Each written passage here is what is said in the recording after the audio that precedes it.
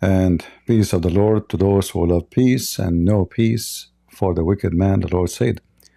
Let me know if you have any problem with my voice. Is it strong? Is it weak? It's too high? Let me know. Today our topic is very funny. You know, the most hilarious thing is, if you are a Muslim, you will become the joke of everybody. And this is exactly what we witness when Muslims, they try to present their so-called delicious religion for us. Sneko, as I'm guessing he is in Saudi Arabia. I did not watch the whole video, but it looked like Saudi Arabia.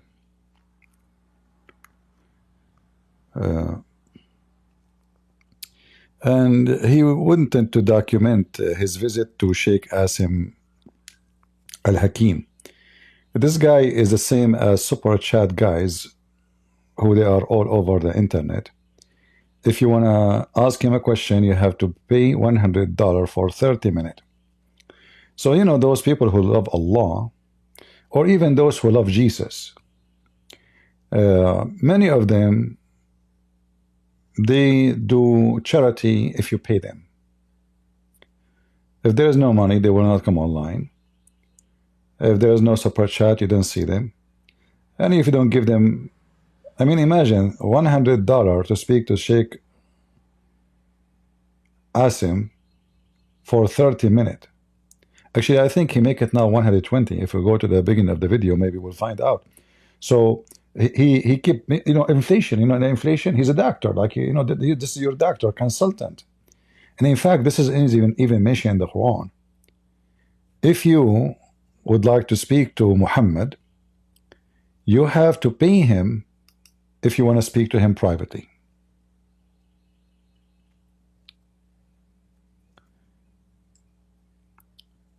And Muhammad, he made it clear. If you pay Muhammad, he called it a charity.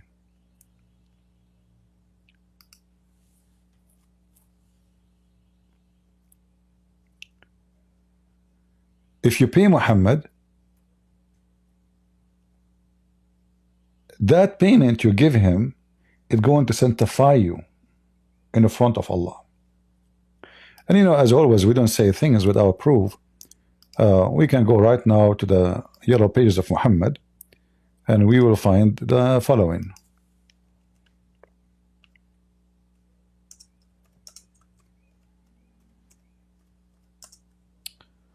As we see here,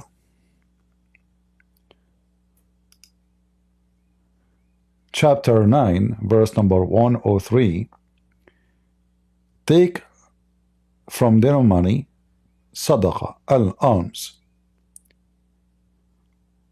from their worth, in order to purify them and sanctify them with it.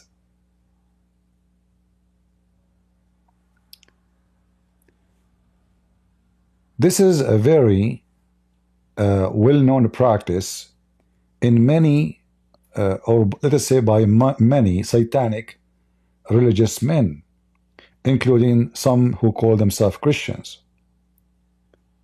So somebody, he died, we go to the priest, and if we gave him money, he will make special prayer to sanctify the dead man. And this is absolutely false, not biblical. This is a fabrication, and this is just a scam. And this is Muhammad.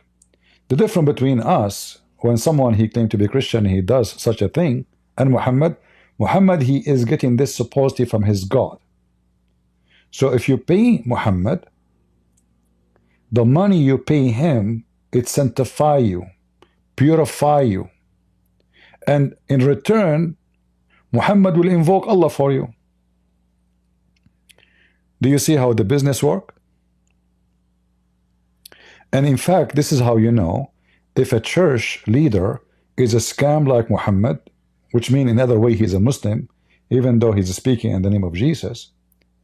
Because the second you see the money,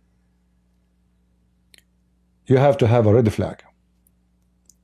I'm not, by the way, against like a priest receiving donation. This is not what I'm saying. I mean, he need to support himself. If you go to the gas station, he will not say, I'm priest. They will give it, they will give him gas for free, right?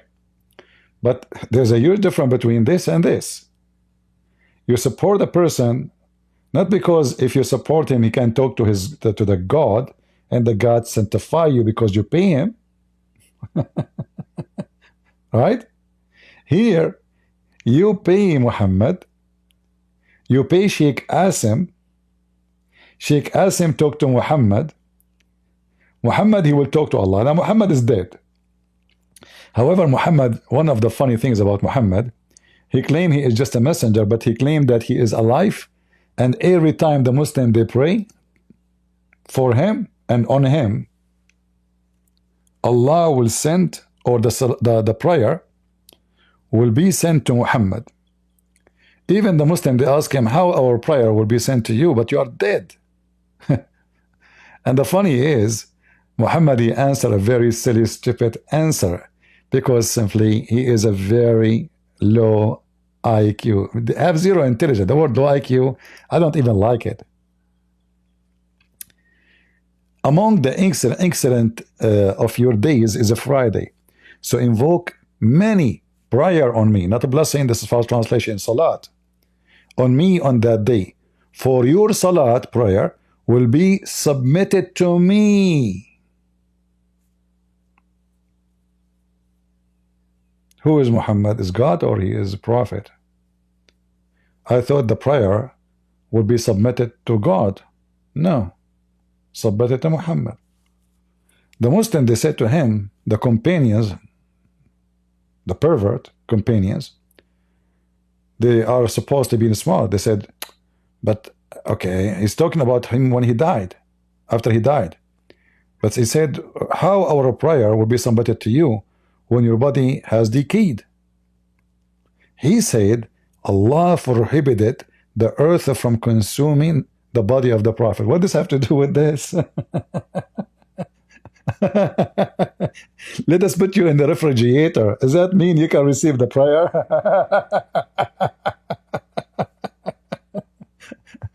If the earth cannot consume your body, does not change the fact that you are dead, you idiot. This is not the question. And here you see how stupid he is. In the top of that, when Muhammad he died, Ibn Abbas and many other Muslims, we have tons of hadith, he said to Ibn Abbas is the cousin of Muhammad, he said, idfinu sahibakum فإنه أنتن كما ينتن البشر. Bury your friends, he is stinky, he stink. This is Saudi Arabia. They did not bury him for 3 days because they believe him. He said that his body as a prophet will not be consumed. So they did not bury him. And this is Mecca. It's extremely hot.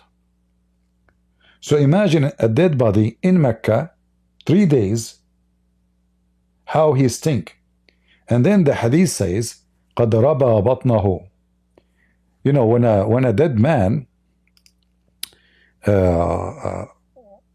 like if you leave him for a few days in the normal weather, his stomach will become a balloon.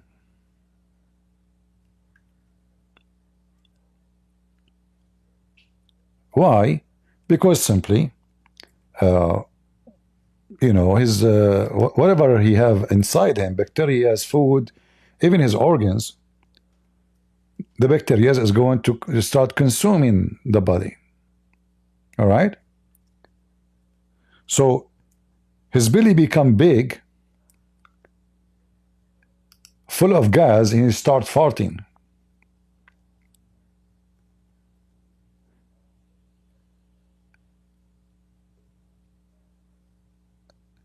And that actually was a clear evidence that Muhammad is a fraud. I can show you the reference for what I am saying. Let me see. All right, here we go.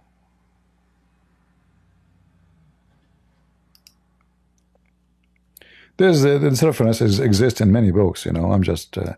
I just searched for whatever available. any Muslim books, which is accepted by Muslims. So this is Imam al-Dhahabi.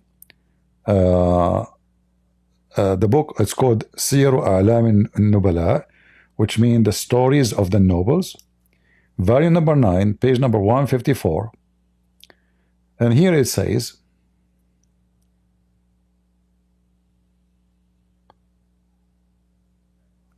let's see, Rabba Batnahu, here we go. Here they are saying he was left 1 day and 1 night only. 1 day and 1 night, which means the whole day, the first day, and then the second night. And then during this time, 2 things happened. His belly became full of fart.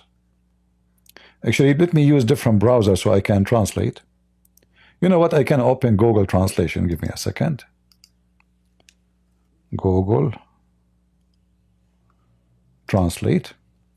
Because, those like extension translation, they are horrible. They are not good.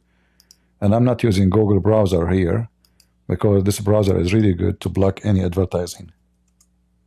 So we will copy in the front of your eyes.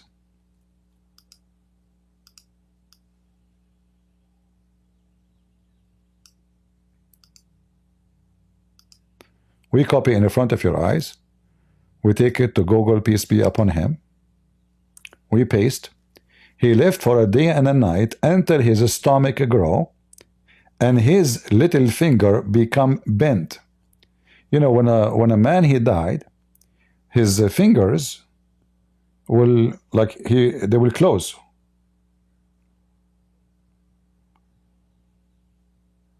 And then if you try to open his hand, it's impossible. It's because it's froze. It's dead. You have to break the bones. So this is what happened to Muhammad in 1 day and 1 night, according to Muslims.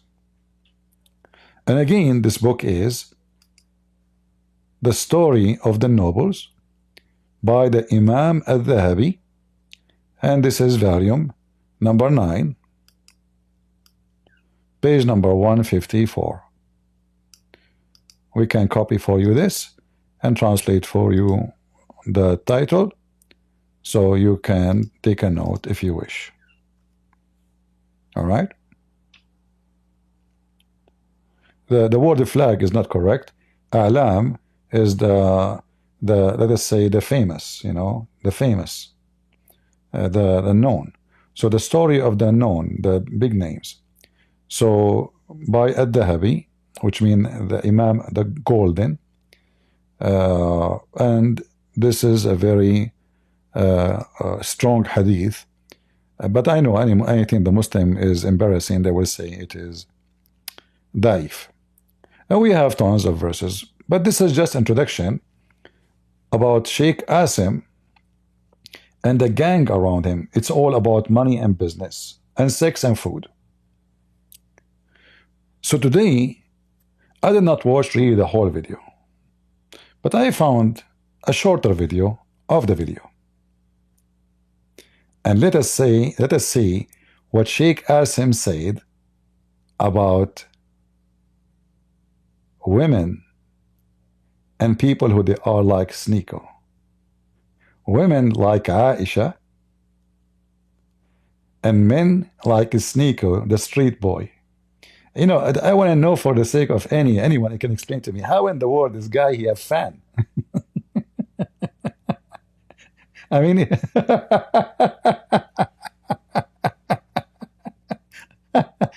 the land of the dummies, Do you even have high school? I mean, do you have a knowledge? Do you have anything? What this guy? What exactly he? I mean, how in the world he have fan?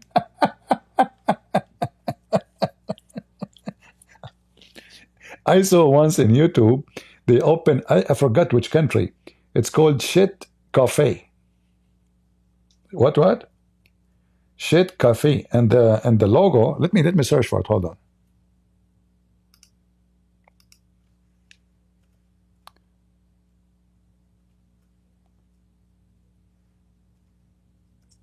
And the logo for the coffee shop is shit. And this is very famous.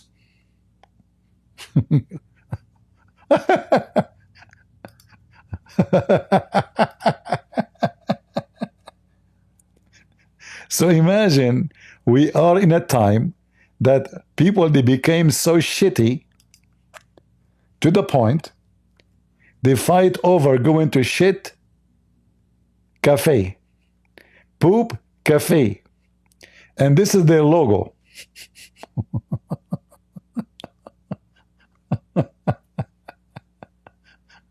And look, she is so happy.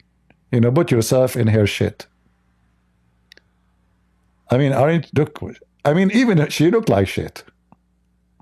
Excuse me. She is so excited. Like, what the heck? We are going to the shit cafe? That's so beautiful. Do they serve shit there? Shit, peace be upon him. You know? So, if people, they go and they look for a cafe, it's called shit cafe, don't be surprised if a shitty boy like Sneko, he have fans, and Muhammad have followers. You know the thing? I hope you know the thing. So let us hear the video and see what Sheikh Cafe is talking about, you know. Logical for Muslim women and men who are non-mahram to engage in such debates. This is immodest.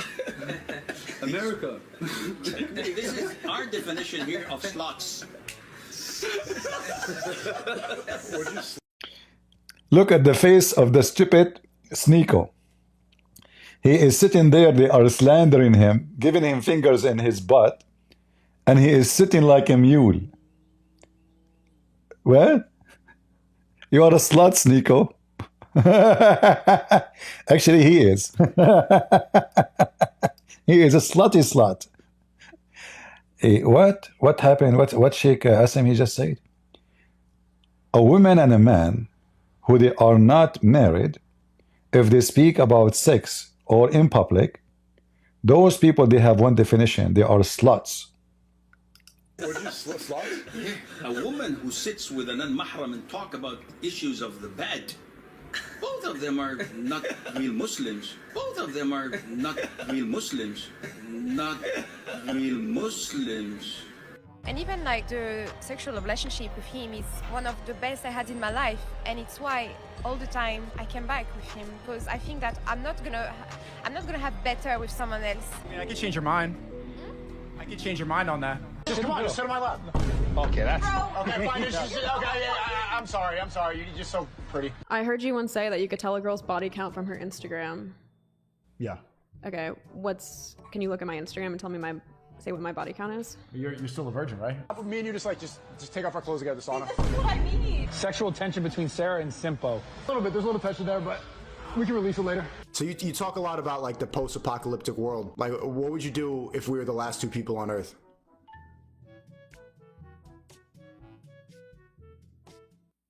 Anyway, here you notice that Sheikh Assim, by the way, I agree with him.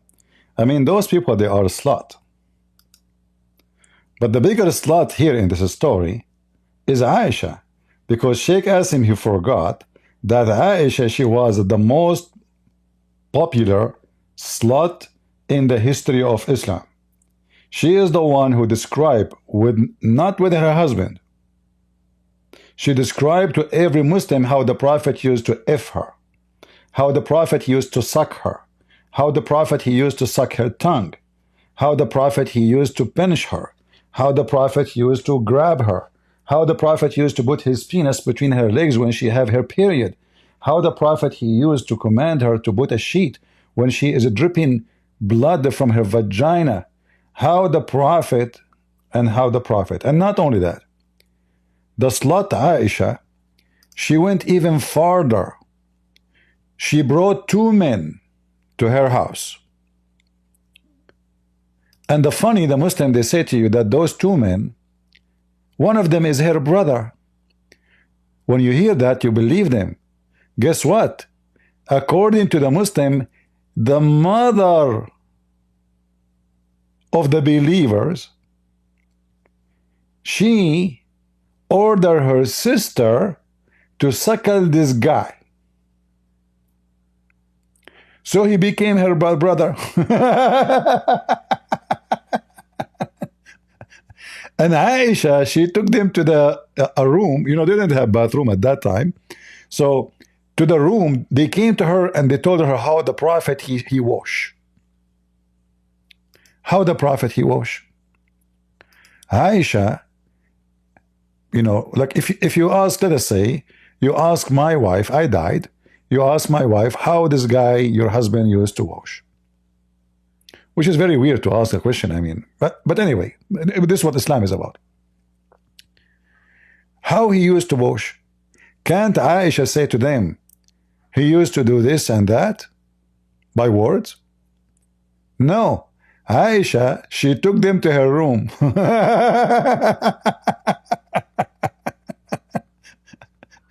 And she put a curtain, which is obviously they can see through, because the whole idea is to teach them how the Prophet he wash.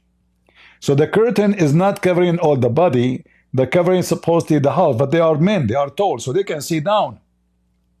And Aisha, she starts practicing the shower of Muhammad in front of two men, none of them is from her family. And all of this in front of people. And we can, you know, we can go and find the reference for you in case if you are a Muslim, you don't believe me, I can get you the reference. Give me a second, let us see. Because I know the Abdul.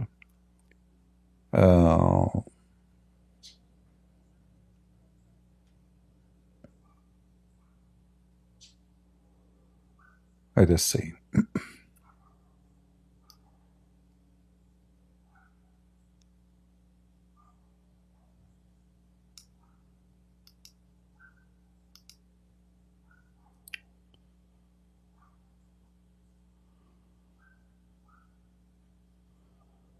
All right.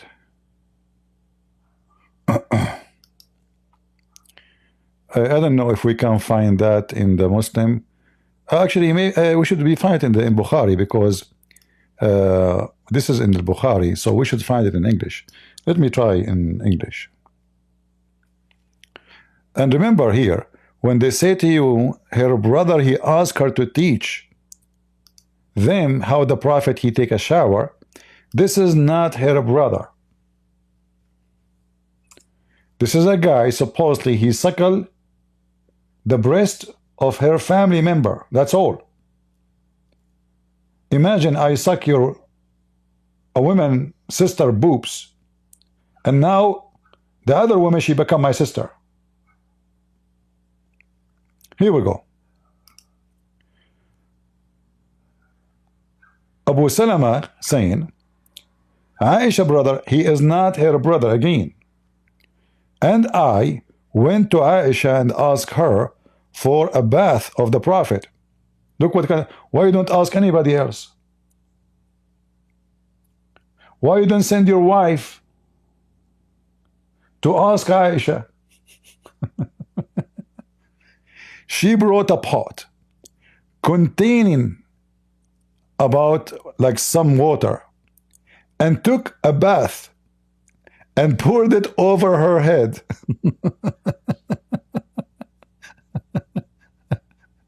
And at that time there was a screen between us and her.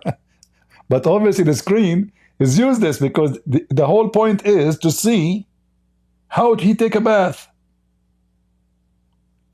And look how Aisha, she gets so happy to show them how the Prophet he take a bath.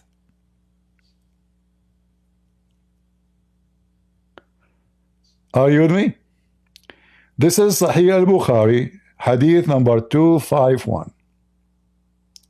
Very authentic. Sheikh Assim have you seen the protest against Hamas? My friend, do you really believe those garbage? All of them, they are Hamas. They, you know, because now they want food. They want somebody else to come, and the second one will come will be other Hamas. They will change their name only. Don't fool yourself with that. Every Muslim is Hamas. Don't fool yourself. When hunger come, okay, now let's get rid of Hamas, get another Hamas. And then assistance will come. United Nations, you know, because Hamas now, is the card of Hamas is burned. So don't be like, you know, if you are here coming all the time and you know what Islam is about, you should know that every Muslim is Hamas. Even the one who goes against Hamas. They should change faces so the game can continue. This face is burned. We change him. So don't fool yourself. We know their game. All right?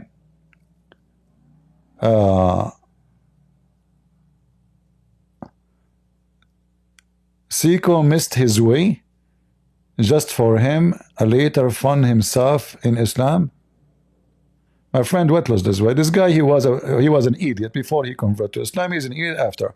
Don't you see what kind of women and men he associates with? What do you mean he lost his way? He's a loser from the beginning.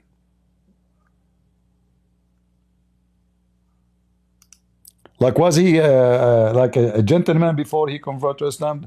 Did you see the video we just played? Hookers around him, whores, sluts, women who go talk about their sex and their vagina life in public. Women, they come to his room, his apartment to talk about sex. I mean, what lost his way? Those are the trash of the community. For this is the trash behavior. So he just jumped from a trash container to other garbage container. It's more filthy. The important in our topic today, that the women who speak in public about sexuality, she is a whore. Thoughts on polygamy? Is it even logical for Muslim women and men who are non-mahram to engage in such debates? This is immodest. America. This is our definition here of slots. What you slots? A woman who sits with a non-mahram and talk about issues of the bed. Both of them are not real Muslims. Both of them are not real Muslims. And look at this stupid Sneko. He is sitting. They are talking about you. By the way, even how in the world this guy, there is a person, his name is Sneko. Anyway, so when Aisha, if we ask Sheikh Assim, and I challenge every single Abdul in the world, when Aisha, she speak about how the Prophet used to F her, is she a slut? She's talking to people who they are not her family. People they are not, actually, which women she will tell her brother, real brother, how her husband F her. Have you ever heard of a human being, a woman, a decent woman, she will do that?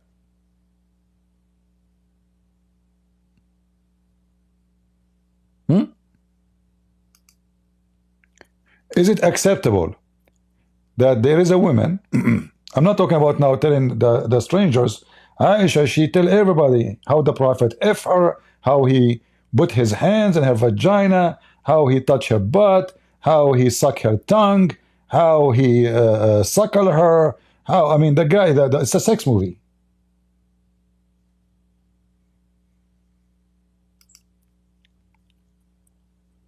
Here you see the double standard of the Muhammadan. So if a Muslim woman do such a thing, she is a whore.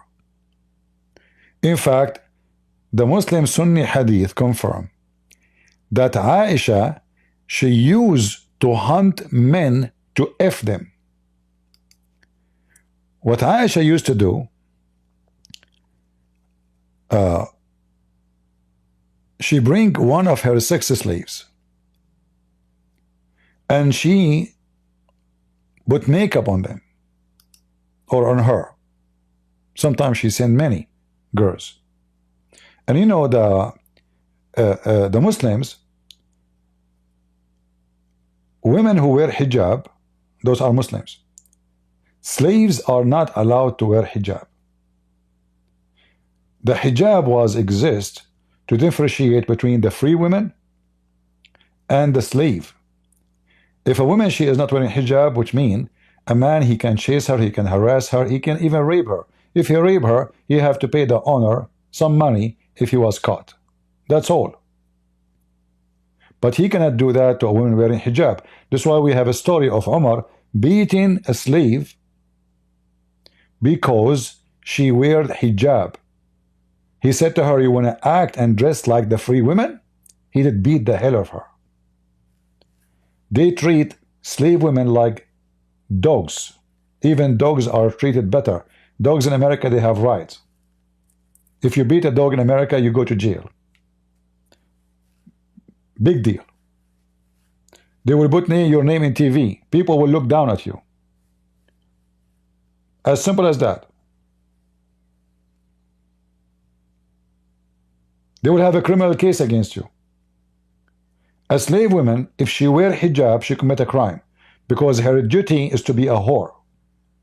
So Aisha, she used to bring slave women who don't wear hijab, and she put makeup on her. And Aisha, she said, maybe we can hunt some young men of Quraysh. Now, this is Shia library, but this book is not Shia. Just to let you know. Don't be confused. Shia library is just a website full of books. Sunni, Shia, whatever. So this is Al-Musannaf, volume number 3, page number 461. And here it says that Aisha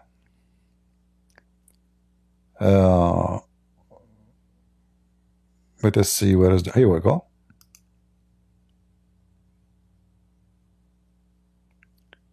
Hadith number 259. What it's been said about decorating a slave so we can hunt Aisha, she can hunt with her young men of Quraysh. Let us copy in the front of your eyes and paste in Google translation. The Poop Cafe. This is the hadith, what they said about the slave girls who've been seen. The translation is not accurate. Being exposed, like they display. They put a slave girl in display, which means the street. To go around, Abu Bakr told us and said, we were told by etc., etc., in the authority of etc., in the authority of potato, tomato, in the authority of Sneko, that Aisha, she display a slave girl and she prepared her with makeup and she made her send around in the street. She said to herself, maybe perhaps we can hunt, we can catch some young men of Quraysh with her.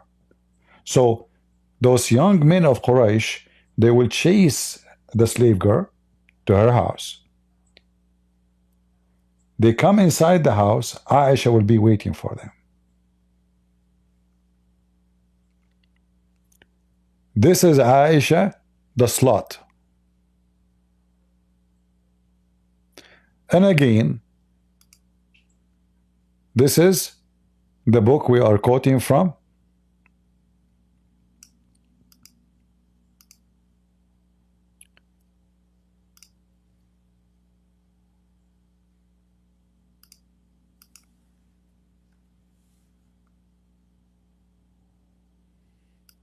المصنف ابن أبي شيبة الكوفي جيم 3 الصفحة 461.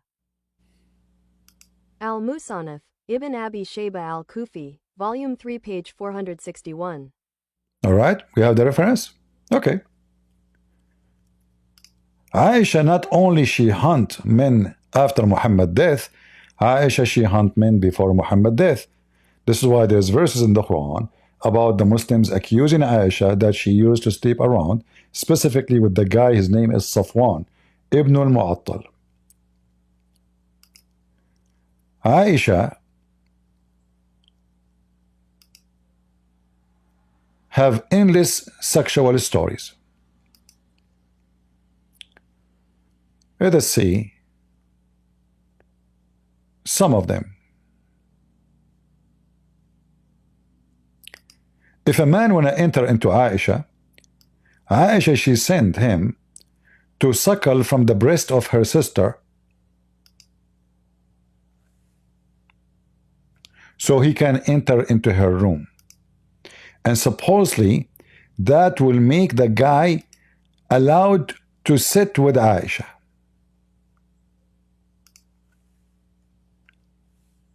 Oh, hold on. We did not copy the hadith.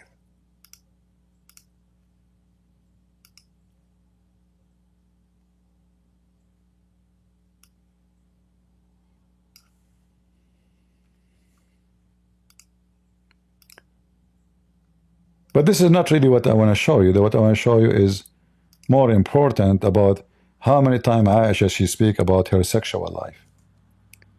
I mean, what's wrong with this way? I'm copying this thing, you know. Maybe this website don't allow me to copy the text. Maybe. Yeah, I think maybe, yeah. Because I tried. Okay, hold on.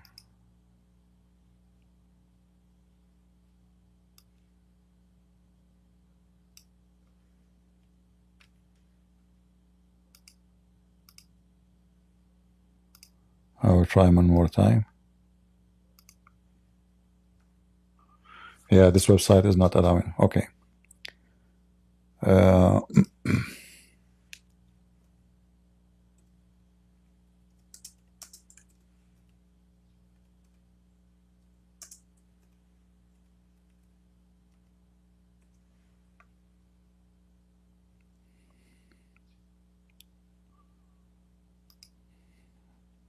Let us see.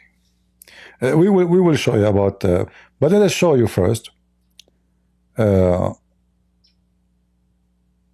some hadith of Aisha and her sexual life. Speaking to public about what the Prophet he do to her. The Prophet, the pervert. When I call Muhammad a prophet, it's just a mockery. So don't consider it that we call him a prophet. He is nowhere to be a prophet. Unless you consider Satan a prophet of Satan. Look what Aisha here saying.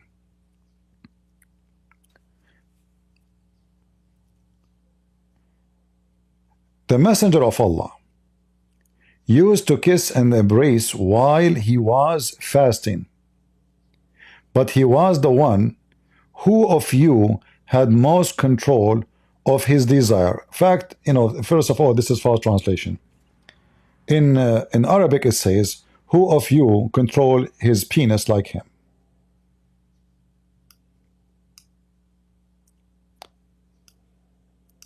And here, Aisha, she's saying, remember Aisha, she claimed to be a virgin. How Aisha, she knew that none of the Muslim can do what Muhammad can do? It's like if a woman, she say, that my husband is the best in bed. But that can be true if this woman, she have previous husbands before, so she compare between previous husband or many boyfriends before. But Aisha is a virgin, supposedly. She never knew any man. Muhammad, he married her when she was 6 years old, so there is no way she was having sex at the age of 5. So how Aisha, and all the translation is false, by the way. So imagine here, Aisha, she is telling people that the Prophet used to kiss her, embrace her, when he is fasting. And she is challenging Muslims if there's any of them have control of his penis like him. How Aisha she knew? The same as the hadith Aisha, she said, the Prophet, he got the power of 40 men in sex. How she knew the power of men if she knew only one man?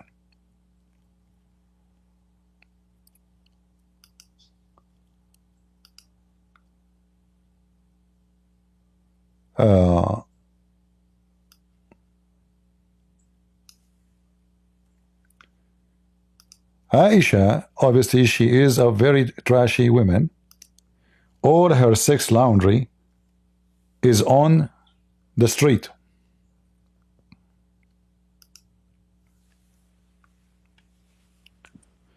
The daughter of Salama and her mother said, while I was laying with Allah Messenger underneath the woolen sheet, I got menstruation and then slipped away and put on the clothes which I used to wear in menses. He asked, what is the matter? Did you get your menses? I replied in affirmative. Then he entered underneath the woolen sheet, and I and Allah Messenger used to take a bath from one water pot, and he used to kiss me while he was fasting.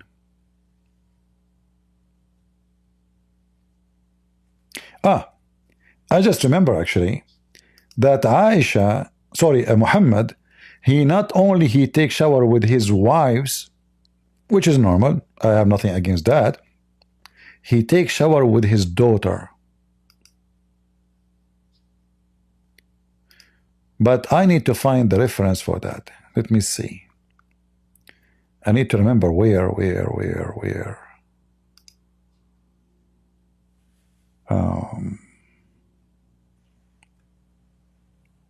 Not that need to squeeze the memory. I did not like read this hadith for a century.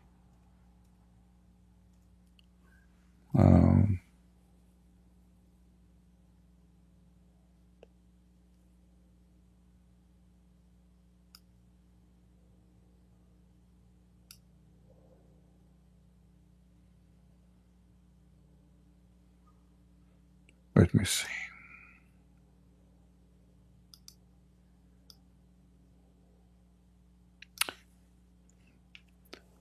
I think I remember. You see, I memorize the hadith, but I don't memorize the numbers. It's impossible to memorize the numbers.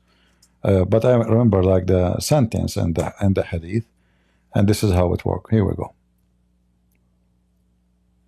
Look at this. Muhammad is taking a shower with his daughter. Actually, here it says his daughter is holding the curtain. This is not the one I want.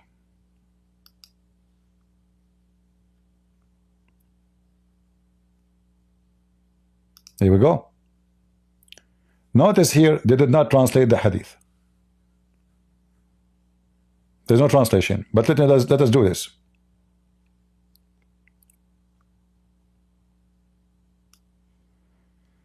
The daughter of Abi Talib, she went to the Prophet in the year of Fatah. She found him taking a shower with his daughter. This one here actually is mentioned that she is holding the curtain for him. How a man he is taking a shower? Let us say this hadith here, it doesn't say she is taking a shower with him. How a woman, she is a daughter of a man, she is holding a curtain for her father, and he is naked taking a shower. And if there's nobody in the house, she is holding the curtain for who? From who?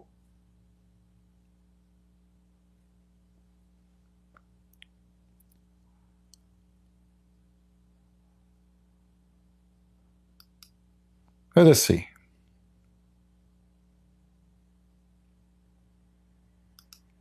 Those are translated. But imagine how wicked this society is, to the point the man is taking a shower naked in the front of his daughter. And I want to remind you that Fatima is not his daughter, even though the Muslims they say she is his daughter. Fatima is the daughter of Khadija from previous husband. She was young when Muhammad married her mother. This is why she is considered as his daughter, and the rest they are not. Muhammad is a potent man. He cannot have kids.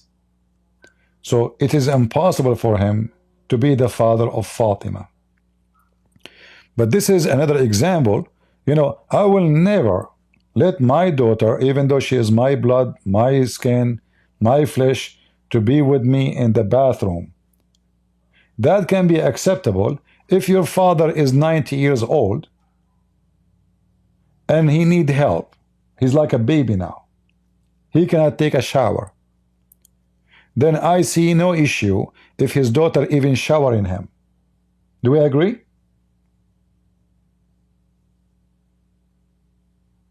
So you have a father, he is very old. He cannot stand. He cannot move his hand to shower himself. There's many, they get old, they cannot even go to the bathroom. So somebody in the family have to change his pants. He will be naked. So in this scenario is acceptable. But a man, he is healthy and he is strong. Why in the world his daughter, she will be with him in the bathroom and he is naked? And she is holding the curtain in front for who? Like, is Muhammad taking a shower in the street? So she went to his house. She found him taking a bath with his daughter. In fact, Fatima is not his daughter.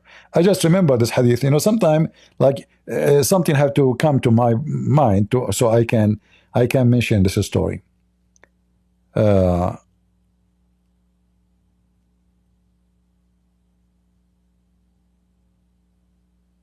Let us see here.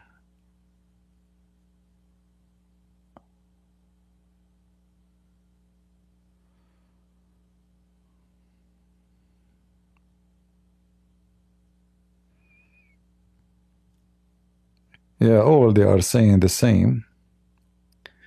There is tons of of scandals in this religion. Very wicked.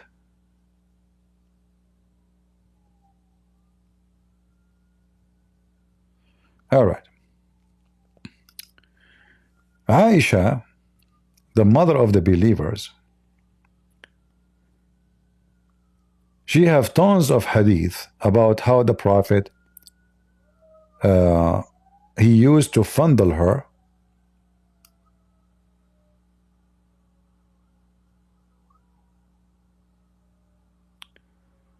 Let me see.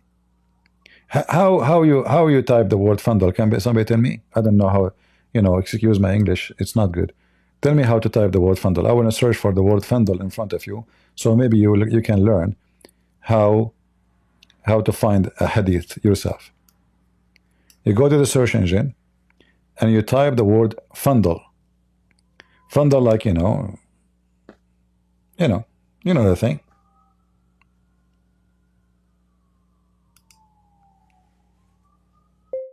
Fondle. Is that how you type it? Oh, okay, hold on. Oops. Fondle.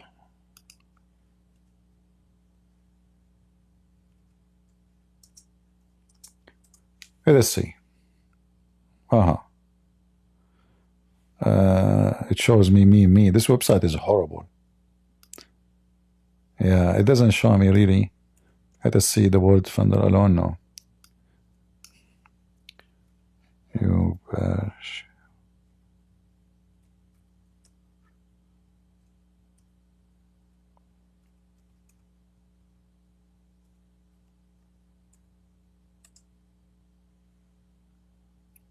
All right.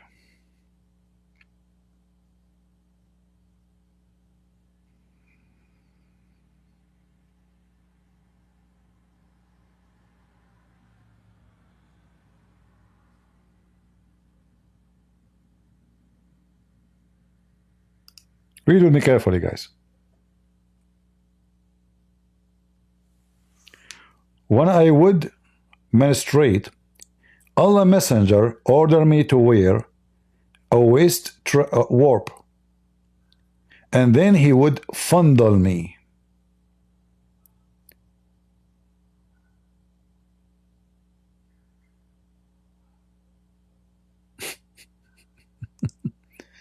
Look at this pervert. She is bleeding. She have menstruation. He have at least 25 wives, more than 90 to 80.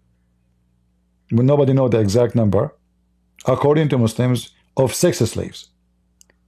And he is coming to his wife when she have her menstruation, and he order her to put a little sheet on her vagina where she is bleeding, and then he put his penis between her legs.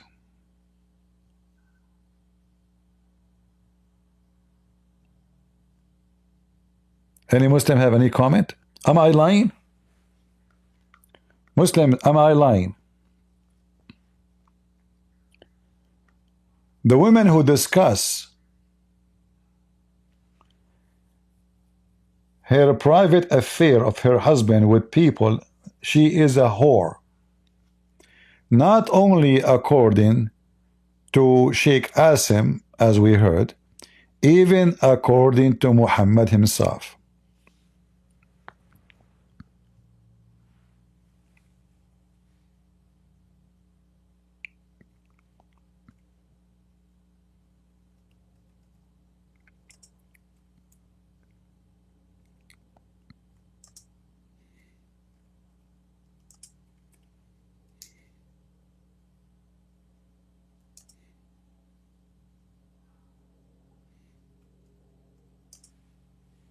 Let us show you.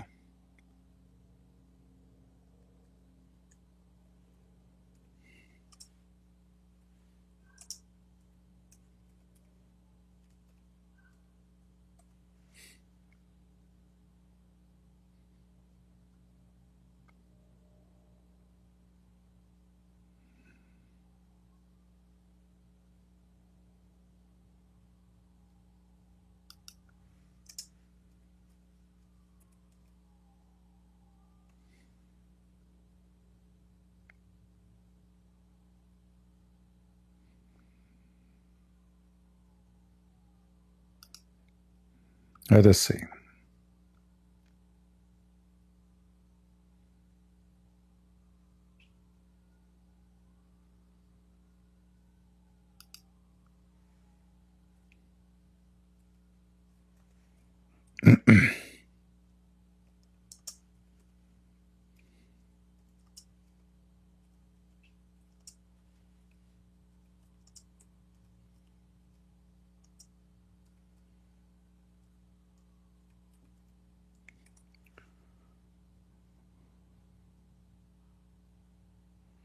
All right.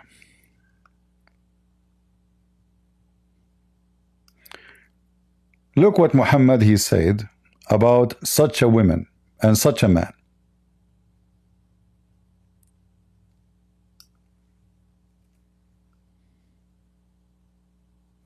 According to Muhammad, the most evil one in the front of Allah is a man or a woman. They tell the public about their sexual life.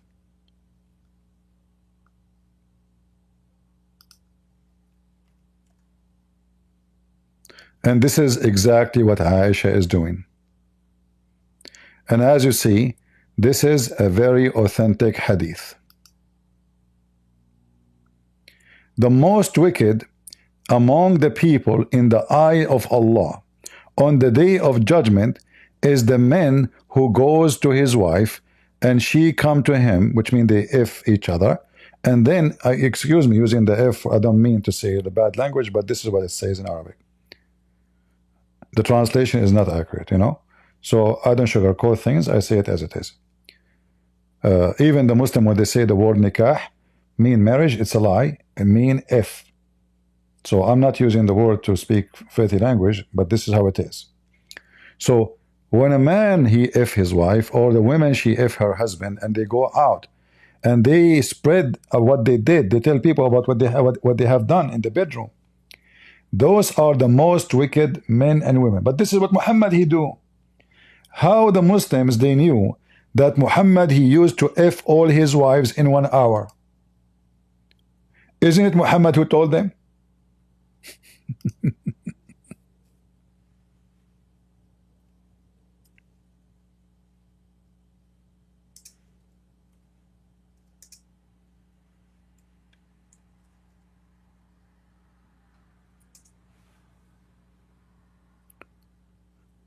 Oh boy.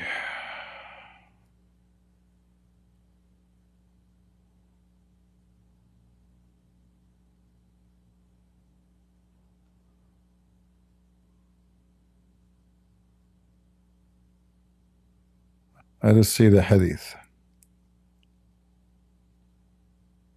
Look at this pig.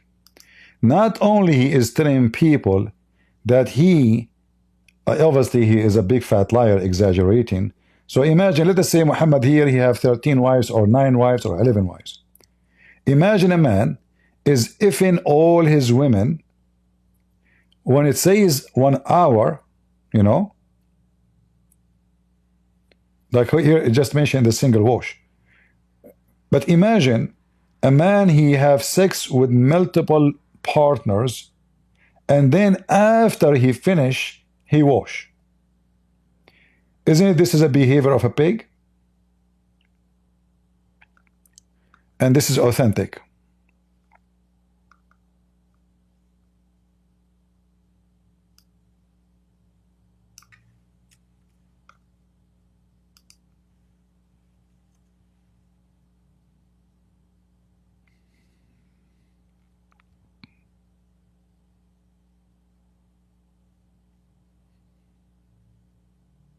Look, all of this. You see the reference? You can zoom or you can freeze, you know. Like here it says in 1 night. This is not really what the hadith is saying. It says fi sa'a, in 20 minutes. He F 9 women in 20 minutes. But let us say, for the sake of argument, it is 1 night. What kind of a pig he is?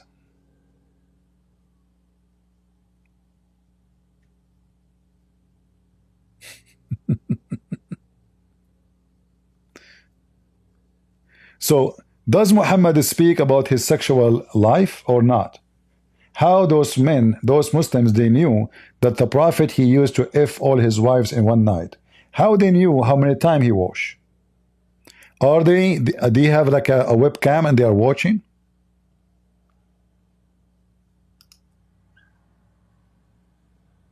How they knew? If I have 10 women here and I have sex with them, how you will know what I did, how we did it, how I wash, what I did not wash, unless I am telling you? As simple as that. This is something happened between 4 walls. Unless Muhammad is doing having sex with his wives in Trafalgar Square in London. But remember, Muhammad he said that the most evil person for Allah is the one who publish what he do with his family to public, regardless if it's a man or a woman. But this is what him and his wife they do. Imagine if I am married, I go to the bathroom, I come back here, I found my wife, she is saying the following. Let me find it for you and put it in the screen.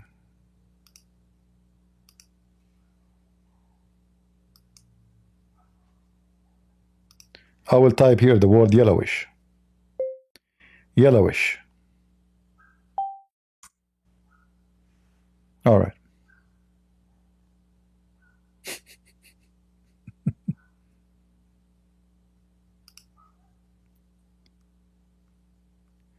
How in the world a woman she respect herself, she go in public and she say that the wives of the Prophet they put a tray under their vagina, and their vagina was dripping blood, and it was yellowish because obviously they have infection, sexual infection.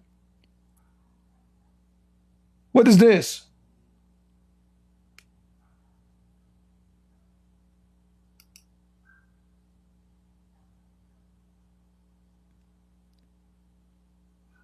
What kind of a slut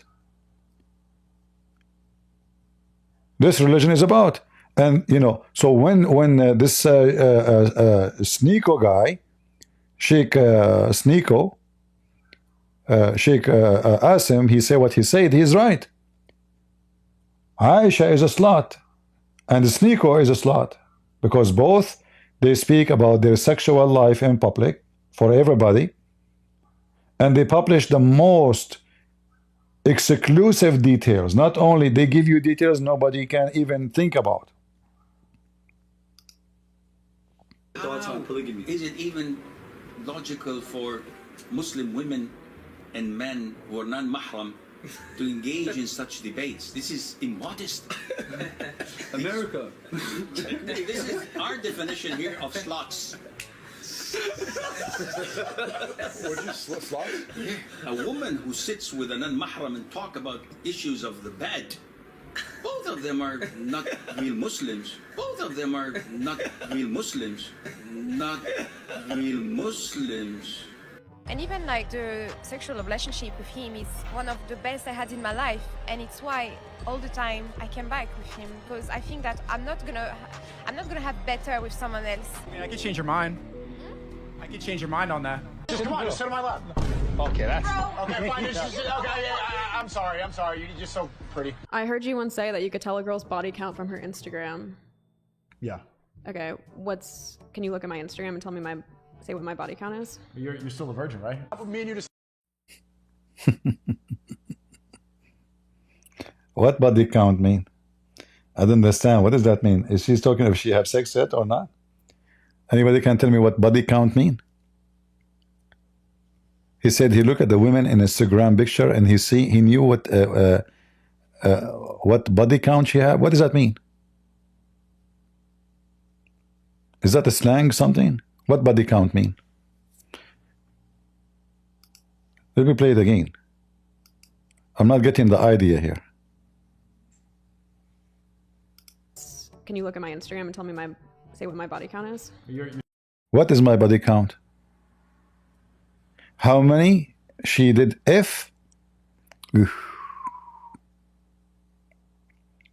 Deep. Sneko is so expert, man. Hey, Sneko, don't say that to your mom.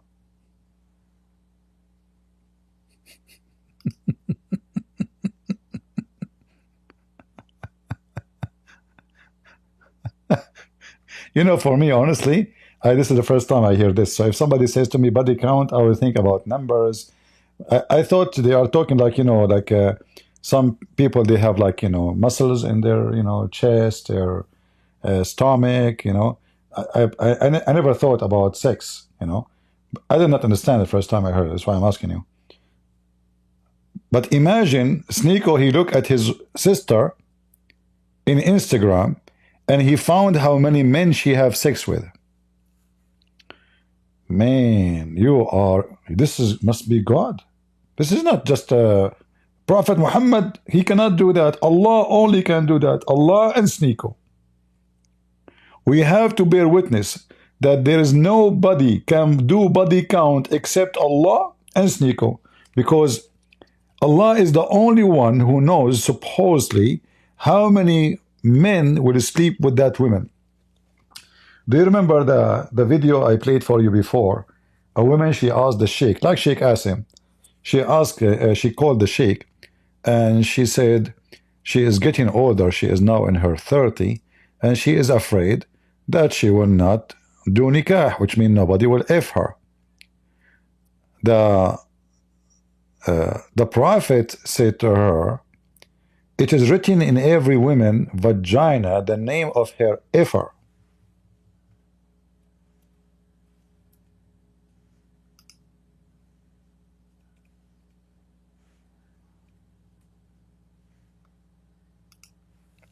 And this is the video. Actually, there's tons of videos, not only one.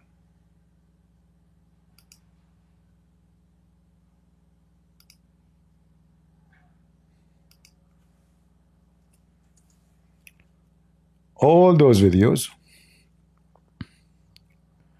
it is written in every woman's vagina, the name of the man will F her. This is the highest Imam of Egypt in a very well-known Egyptian TV. Let me see if I can activate the CC and make it in English. Caption, subtitle, auto generation. We want translation.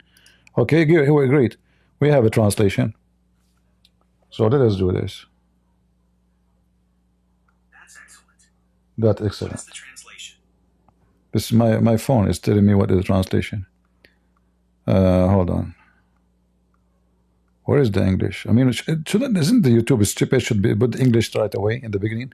Where is the English? A, B, C, D, E. Where is the English? Where? English. Finally. So listen carefully. Now you will see it translated in the front of your eyes. The women, the host, she is asking the biggest Imam of Egypt the following question. يعني في حديث يقال أن كل فرج مكتوب عليه اسم ناكحه. طبعا. نعم. كل شيء. حتى والعياذ بالله في الحرام. There's a hadith that says, it is written in every vagina the name of the one who will F it. The Sheikh, he said, of course. Of course.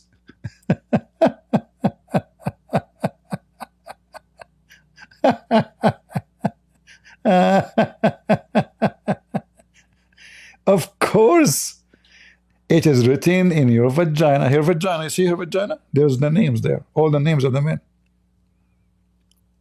So Sneko and Allah, both of them, they are the only one who look at the women.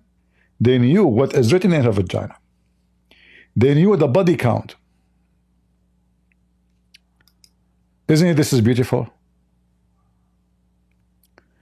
And imagine how you know they wear hijab, but they are slut, because you have to be a slut to speak about this in public. Is it true? She didn't say actually it's true. He said there's a hadith. There's a hadith. She said that. There's a hadith. It says it's written in every woman's vagina the name of the one who will F her. The Sheikh, he said, of course. Let us play it again.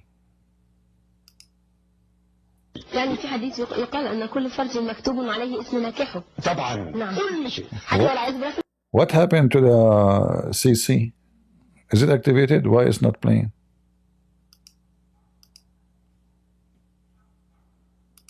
Do I need to highlight it each time I refresh the page? That is stupid.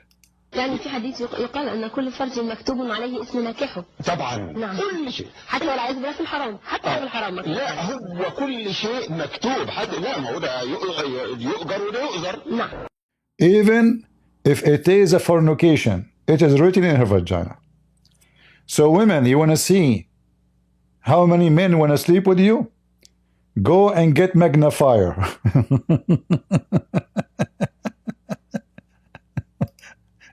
And if you don't find any names, that means you are still virgin, even if you are the biggest whore in history.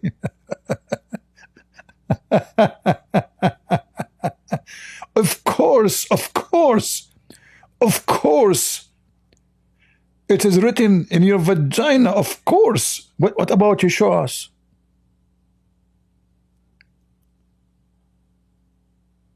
You know, and you know, like imagine. So now she want a woman. She want to know. Let us assume she is a decent woman. You know, not a whore. She want to know who is going to be her husband. You just go get a magnifier. Try to zoom in as much you want, or you can, and look for the name. What his name will be. I mean, you can read the future in your vagina. It's written there. It's written there. Like imagine if a woman, she is a prostitute and she sleep with 100 men a day. That means her vagina is a yellow pages. Like what? Let us search for the name Muhammad. 200 Muhammad, 300 Muhammad, 500 Muhammad, 700 Muhammad. I mean, it is written there. It is all written. It's a documentary in the vagina.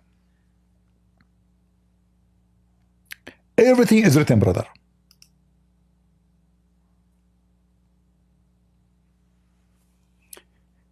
Meaning in the hadith, it says that every vagina has a name of its fornicator.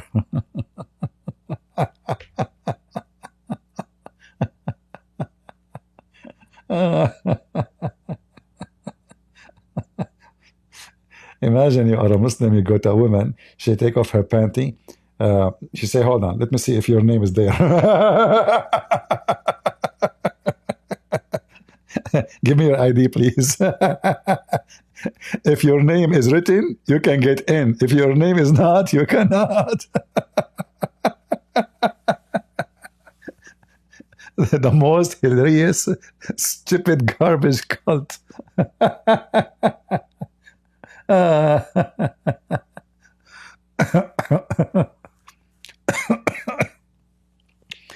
You know, like the funny, the first thing I notice about Muslims, that they wear hijab, etc. When you see, you think this is like a very conservative society, isn't it? Seriously, that's what you think. This is very conservative society. I mean, they wear hijab, longer clothing, they even put gloves. They wear a hat under the hat so nobody can see their hair. But this is a very pervert society. Sex with the children, breastfeeding for adult. A woman, she can show her vagina, but she cannot show her hair. A woman, she can suckle the neighbor. Aisha taking shower in front of strange men. Muhammad, he came to Aisha. Let me find you this reference. Hold on.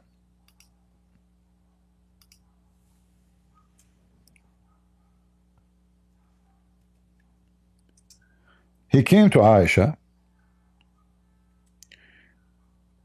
He left her alone at home. He was different town mostly.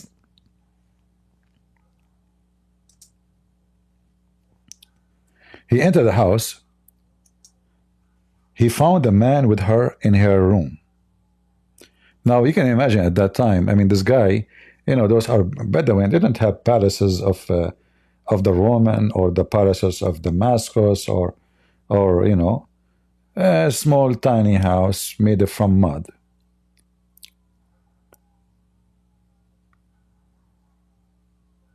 So he found a man with Aisha in her room alone. Muhammad, he got angry. He said to her, "Who is this guy?" She said, "He is my brother from breastfeeding." Oh boy.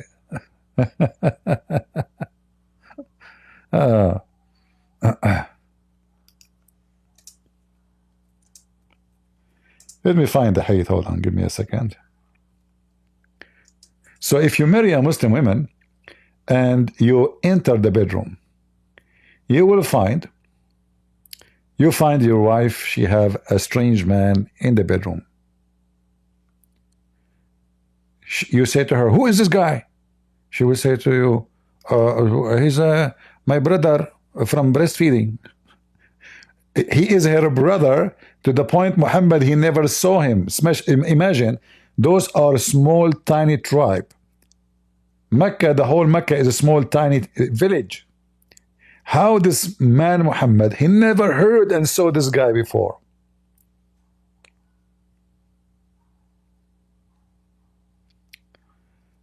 Let us see.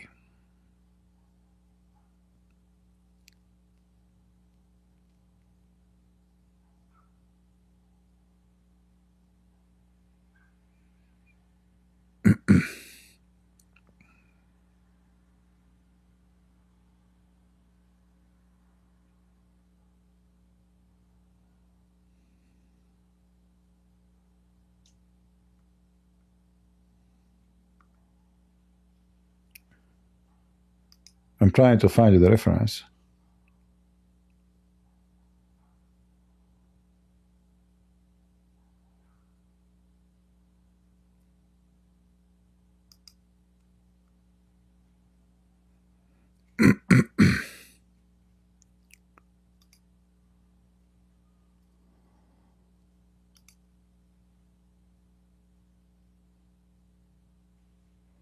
Even there's many hadith about people masturbating in the house of Aisha. Aisha, she teach them how to clean the masturbation.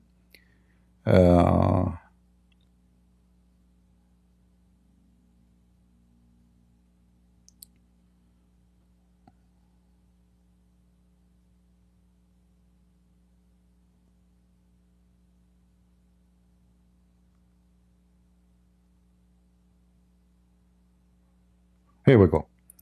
I found the hadith. You know, when it take like a few seconds to find something for you, I don't know if you can imagine how many hadith there is. So you have to have a very great memory to remember the tens of thousands of stupid stories.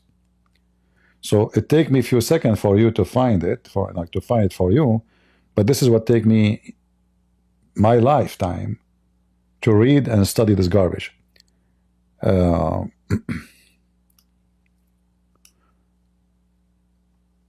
me see if I can find this hadith in English.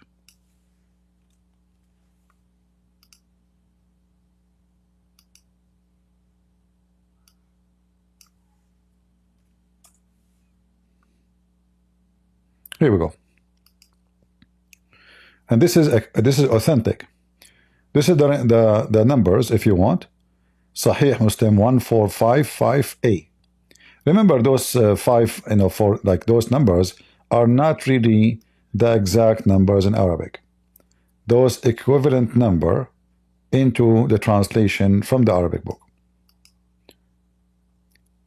Allah Messenger came to me when a man was sitting near me. Sitting where? Near me.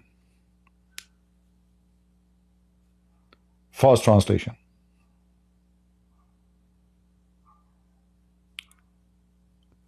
وَعِنْدِي رَجُلٌ قَائِدٌ. He came to the house and he found a man sitting with me in my house. So he got so angry, and I saw the anger in his face.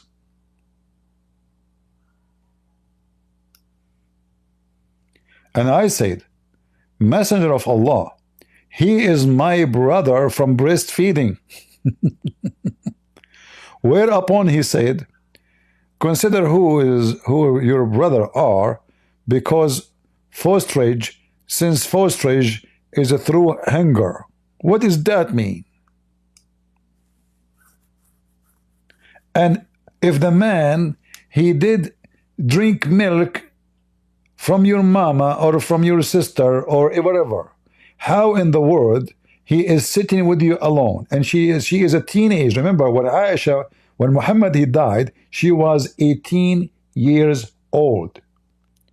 She entered into it 18. She is not 18 yet.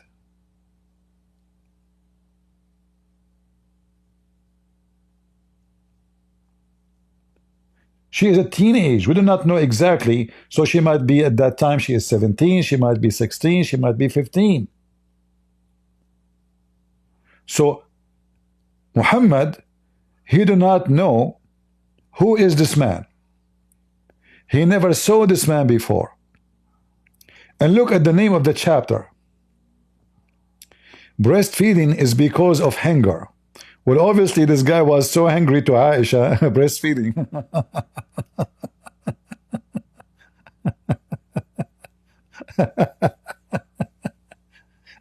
And you know, the Muslim, they say to you, it is haram. It's haram for a man and a woman to be together. Haram, haram, brother, haram. You know? So anytime you enter into your bed room, you find your wife with a strange man and she is a Muslim, she will say to you, oh, he's my brother from breastfeeding. You know, the funny is that in Islam, adoption is forbidden. But what this breastfeeding is about? So if we go and you see, it sounds like the Hindus. The Hindus, they called the cow their mother, their mama.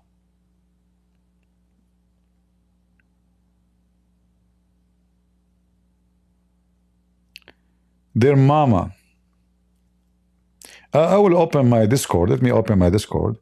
So if there is anyone that like to call me. You know, the thing is, when we open Discord, half of you will go to Discord. So we will have half here and half there. Maybe it's not a good idea to open Discord now. I'm not sure. What do you think, guys? Somebody's saying when I call me. I don't know if you needed some help. Not anger? Hanger, not anger. Yeah, now here it says hanger, I know.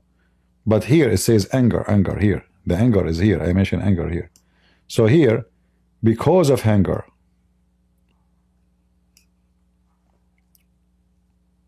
But how in the world he became her brother? Like Muhammad, he claimed. A woman, she came to him. The pervert Muhammad, a woman, she came to him. And she told him that my husband is jealous from the slave we have. Muhammad, he told her, suckle him. The woman, she said, how I can suckle him, and he is a grown man, and he was with you in war. Muhammad, he laughed, and his teeth came out, saying, I know he is a grown man, suckle him. The women, even she cannot have kids.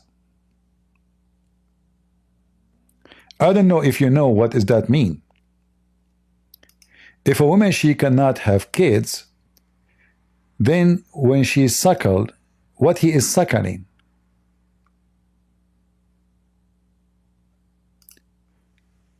To make it simple for you, women, they don't have milk in their nipples. It's not a faucet. You squeeze it and milk come out anytime. Even animals. We type it wrong.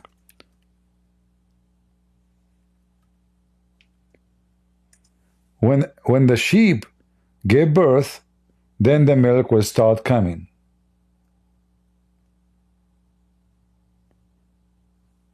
Women, when they gave birth, they have milk. This is a woman, she cannot even have kids, and she is old. She will suckle him, he will suck what?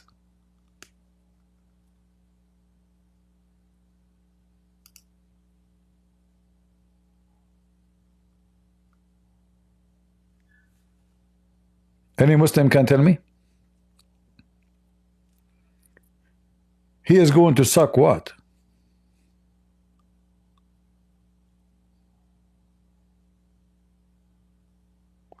And imagine if your wife, she suckled the one you are jealous from, that will make you not jealous no more. What a pervert.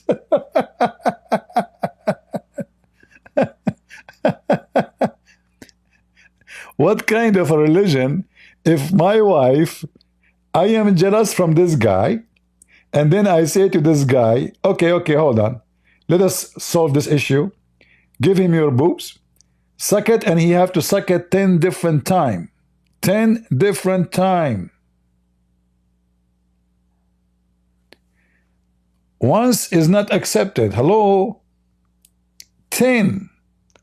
And the 10 is not just 10 times he put his mouth on her nipples. No. He have to keep suckling until he is satisfied. Can you make a series about the Middle East conflict? My friend, there's no conflict in the Middle East. There's no conflict. Who said to you there's a conflict? I mean, didn't you learn that this is 1400 years old conflict? As long as Islam is there, the shit is there. Excuse me. What conflict? Like, if there's anybody can solve this conflict, nobody.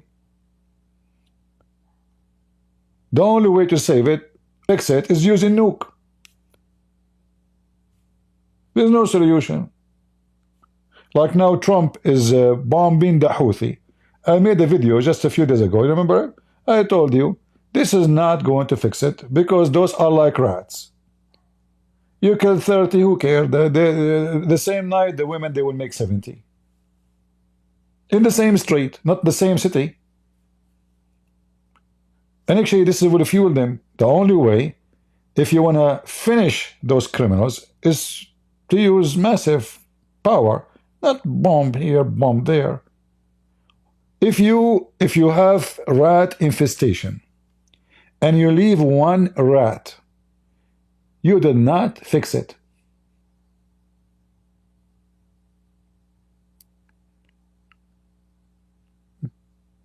Do you agree?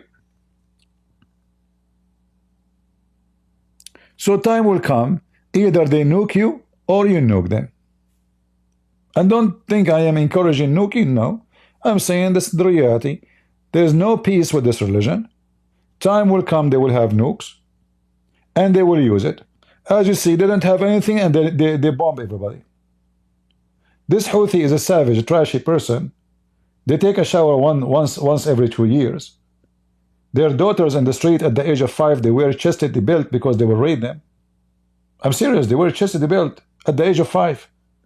Even a kid, boy, they don't send him in the street without locking his pant. They have a chastity belt. They lock the pant because if you send your son, he's 5 years old, they will molest him. Very trashy society. Drugs is their entertainment. I'm serious. So reality check is everything Trump is doing right now, it just he knew that this will not fix the problem. That will make them, let us say, behave maybe after you beat the hell of them for a long time and they cannot take it no more. So they will, let us say okay, we will stop. We will stop shooting at ships. 6 months after, 8 months after, they are, they recover, they will start do it again. In the Middle East, we say, if you put the tail of the dog in a frame for 1,000 years, you cannot make it straight. The second you take the frame off, the tail of the dog will bend. You know, when Winston Churchill, he says, rabies for dogs or Islam for men is the same as rabies for dogs. He gave a very wonderful, wise description. This guy, for sure, he is very smart. Islam is a rabies. No matter what people say to you. And those who they are infected with the rabies, they have to bite somebody. If not you, they will bite Muslims. Muslims bite Muslims. Like those guys in Yemen, they are killing each other too. This is a war between Shia and Sunni. They cannot have peace, and they will never have peace. This is the poop cafe of Allah. This is their leader. He is the son of the previous leader.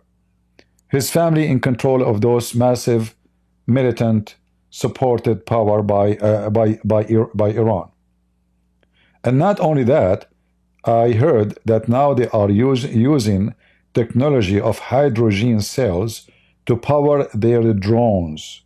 So they are receiving high technology So their drones can reach all the way to Europe, not only to Israel. So imagine those savages, they send their kids to America. America and Europe become a center of a training zone for terrorists. You see this guy, the one they arrested, what's his name? The Algerian, Syrian, whatever he is, who supports so-called Palestine.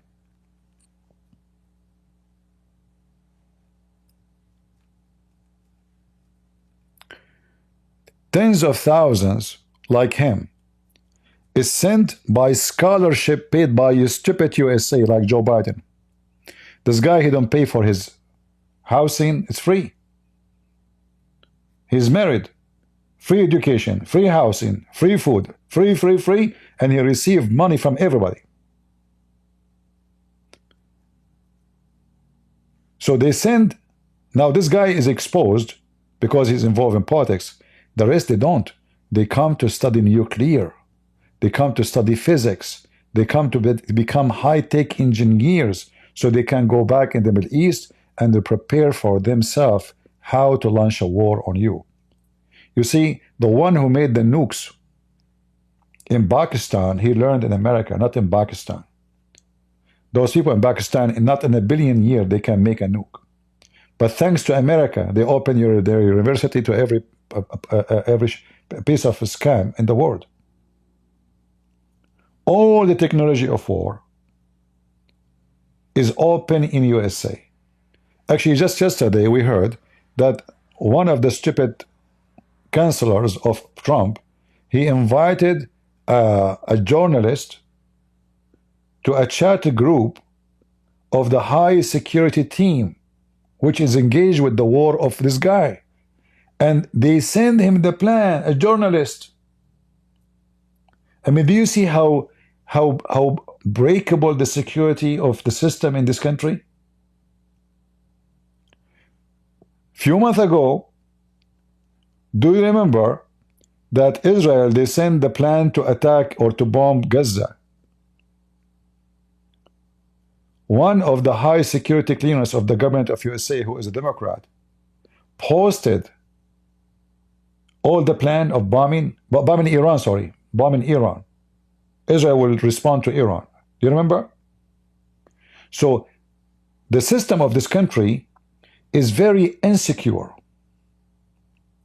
because you have a lot of opposite forces. People are not one heart, and there's a lot of foreigners. As an example, I am here as a citizen, but originally I'm from the Middle East. So now, how many loyalty I have? If I'm a Muslim, I will be only loyal to Islam, not to this country. I will never be, I'm not allowed. The Quran says clearly, take Christians and Jews, take not Christians and Jews as a friends or protectors. And the one who take them is one of them. He's not a Christian, that's not a Muslim no more.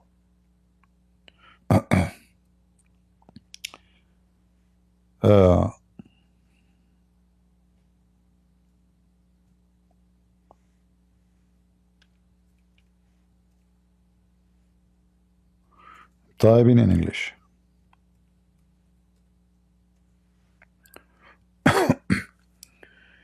So you have always to remember that as long as this country is open for everybody, people, they send their terrorists to be trained here. Iran, they send their terrorists. They even try to assassinate Trump. Iran, they have their men in this country. How they can get here? Hezbollah is controlling almost every gas station in many states in USA. The Shia, they come from Iraq, they come from Lebanon. 2 weeks after he came to the state, he owned a gas station. You tell me how. It's Hezbollah. It's a money laundry. Oh, my family sent my money from Lebanon. He buy a gas station. And then, oh, my mom, she need money. I will send her $100,000. But he is sending it to Hezbollah. Banks in Canada, in the West, are owned by Hezbollah. This is a very massive gang system. Do you remember Al-Husseini, who he debated with me and I wiped the floor with him? This guy, he was hired to be a counselor for George Bush.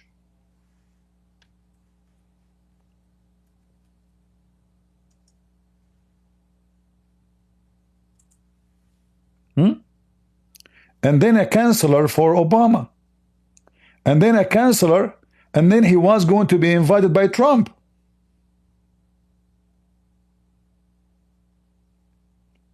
But then I made a video, if you remember, and we sent it everywhere, and then they canceled his invitation.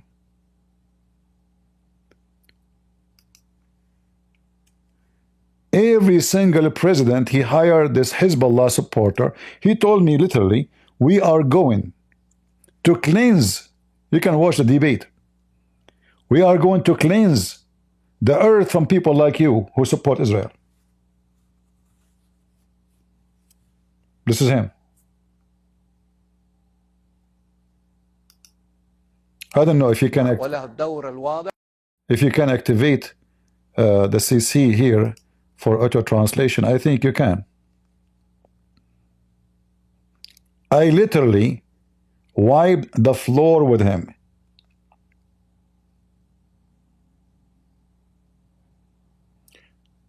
This guy, he have tons of videos of him supporting Hezbollah.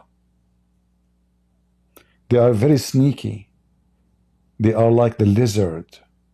So look what they do in Michigan. There is two Sheikh. One is from, this guy is from Iraq. The other guy from Iran.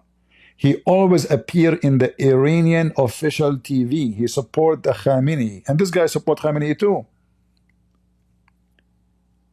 So in order to get a position in the government of Trump, so they made an agreement. I will say I will vote for Trump. You say you will vote for Kamala Harris. So whoever win, we win. Do you see how evil they are? And the dummy Trump, he really believed that the Muslims in Michigan, they voted for him. They did not. They voted not to you. People of Michigan, they voted for you, but not the Muslims. The Muslims, especially the Shia, they will never vote for you, because they knew that you will put sanctions on Iran. They knew you will be against Hezbollah. They are Hezbollah.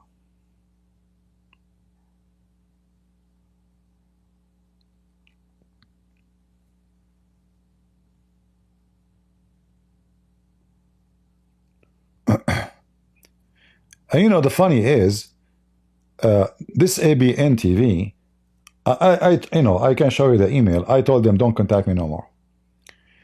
Those guys, each time they bring me to the TV to debate a sheikh, the owner of the TV, he's a nice guy. I'm not speaking against him. His name is Dr. Basim.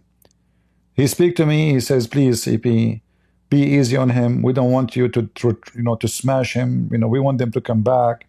We need them, so we can attract Muslims to talk to us, listen to us.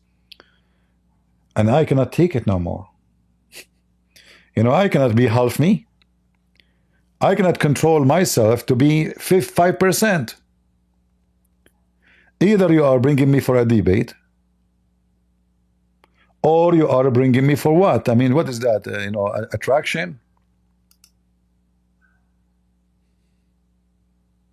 قبل يومين كانت في ذكرى وفاة مريم العذراء سلام الله. If you hear them when they speak in Arabic in the beginning, he is so sneaky, he was so polite, he was so gentle, he was so nice. The second I started squeezing his bum and the mayonnaise start coming, then the real devil, we want to kill, we want to do jihad, we will cleanse the Zionists like you from this earth.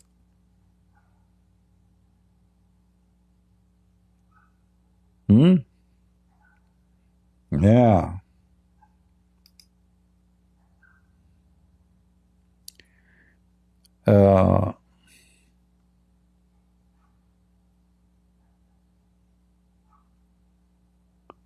Yeah, if you watch it, especially at the end, this guy, he was just losing his mind. And the funny, as usual, those Christian TV, they side with the guest because they want to show that they are fair. They side with them, by the way. They practice taqiyya somehow, you know. They think if they do that, he will not be upset from them, he will be just upset from me. But anyway, I sent them an email. I told them, don't contact me no more. You know, I don't do what you want. I'm not here to entertain, you know, I'm here to share the truth. Don't tell me, don't debate him, don't crush him, you know. So what is this? Like, no winner? No loser? We let him say his lie? So this guy in the beginning, not this guy, the Sheikh, this guy is a Christian. He starts saying all kind of lies, and I cannot, you know, sugarcoat things. I will smash you. I will make you shish kebab. They asked him to debate me again. He said, never again. I said, you just become a Jew.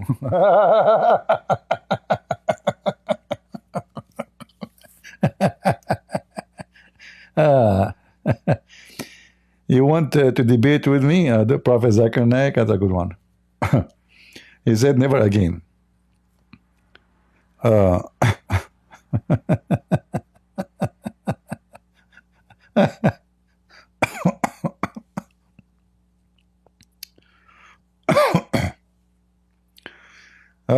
right. Can you post the link for the video? I don't know if you can find a better link than this one, because here the quality is not good. Let me see if there's other. Give me a second, hold on. Because here I see the quality of the video is not really good. Let us see. Maybe I can find it in ABN TV directly.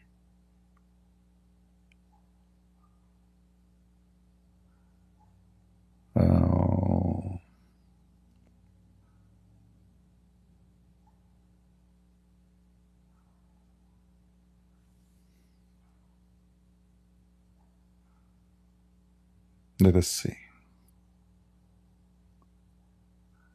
I can give you the link, which we have now, but I'm just trying to find a better quality video, because this one look like it's not a good quality. Let us see.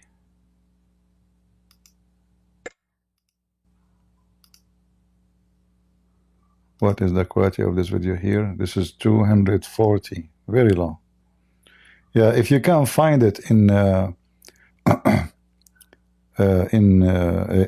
TV, even though it's in Arabic, you can activate the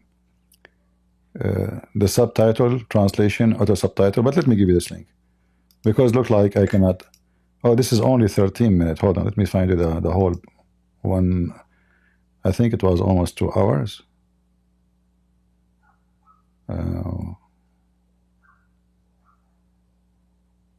Where is the whole video?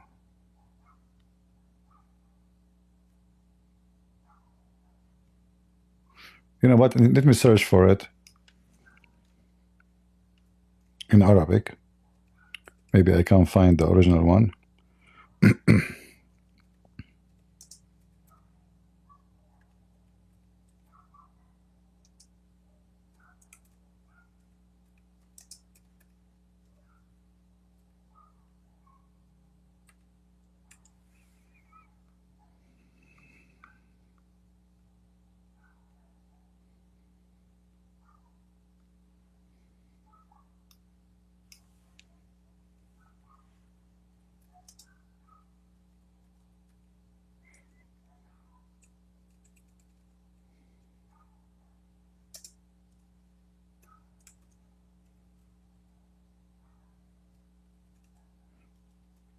Trying to find.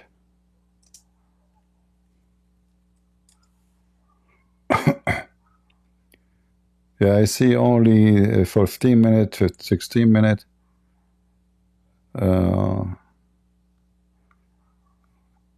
We want, okay, this one is 1 hour. Okay, I think We've gotten I think this one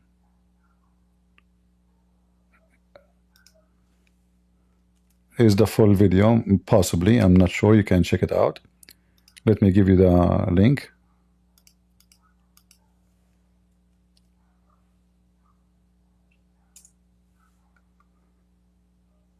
Were you able to open it?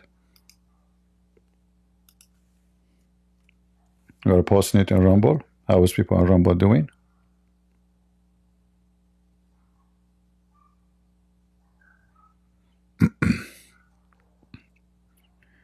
You see, those people, they will be happy to debate people like David Wood, Opposite Prophet, any, but they will never get close to me. It is one-time mistake. And this is one of the issues I have with this ABN TV. I told them, when you bring somebody to debate me, don't tell him you will debate who. Not me. Don't never say Christian Prince. I told them. But then they go and they say Christian Prince. Shabir Ali, we set up a debate. Agree to debate. He is ready to debate. Okay. We have the date. We have the time. We have everything.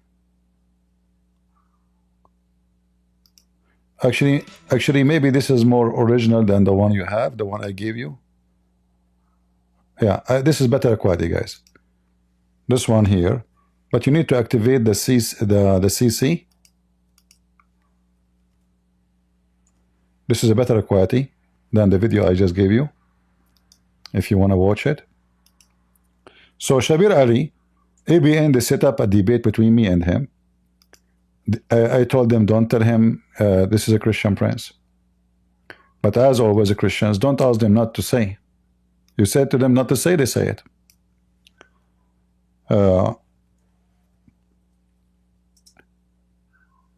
Shabir Ali, after they told him it's a Christian Prince, he went to Amazon, he bought my books.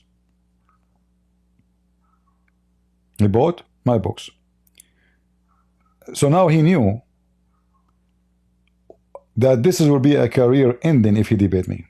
This is not David Wood, who can play games with him about the mathematical miracle of the Quran. This is a different story. So Shabir Ali, he sent a message to, or an email to ABN, apologizing from debating me because he is busy doing his PhD.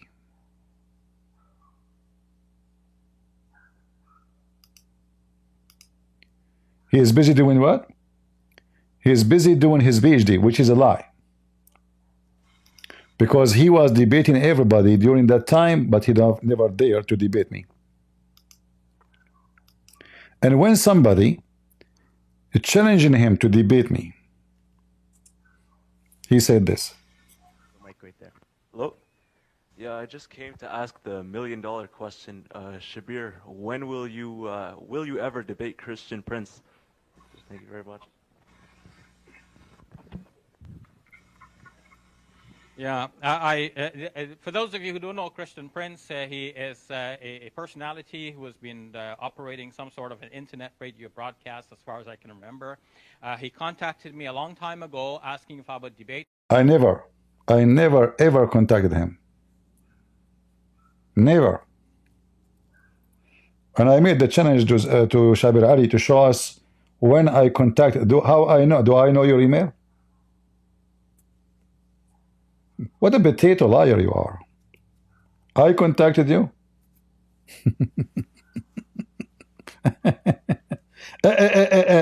Him, and I said yes, and then eventually I bought his book. Look what happened. He mentioned I bought his book. What? Why you bought my books? He mentioned I bought his books. He did. And then I don't want to say anything about him because he's not here. But following from the correspondence and the way things were going, I felt that, you know, people, as you play ball, you play in certain leagues, right? You play in junior league, you play, you advance from that and so on. I felt that we were not in the same league. Absolutely. So maybe he's in a higher league than I am, and God knows what is the truth of this. But I felt we were not in the same league, and I didn't proceed to have a debate with him. But So you see, he lied then when he said the email he sent to ABN. I can search for it. It's an old email I have. I never open it for long. The email he sent is still there. It says clearly that he apologized because he is busy doing his PhD. Now he is saying different lie. But who knows? Maybe eventually we will have a debate. And you will never. I bet you will never. And there's a reason for all of this drama. You see, they would debate you if they knew that they have a chance to play with you. As simple as that. Why he go and he debate with David? Well, David don't know Arabic. He can say any lie to him, about anything. How he can refute him? You see, all those who speak against Islam, we support them. Anyone who do work against Islam, he got my support. There's no question about it. But there is always a limit. My English is limited. I'm not going to debate someone about English language because that would be a mockery of me. So I know my limit when it's come to English. But you cannot debate me about Islam or Arabic. And this topic, the core of it is Arabic. The second you don't have that key, you lost all the keys. So the Muslim, they will debate anyone as long he do not know Arabic. And if you know Arabic, if they see that you are just a person who speaks Arabic but you know nothing, you're welcome too. But the second they knew that you know, and you are not a cat, you are a lion, then they will run and hide. Mimi Hijab, he debated with, he said to the Muslim, who you want to debate me? He said, Christian Prince, he's converting a lot of Muslims. He said, look, okay. He brought 5-6 Muslims. He did not even inform me he would debate me. We found in the internet, he said he want to debate me. So I called him. He hung up on me more than 6 times or 7 times. He did not let me even talk. But he promised the Muslim that he would debate me. Where's the debate? He ambushed apostate prophet. Do Mimi Hijab dare to ambush me? That would be fun.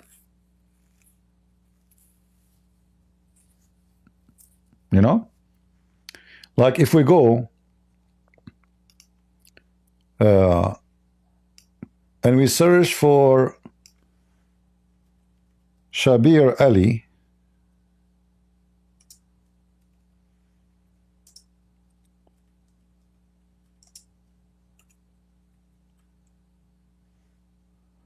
David would.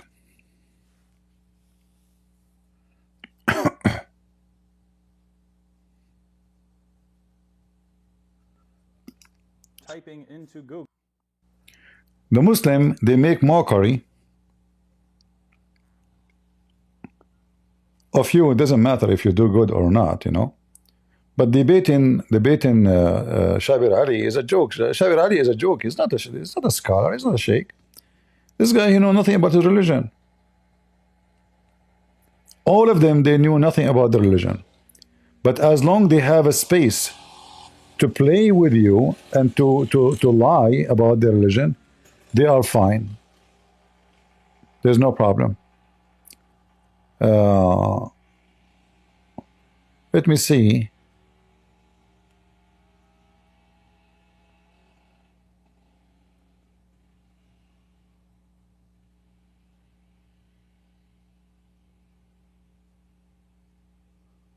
Where is...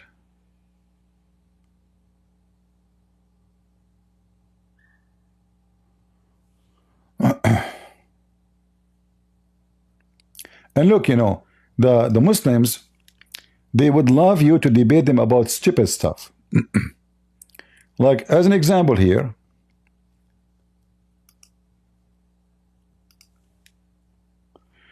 David Wood debating Shabir Ali about the Quran is the book of peace. Who cares for this? He can say to you, let me read the Old Testament, the book of war then. This is not how to prove Islam to be false or real. So they love those debates. As long as you don't expose their false prophet, they are fine with it.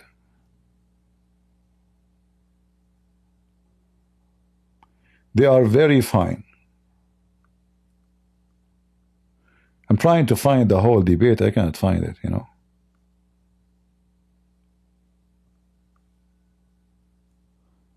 Just to show you an example.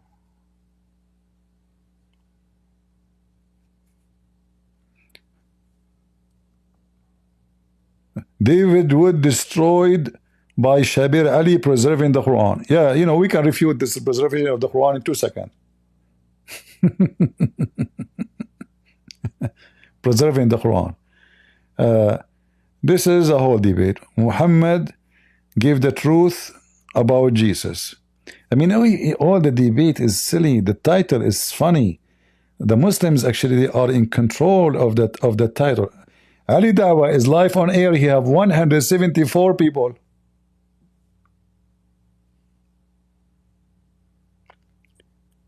Shall we pay him visit?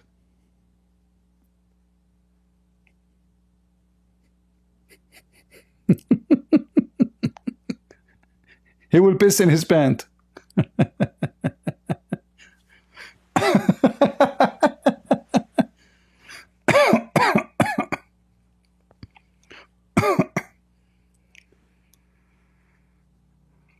What the heck is that? What they are doing? What? Somebody donated 500 pounds. They are pissing the ground, kissing the ground for it.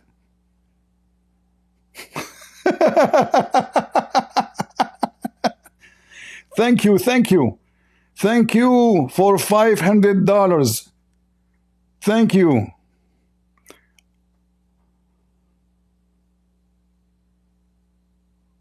What I want to see. I became curious. And I said, oh Allah, protect this person from the hellfire, grant him the highest rank for Jannah. And I said, everyone else who donated also as well, yeah? Anyway, it's not just big donors. Yeah. I made dua in the Kaaba for the video for people who've given £5, £10, whatever they've given. SubhanAllah, brothers and sisters. Wallah, you know why that £500 is so important, yeah? Because brothers and sisters, and those £2. Guys, he gave 500. Look, they collected now 168,000 pounds. And he just told the guy who donated the 500 pounds, Allah will give him a house in heaven. Pounds going to teach what?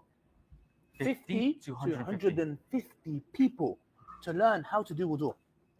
Brother, I'm telling you, listen, mark my words, get this on camera live. Do you remember those scams, you know? He will give you this brochure if you donate, and this will teach you how to do ablution. How am I looking? You're looking sharp. Listen to me. It's a bit blurry. I don't know where the camera is, but I'm going to look there. Listen to me very carefully, yeah? I'm speaking to the camera. Look into my eyes. Ali, the camera's there. Okay. Listen to me. This project, I'm telling you, you're hearing it now.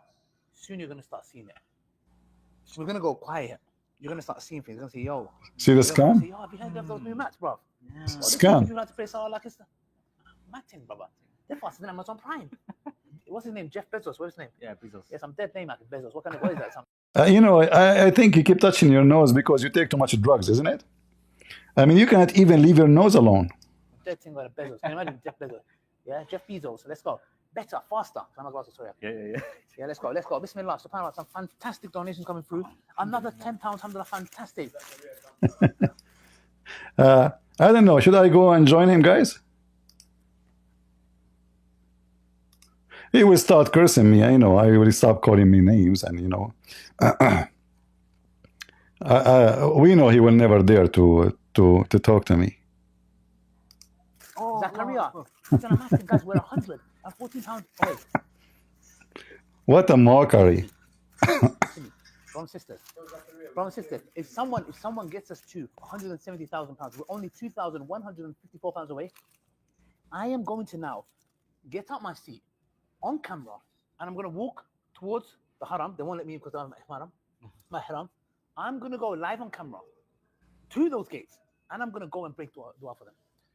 Live, inshallah. Live, yeah? With 2,100. If you give him the 2,000, he will go and pray for you in Mecca. He's in Saudi Arabia now. I mean, you too. Yeah? If someone gets us to that, if someone gives 5,000 pounds, 5,000 pounds will teach 500 to 1,500 people salah. Bro, you're not ready for it. You're not ready for it. Come on. What a scam. We're now 136 pounds away from 168. 136 look at this. Look at amazing. You know what? Because Zayn gave us reminders. Now people are donating. Little Zayn, yes. He bought the barakah. You know what? And guess what? Let's show the people where your donations are going. Yes. Because brother, the proof is in the pudding. All right. Pudding. Allah says in the Quran. Exactly. Allah says in the Quran, "Qul hatu burhanakum in kuntum sadiqin." Bring your evidence if you're truthful. I am truthful, inshallah. Go to one of the videos of Sister Andrea. How many people watching that? 197 people watch this video. Sister Andrea, who came to learn salah with her baby, there was no one to look after her. Her family she couldn't learn how to pray salah. She came to us, and guess what? The Japanese sister who accepted Islam, from that industry, who's come. Sister Frederica is teaching how to pray salah. No way. Yes, and we're sending a guy to pray mat. And she's going to join our Ramadan after Ramadan. Because sadly she's getting heat. She's not going to be off the internet. Yeah. May Allah protect her. Ameen. All right. 130 times. Just quickly go through this video. We're going to be back. Give charity without delay, for it gets in the way of calamity. I will go, guys, to his channel. I will go to his channel. Do you see a chat? Do you see the chat? Is it showing for you?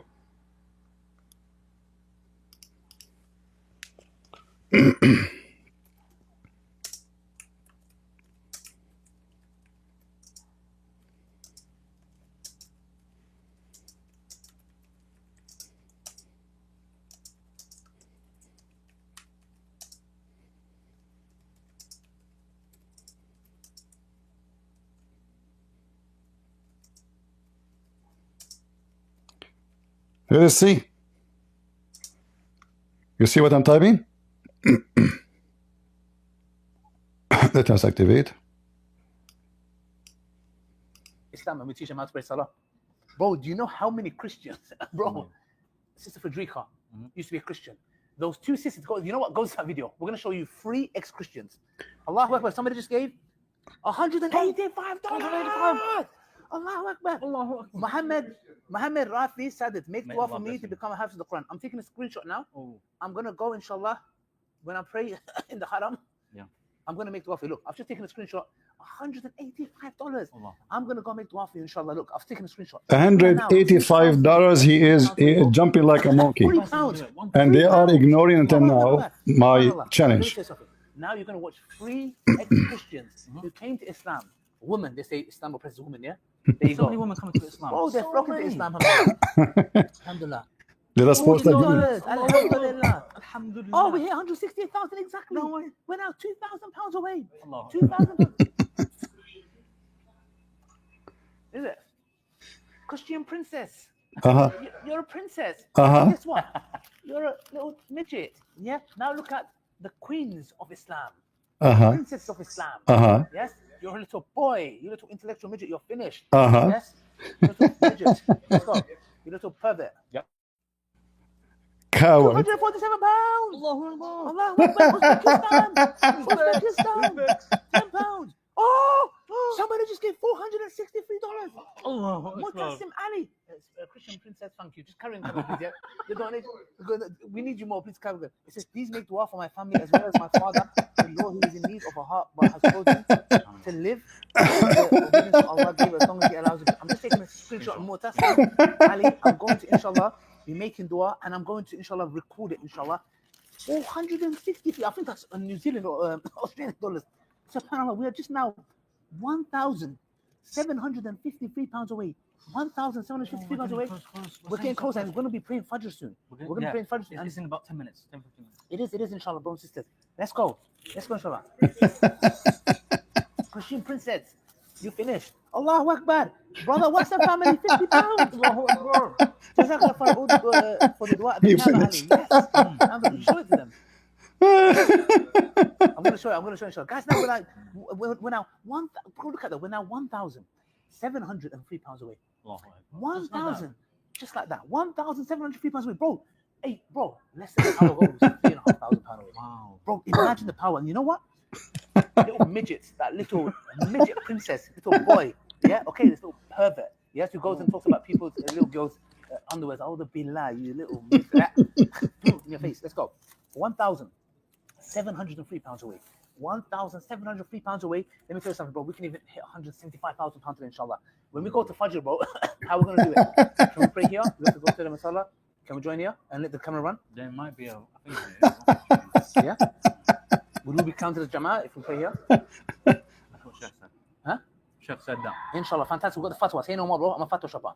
Allahu Akbar. Let's go. Bismillah. Brothers and sisters, the momentum is going. The enemies of Islam are here. And guess what? The Muslims are donating. It's like Hamza radiallahu anhu. He came to Islam because for the wrong reasons, but he stayed for the right reasons. He came because they were insulting the Prophet ﷺ. Yes?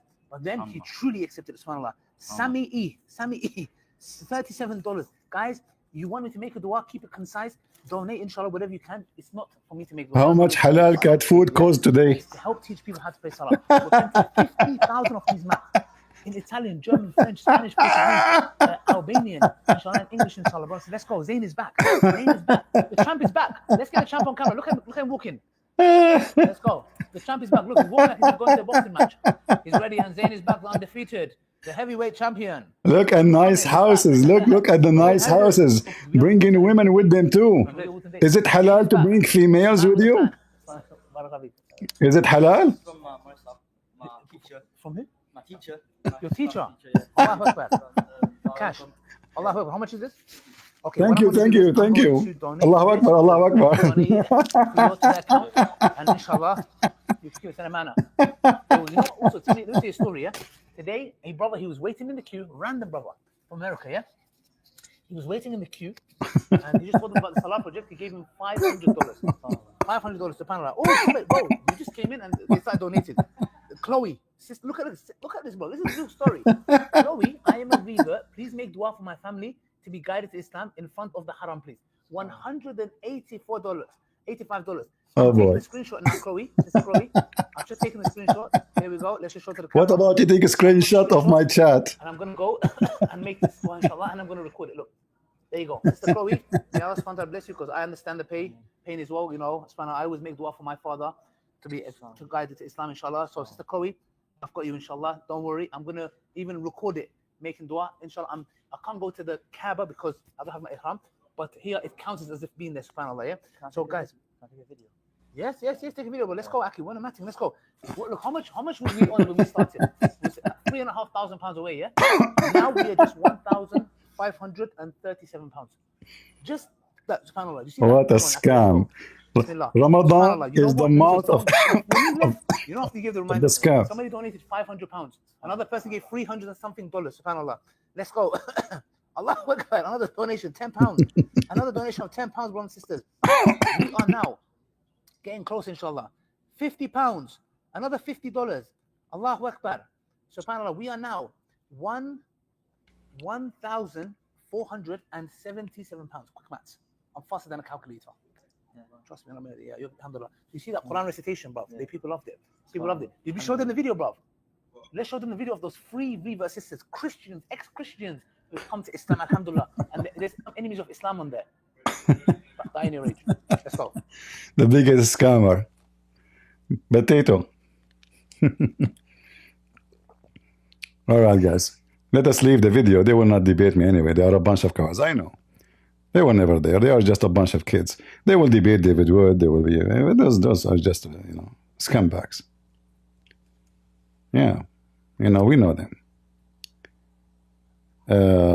Christian brothers enjoy this video. What you brought someone he convert to Islam? What you promised them? They will have their indus penis? All right, let us leave there, guys. Obviously, they were never there to talk to me. I did not go really, I know they will not debate. We know them. This is not something new. This is absolutely who they are. Princess, son of Muta. Tell everybody to leave. Just leave.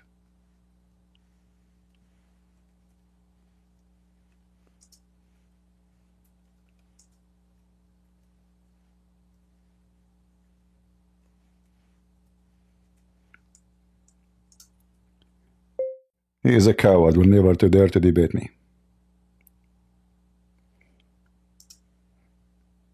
Go back to the channel. All right. But do you see the scam? Allah will give you a house in heaven, brother. MashaAllah.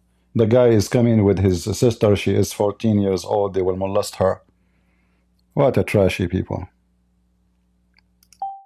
But there's many Christians are no better than them, by the way. There's many channels as we speak right now. This is what they are doing. They are here for super chat, collecting money. They make any excuse to collect donation. Any excuse. And, and there's many naive people, they believe them.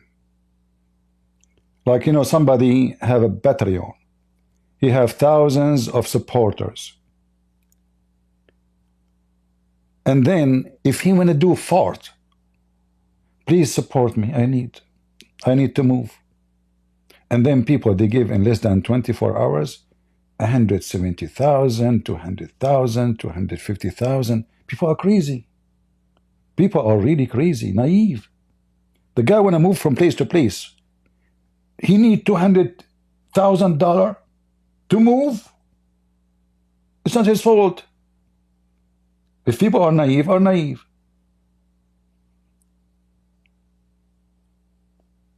This guy, he have a problem. That guy, he want to buy a car. This guy, he want to buy a chair massage.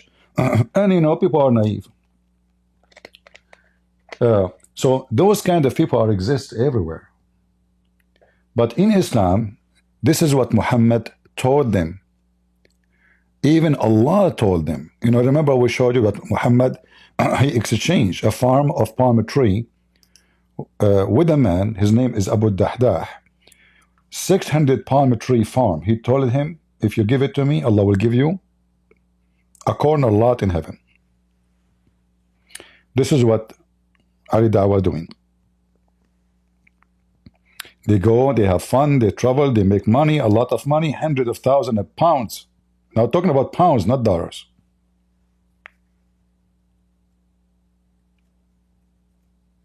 Those remind me of some Christian channels who they are scammers. Call now and receive the blessing of God. And donate now.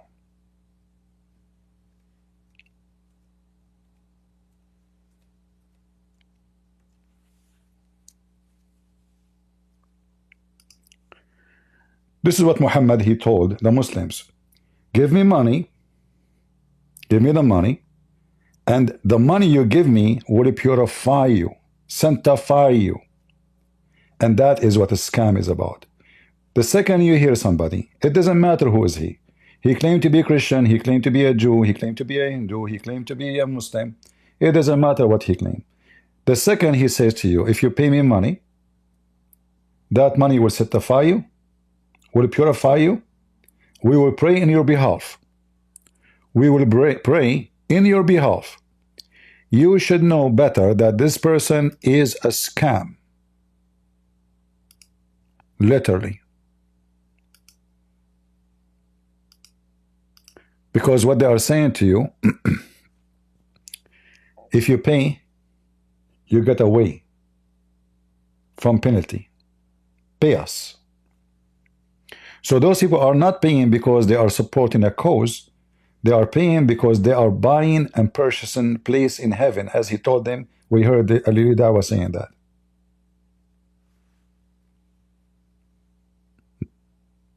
Brother, sister, may Allah give you a house in heaven. Alhamdulillah. I asked him in the chat, what is the price for halal cat food these days? He did not answer.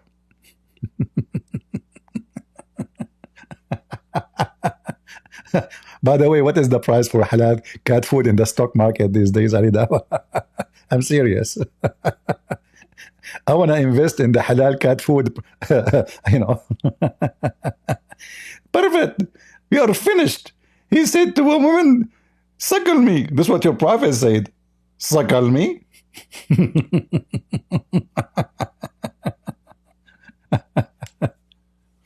Yeah, he have 1.28, which means 1,280,000 subscribers, yet he have 170 viewer. I mean, can you believe it? No, the 180, this is after we went there, you know, this is we went there. Or before, I'm not sure. You can watch the video from the beginning. So,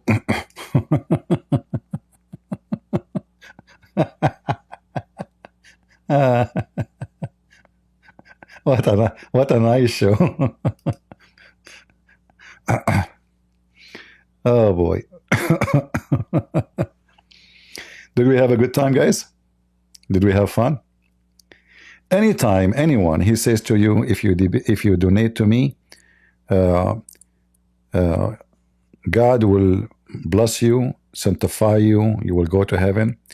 You should know that he is a fraud. You see, the admins in my chat here, they are posting my Patreon. I did not even pin the message. Let me pin it. But if you donate to me, I am not guaranteeing heaven for you, and your money will not sanctify you.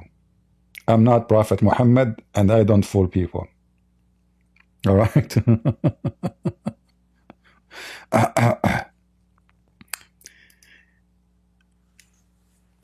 And pray in their behalf. I mean, can you imagine? You pay me, I pray in your behalf. That's good, guys. Who want to give me money to pray in his behalf? Prophet Muhammad will pray in your behalf. And this is what Ali Dawah he said. He said now he will go to the Kaaba. He's in Saudi Arabia now, and he will pray for them. Those who they donated, he will pray in their behalf. Do you know that in Islam you can do Hajj in the behalf of somebody? Have you ever heard of such a scam? So let us say you want to go to Hajj, but for some reason you cannot. You can pay for my trip, and you make an agreement with me to pay me wages, and I will do the Hajj in your name. Can you believe it? And according to Islam, this is, Allah will give him a credit as if he go.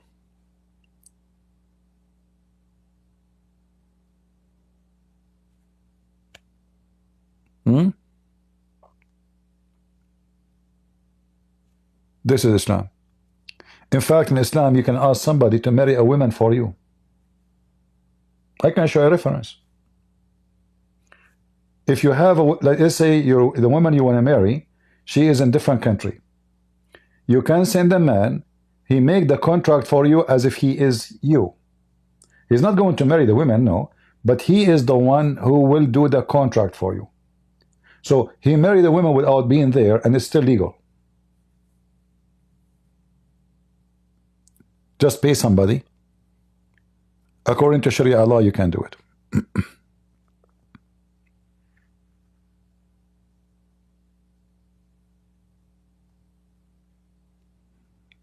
What do you think? But how embarrassing. He have more than 1 million subscribers, and yet he could not get 175. And by the way, all those numbers, he got them because of David Wood. Those two boys, they were homeless. They don't have a penny. They don't have money. They are renting to live. Muhammad Hijab, his father, he ran a website to fool people about study in Harvard University. Have you ever heard of somebody? He can He can get you in Harvard. So he worked like, you know, student papers. You know, he does student papers. Now they have villas, they have businesses, they have cars, they go around. All of this because of David Wood. One debate. Those two, the numbers of their subscribers became skyrocketing. Am I lying? Or this is the truth? It is the truth.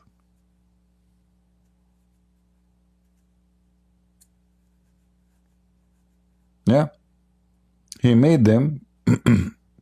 They should be actually, they should be very thankful for David Wood, because without him, they are nobody.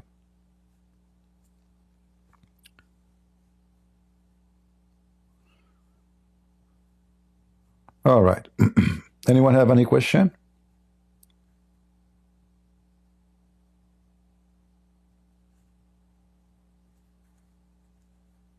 I'm going to start turtle halal food. What about turtle halal food? What's wrong with that?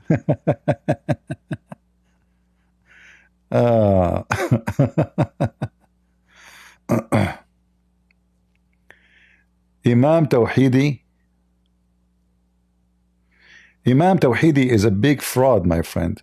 This guy, he is a Shia. The Shia believe in slaughtering Christians more than the Sunni. So when this fraud liar, he say that Sunni need to be reformed, what about his book? Ali, he burned people alive. Ali, his master, he burned people alive. And he speak about Sunni? Those are Shia. You know what Shia? The Shia, number one pillars of faith is lying.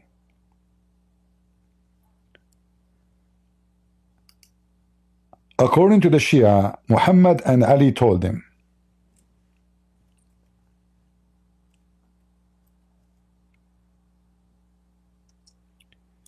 that taqiyya is the shield of faith.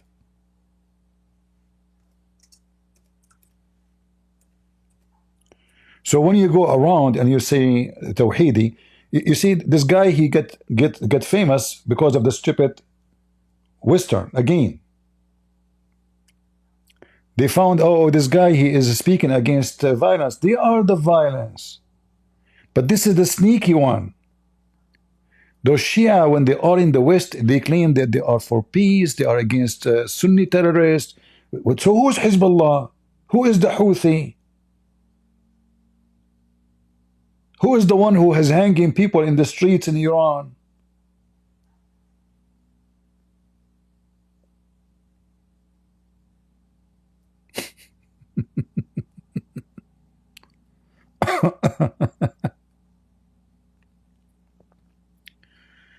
Yeah, and you know, people, they go around, and you know, I found that the most people who support liars is the Christians, and I'll explain to you how. Like now, this guy, he's coming, he think he's doing good thing. CP, search for Imam Tawhidi. He said the Muslim Sunni need to be, but what he did, he just promoted the guy. So now everybody will start searching Imam Tawhidi. They don't go around and say Christian Prince, read Christian Prince. No, they go and they bring me what Fifi say, what Tawhidi say, what Mimi say. That's what they do. Christians, many of them are so smart, genius. They go even post Muslim channels in Christian forums. And supposedly, by the way, he's not promoting them.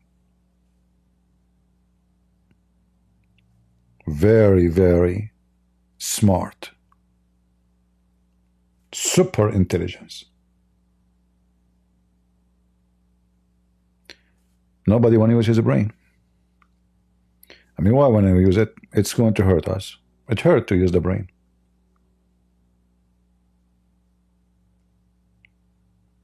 Isn't it?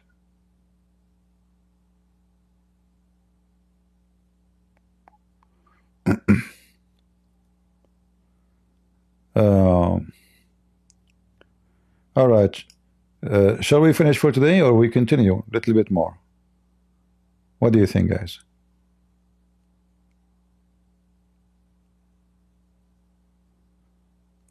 Anyone have any question?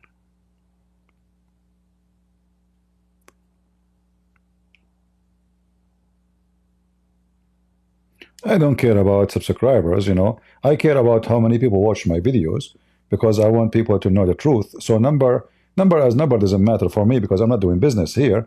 As you see, we don't have super chat. Even YouTube keep bugging me, sending me email to activate my super chat and giving me offers like you can open stores, you can sell things, etc. And I don't want to do that, you know. We have Patreon. And thank God, whatever the Lord He gave us from that place is good. God is good, you know. We are not seeking here and there and there and there, you know. Whatever the Lord He provide, it's good. I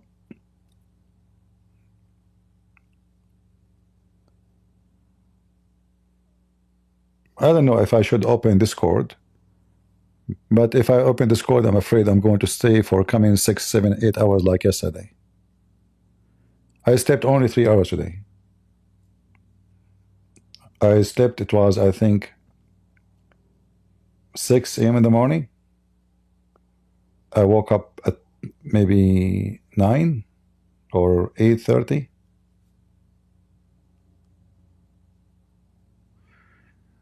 Who is Isa in Islam? There is no such a thing. There is no Isa. You know who is Isa? Isa, the word Isa, obviously, if it's in Arabic, it's an insult to Jesus.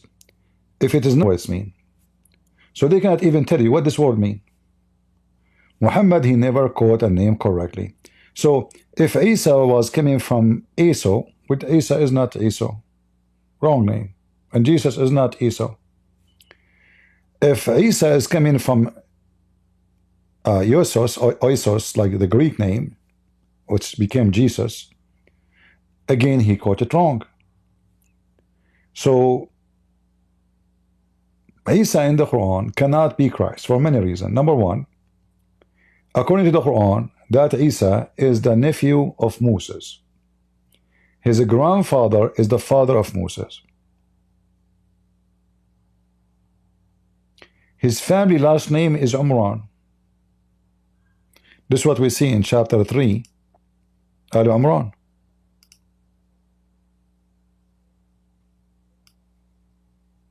All right? And this is why the Quran here speak about Mary, about Jesus, about Moses, because this is a family of Umran. They are one family.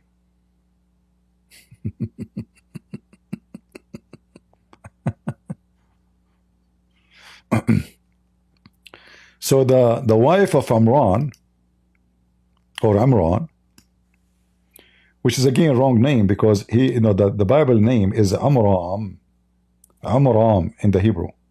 Like in English, you don't have the letter A, so it is Amram, not Amran. So the donkey even could not quote even the name of Moses' father correctly.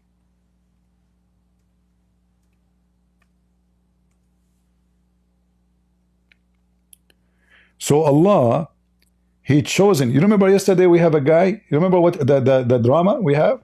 Very funny. So he quote for me this verse. You remember yesterday what I asked him? And here actually, I wish Christians they can learn how to debate Muslims. Look, if this guy he gave you a verse like this, an average Christian he will not find any mistake there. Correct? He gave me this verse. Remember? It says so. They go to watch it. I don't know what minute the video yesterday is very long. If somebody remember, you can tell me. So I told him, "Are you sure you want to read this one?" He said, "Yeah, read it." You know, read it. Who remember what the first mistake in the verse? Anyone remember?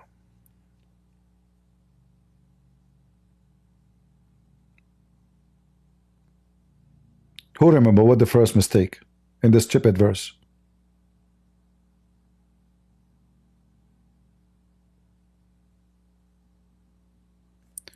Maybe CP, less hate and more about our Messiah wanted. What do we teach hate here?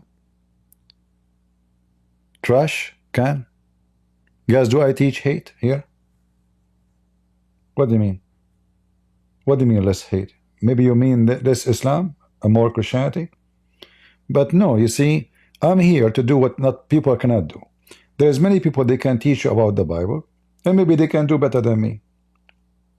But nobody can teach you about Islam as I do. So, if we don't speak about Islam, I'm here to expose this garbage cult.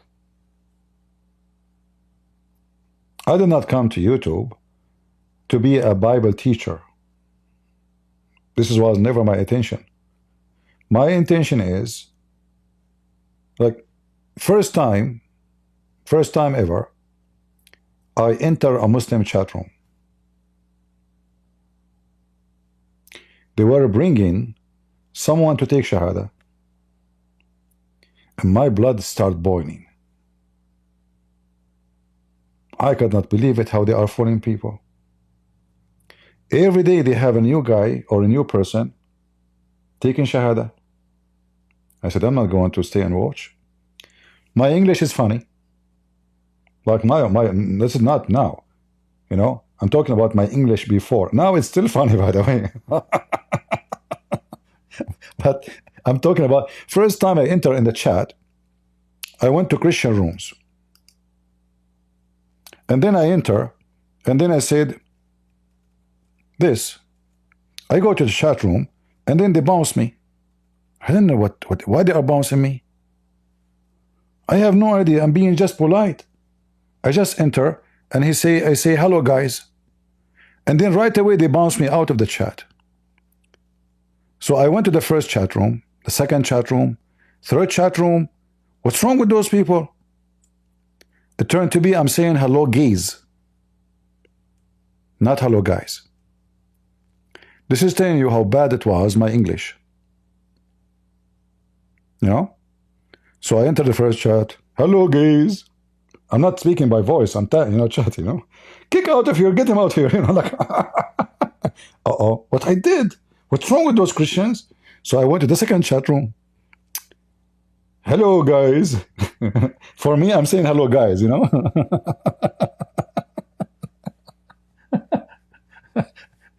So imagine someone, his English is so horrible. He decided to stand and fight for the true faith to save people from the lies of Mohammedans. But I know one thing. I am sure of my faith. I am armed with the knowledge of my faith and their faith. Arabic is my first language. In fact, the first job I got when I was studying law is to correct Arabic for a newspaper. As a student, I used to go at night. You know, they print the newspaper by the morning, early morning. So there's a department. They have to read all the articles. I'm not a writer in the newspaper. I am just a person who read and correct. And then there's a supervisor who is a professional in Arabic. He is supervising everybody if somebody have difficulty to correct something. So this is the first job I did. So, and this is actually will give you a great example of never say it is impossible for me to do it. Remember what the Lord, he said in his holy book.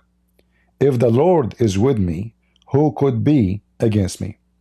So the guy who did not know the difference between saying hello guys and hello gay, he wrote books.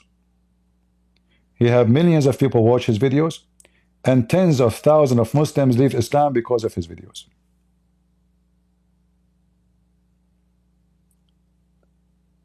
So if I say to myself, oh, if I speak, they will make fun of my English. Actually, opposite prophet, just yesterday, he was making fun of my English. Did you notice? Do you remember? He was making fun of me reading or speaking English. So even so-called Christians, they will make fun of you. Even now. But that never stopped me from doing what I should do. So I joined those chat rooms. Every day they have somebody converting to Islam. In less than 6 months, I flipped the picture. Anyone who is here from Paltalk here, remember, everyone who converted in their chat room become Christian, and even admins in their chat rooms, they become Christians. Took me 6 months only to destroy all the work they have done with my funny English.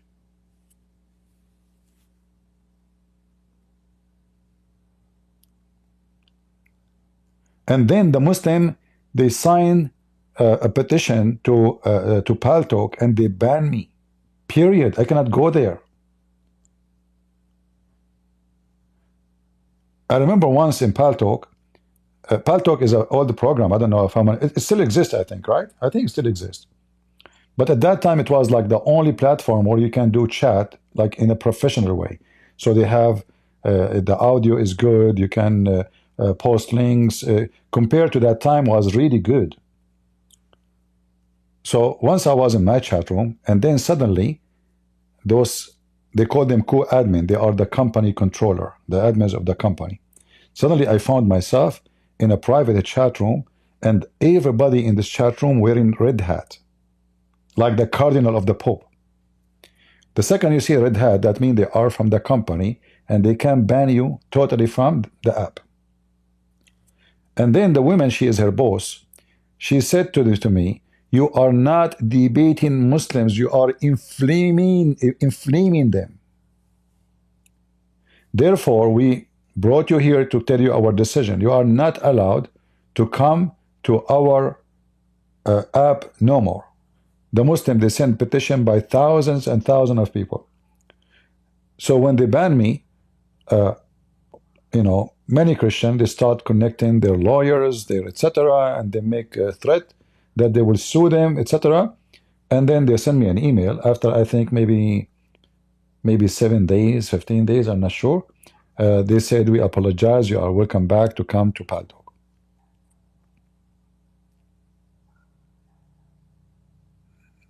All right.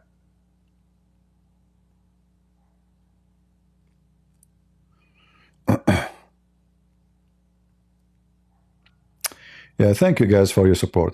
Actually, when I am here during the my mission, I met a lot of wonderful people. Once I moved from a state to a state. There's a guy, none of you know him. In fact, me, I don't remember his last name. But I know his first name. His name is Jeff. This guy, he drove with me 3 days. He brought his truck, his trailer. I don't know him. He's not my cousin. He's an American. All what he knew, I'm a Christian Prince. So I want to move. He offered to help. He brought his truck, his trailer. He carried furniture with me. He drive for 3 days. And then to go back, he have to drive other 3 days, all for free.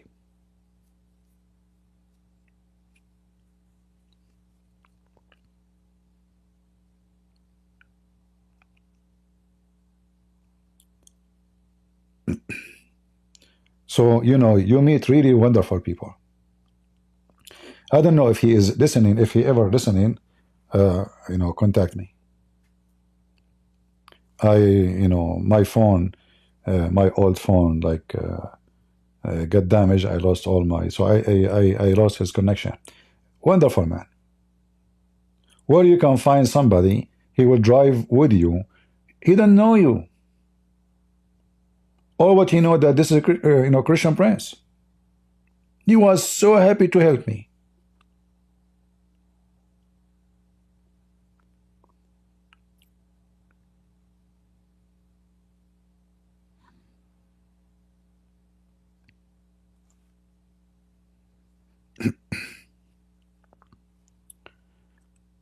Yeah, God is good.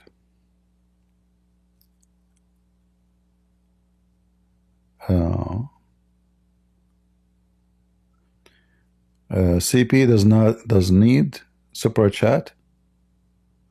No, I don't want super chat. If you want to support, here we go. We have Patreon. What difference does it make for you? If you like to support, you can support. No. Yeah. Anyway, so I met in the internet people who they are jealous, false Christians, evil, and I met amazing, wonderful people. They will do anything to help if they can. And you know, I am the kind who don't ask really, even family, you know. I'm the kind, I will never even call somebody says help. He offered. He said he wanna see me. I said, well, as I remember, I'm moving next week.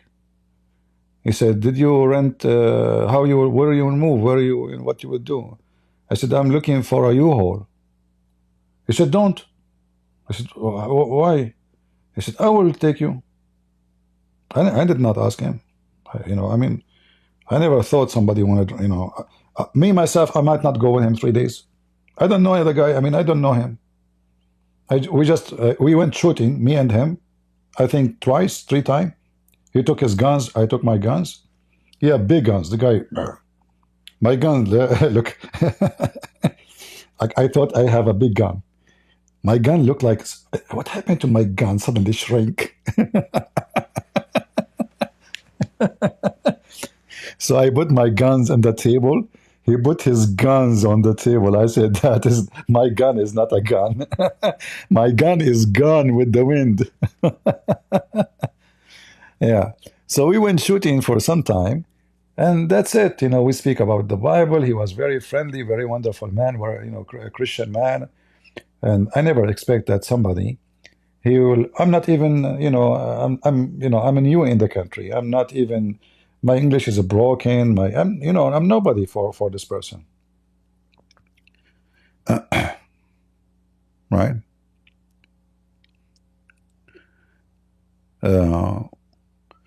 But again, this is telling you that God, he provide you, as somebody said in the chat, God, he sent his angels. So I believe strongly there's people who they are literally, they have the heart of an angel. So they, you know, they believe in what you do. They knew you are not fighting for yourself. It's not about you. You are not seeking, you know, you don't know me. I don't, you know, you don't know anything about me. I die tomorrow, nobody will know even where is my funeral will be. So there's no glory for me. There's no fame. There's nothing about me. All what you know, this guy is a Christian prince. And whatever Muslim they, you know, post on the internet is just a stupid internet. Yet there is people they are willing really to support from their heart. Very loving people, wonderful, and you know, I believe now actually, I have a family I never had before.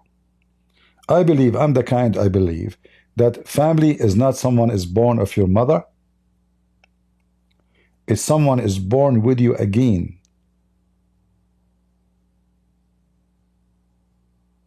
And for the sake of the love of Christ, both of you share the same roof. Your roof is God. Is his heaven, is his mercy, is his love, is his son. So your family can betray you. Your brother can drop you in the street. He will not even do that to a stranger. Your mother might deny you. Your father might abandon you. But your family in Christ, there will be none of those. You remember what Jesus said when they said to him, your brothers and your mother is outside waiting for you? Anyone remember what they said to them? I will wait for you to tell me the verses.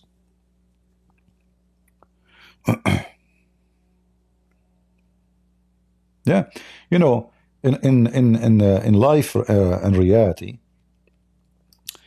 you don't choose your family, you don't choose your brothers, you don't choose your sister.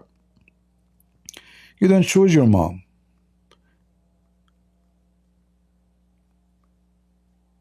You never chose any. But when you have a family out of your family, those are people who they chosen you.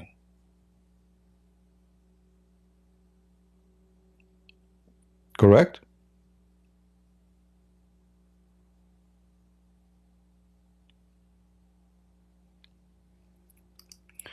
Do we have any Muslim want to tell us about Sneko and Sheikh Sheikh? And you know this guy, Sheikh Assim, he is lecturing those Muslims supposedly like he is the smart guy. This is the same guy. He said that lizard is a kind of insect.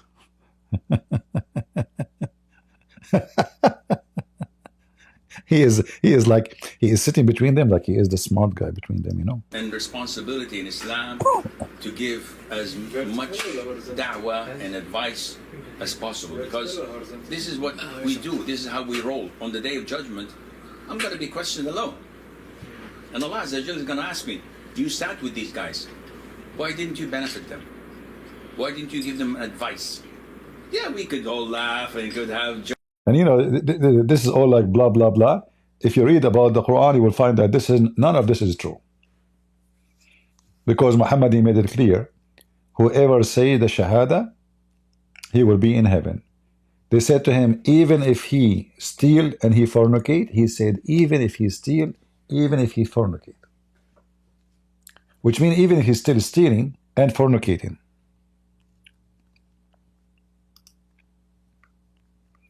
So when you hear those people, those words, they can go through to the dummies, but not for me.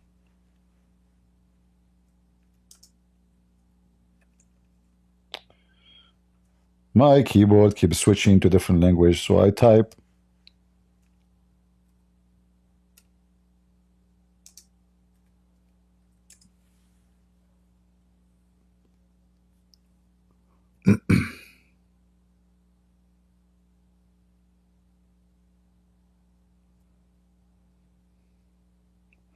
Look what I'm looking for different hadith, but look what I found.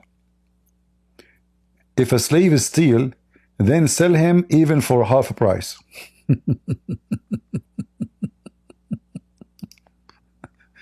They steal a human being, and then the slave is stealing. Okay.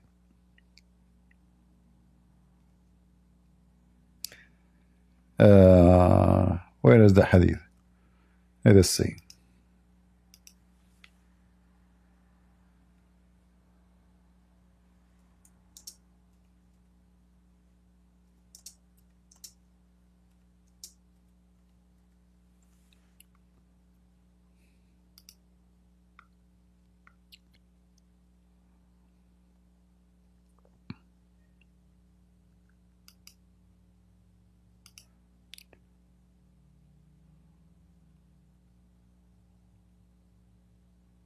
Yeah, let us see if I can find this hadith. We should be able to find it.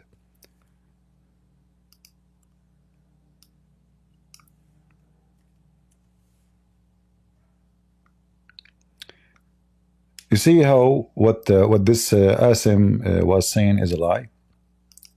Muhammad, he confirmed. Read carefully.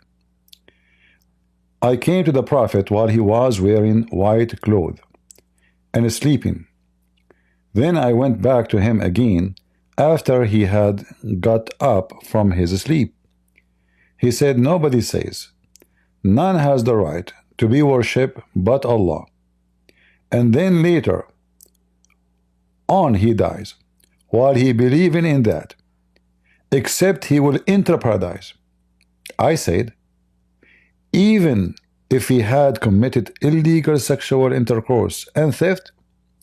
He said, even if he had committed illegal sexual course and a theft. I said, even if he had committed illegal sexual intercourse and theft. He said, even. I mean, look how stupid the conversation. Like, it's like, you know, you hold an infant in your hand, you know, like, and then you take it like, you know, and the child he laugh. What is this? even if he had committed illegal sexual intercourse and theft, even, I say, even if he had, look how many times. So, and then Muhammad, he says, he confirmed, even if this is, no matter what, all of this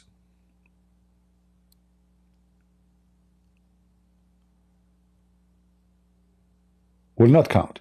Here the rest, by the way, have nothing to do with the hadith. This is not part of the hadith. The hadith is whoever commit illegal sexual intercourse and theft, just he say the shahada, he is going to go to heaven. Even if shaitan, he don't like it.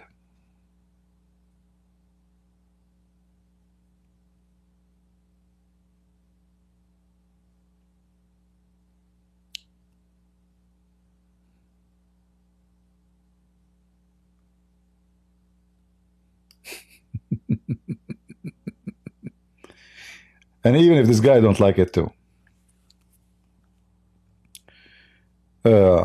So isn't it, this is what shaitan, he promised you? So when this guy, he give lecturers about, you know, we have to do da'wah and Allah will question us. No, Allah will never question any Muslim according to Islam. It's a big fat lie.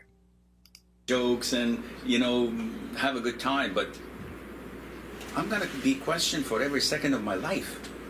And I have to have an answer. So, do I want to be controversial? No. I could be one of the most controversial people on earth. Do I want to be a stand-up comedian? I could do a good job. I think I've got the wits for it.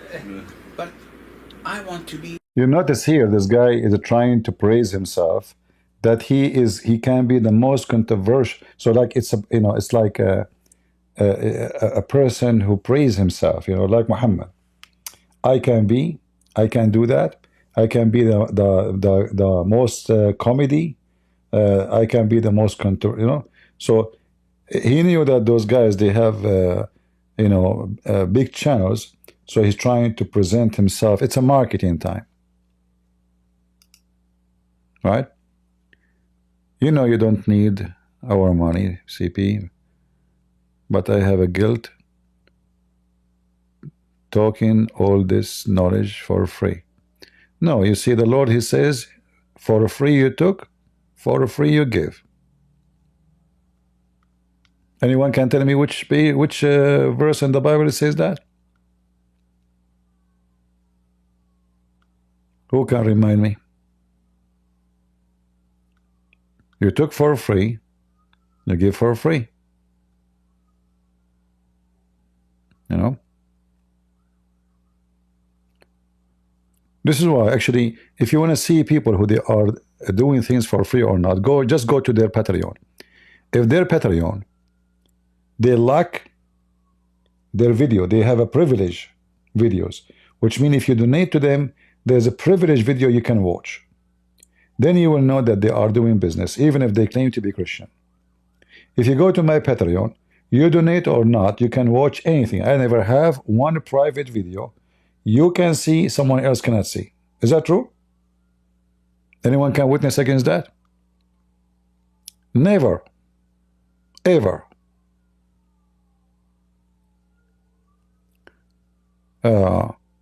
So you do not need, it's not about you don't feel guilty. No. If you like to support, you can support. But, you know,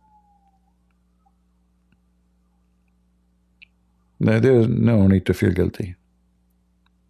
But thank you anyway for you know, being kind and your support, at least in, you know, by words.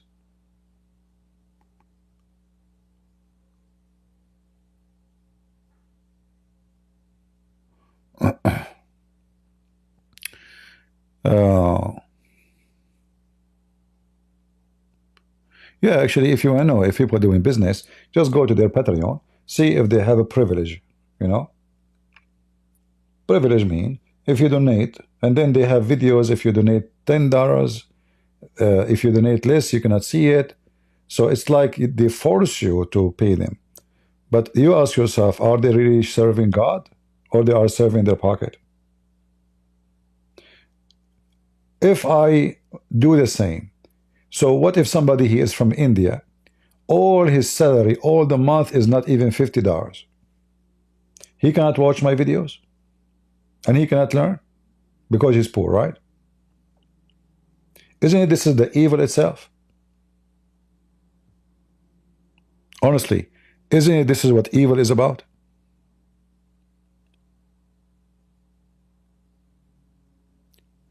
So the rich who can afford, we teach. The poor, he cannot learn. For me, this is a pure evil.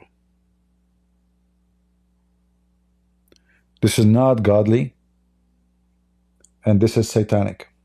Even though they claim to be Christian or they claim to be religious, but the fact they are not. Who is the one who Jesus spoke to? The blind man? The blind man is homeless. You know, in the old days, a blind man, he is homeless. He go in the street begging for food. He cannot afford, he cannot work. Where does he work? I mean, until now, he cannot work. Where does he work? Who is the Messiah who came and helped? Who is the one they speak to?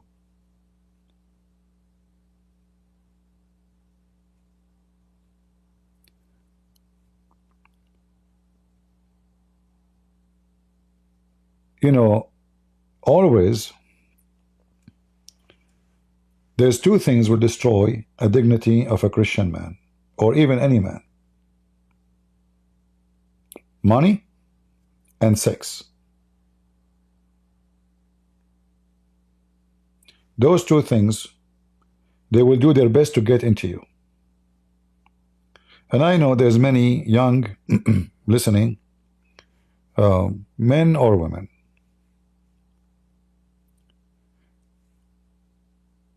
Money and sex are connected. Like when you are rich, many they will fight to be with you. Rich men or rich women. The second you are rich, you have many friends. Not necessarily for sex, but everybody is your friend. The second you are poor, nobody even will call you welcome. They will call you sir. If you are a pimp like Andrew Tate, you go to a hotel, they will call you sir. He will reserve the 5 stars, suite. You go with your, poor clothes. They will say to you, get out. They will call security for you, even though you never been a pimp. So, in life there is a very tough reality. Many they understood the power of money, and then in their mind there is the dream. I want to be like this guy. And those guys, they fool you with their money so they can steal your money, even though you are poor. So you go to the Andrew Tate website and you sign for $300 to take a fan course to learn how to do porn business. So he gets rich from every single poor. They are poor. This is why they are going to learn from him how to be rich. And he gets richer, and you stay dummy. In fact, you're going to learn from such a scumbag. That is saying you how dummy you are.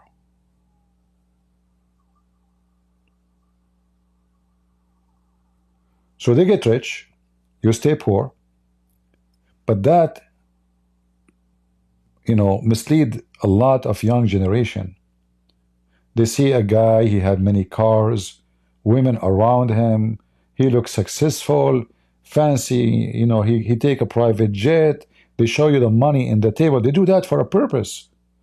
To make your saliva run. Women, sex, money.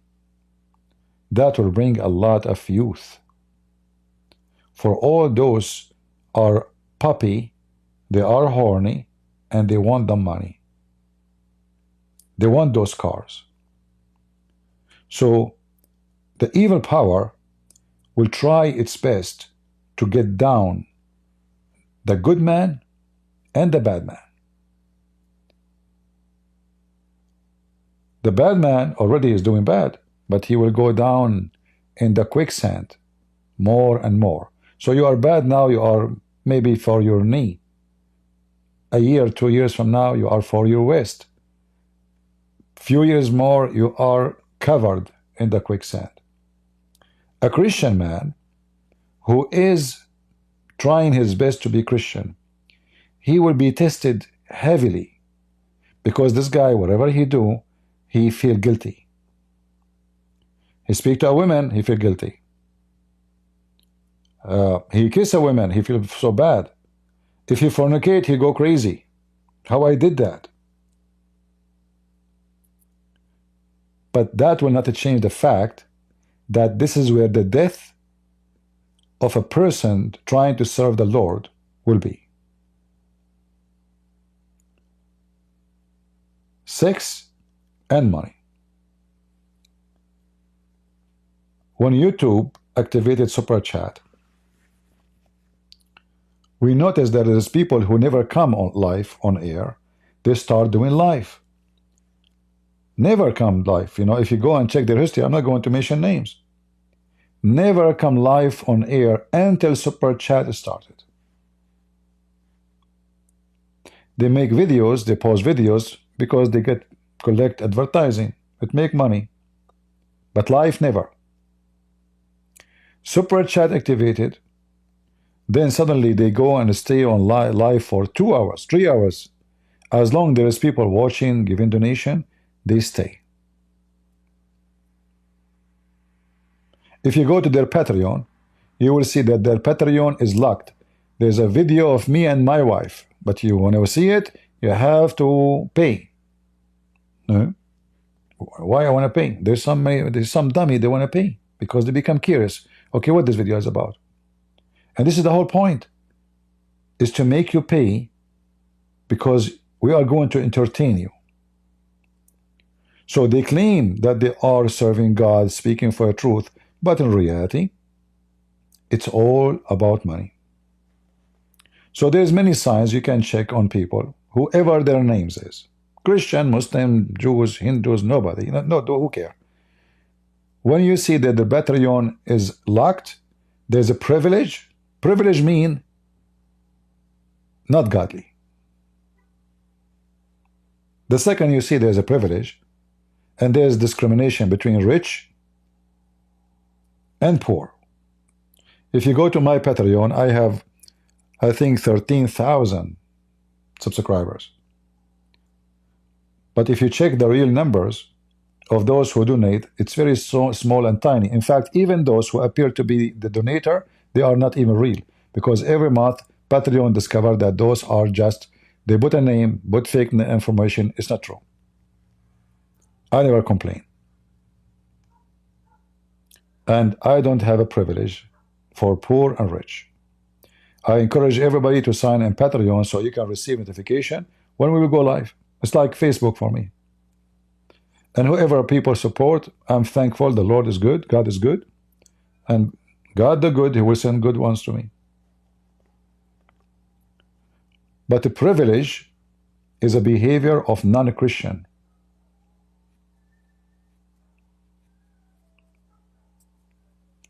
There's no privilege in Christianity. For God, He loved the world. He sent His only begotten Son.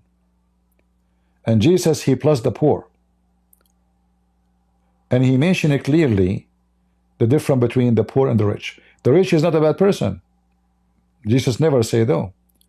But the rich, who is rich with money, but he is poor in soul, this person is a bad person. There's many people that are rich, but they have a wonderful soul. They love the poor, they support them. So if you are poor, the Lord blessed you. And I'm blessed by having the poor here. The same I'm blessed by having the rich. Because each one of them means something to me. The poor, he have nothing to offer, except what? Except he being a loving person. That's wonderful. The rich, maybe he can donate, but still he is a loving person. The most important is that he is here because he like what I do and he support. So both of them, they are treasure. Both of them, they are sent by God, and both of them, they are beloved by God. The Lord, he says, from their fruits you shall know them. So somebody he support by comment, he cannot support by anything. Comment. It's wonderful. Yeah, what he can do. This is what he can do. Maybe he cannot even afford to buy food for his family. People, they have a lot of stress in their life. There are some people, they struggle even to buy bread for their kids. So what we say, if you are poor, you cannot receive education, I'm not going to talk to you. You remember the story of in the Quran, where I'm thinking to write a book about Islam. Meaning, my friend, I have many books already wrote about Islam. You can go to Amazon, you can get them.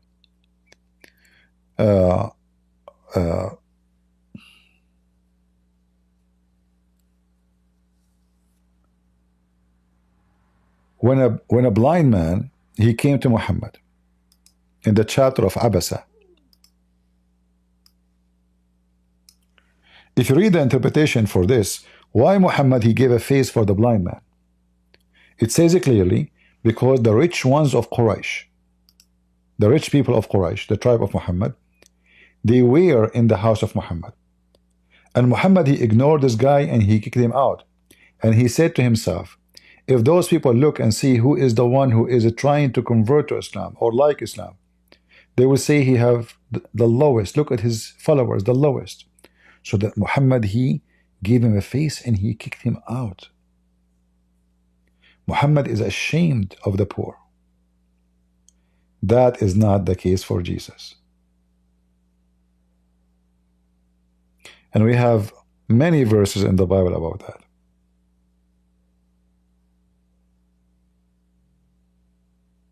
Right?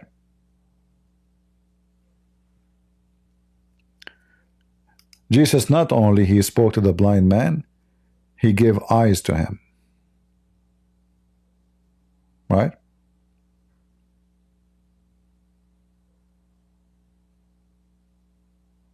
Yeah, actually, I wrote a big, I mean, good amount in my new book, but I need to stop coming online for some time, or maybe slow in the numbers of hours, because when you go online, it takes too much of your energy.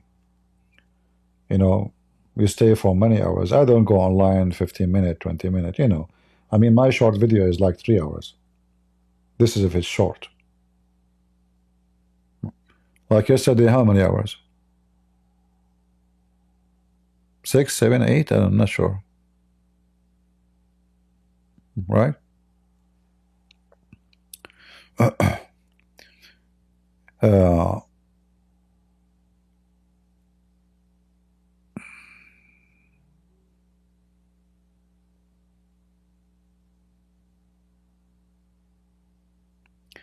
Well, when an imam he bring the Bible to the mosque to insult, bring the Bible to the mosque to insult, well, where you will be taken to jail if you speak up against Islam? I don't know which country. Here, I make poo-poo on the Quran every day. Who dare? I fear nobody.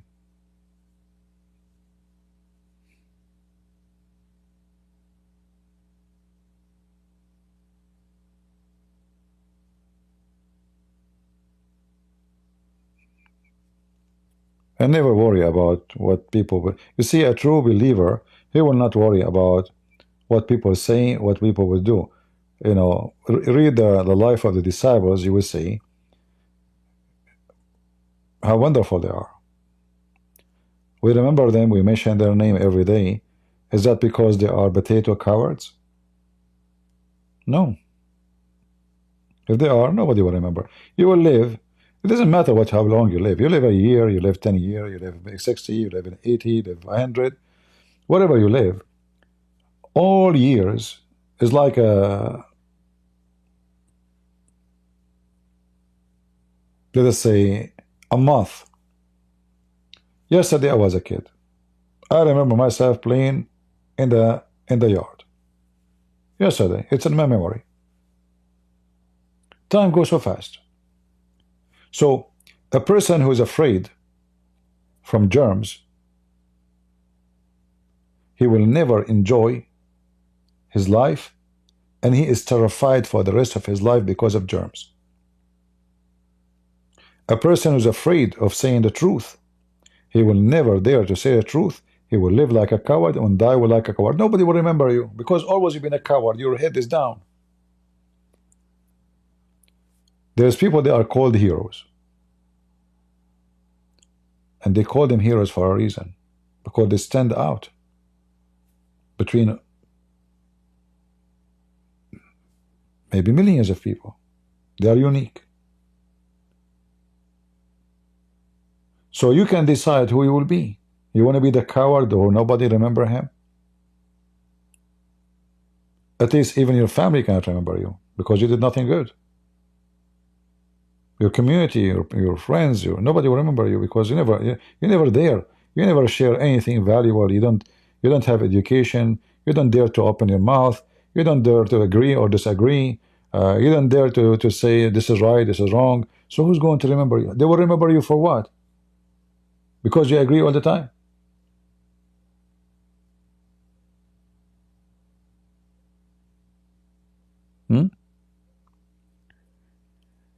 You will be remembered when you deserve to be remembered. This is why when the Lord, he says, from their fruit you shall know them. That means from your fruits you will be remembered, even by the Lord himself. Right? Even if you are married. You marry a woman, you marry a man. First year, second year, third year, 5, 6, 7. Let us say you said a sentence which is very bad 7 years ago. Your wife, she will remember it. She will say, remember you said to me 7 years ago this? There's something she could not forget. It must be very, very harmful. Either it's very harmful or so beautiful. So if it's so beautiful, she will not forget. You remember the first day I met you? You said to me this. Oh, she is loving it. She cannot forget. 20 years goes, 30 years goes, 40 years goes. She said to remember. Same as harmful things. So in life, there's things always they stand out, either because they are ugly, so ugly, or because they are so good.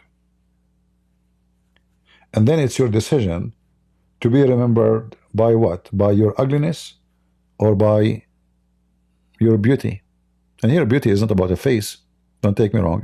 My English is not, I'm trying to use my little few words I know. So in life you'll be remembered, and you choose how you will be remembered.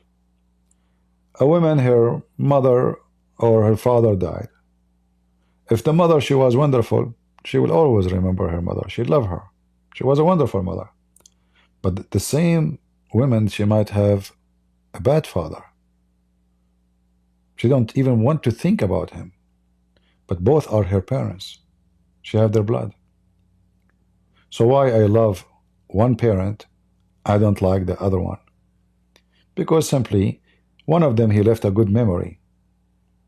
A merciful person, a loving person. The other one was not.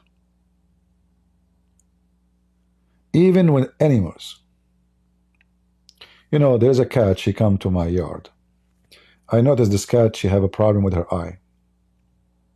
She is like a blind, So I don't feed cats really. But I felt bad for this cat. She don't really, she have a bad with her vision. You can tell her eyes, they are not right. One eye is totally gone. Maybe she, got in a fight or something. So, I feed the cat. This cat, first time she was afraid. I saw her eyes, she ran away. So I went inside, I got, meat can, and I cut pieces and I came out. She was so afraid to get close to me. Then I put the food And I went inside. I was watching from the window. First time, second time, third time. So the cat now, she get close to me. Today I was out. She go lay down under my feet. The fear is gone. Because even this poor animal, she have a good memory. That this person, he care. I got close to him first time, he did nothing to me, he fed me. Second time, he fed me. I'm always careful when she come, not to scare her, not to move suddenly, you know. So she go and she lay down and she move her tail. Very beautiful creature, you know. And you know, you say, you know, God, you know, how loving God we have. All those things around us are so beautiful. Even the cat have really amazing beauty. But this is showing you that when you do kindness, even to animals, even animals, they receive it and they respect it from you. So if animals respect your kindness, shouldn't we as a human respect the kindness of each other? So when someone do something good to you, you are thankful, you are grateful, and you remember it. And one day, if you need it, you pay back, not because you have to, but because you love to.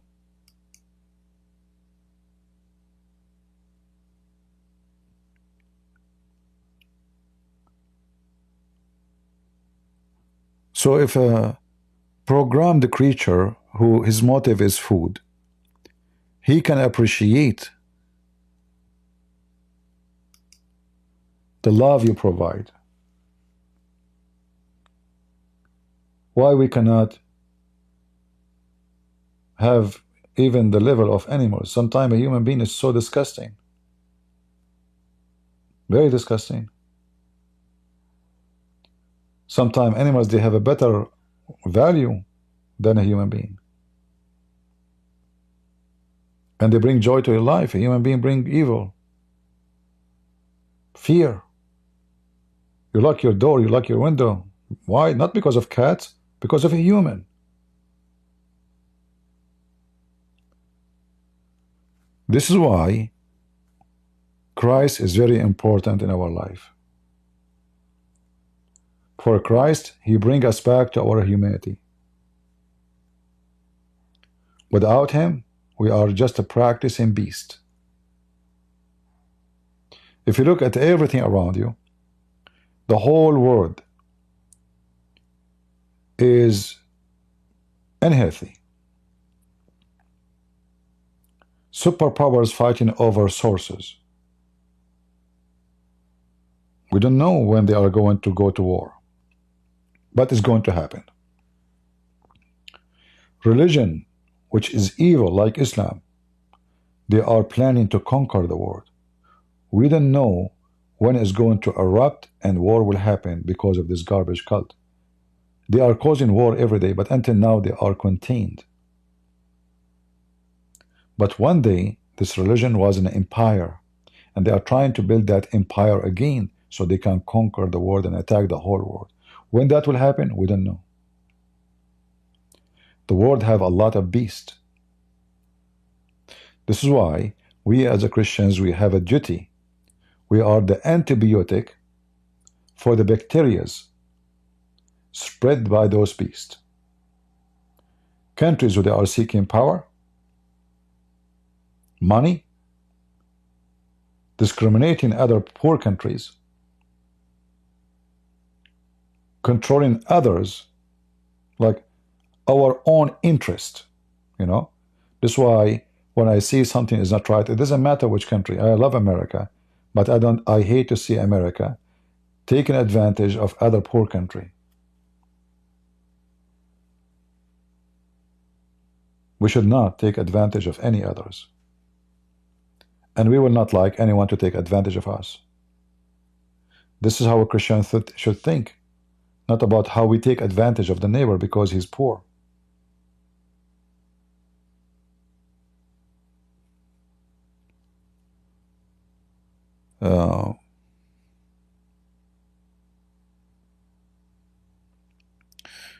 Anyway, any question for me? I put for you the horses so you can see something beautiful instead of Sheikh Assim. Right?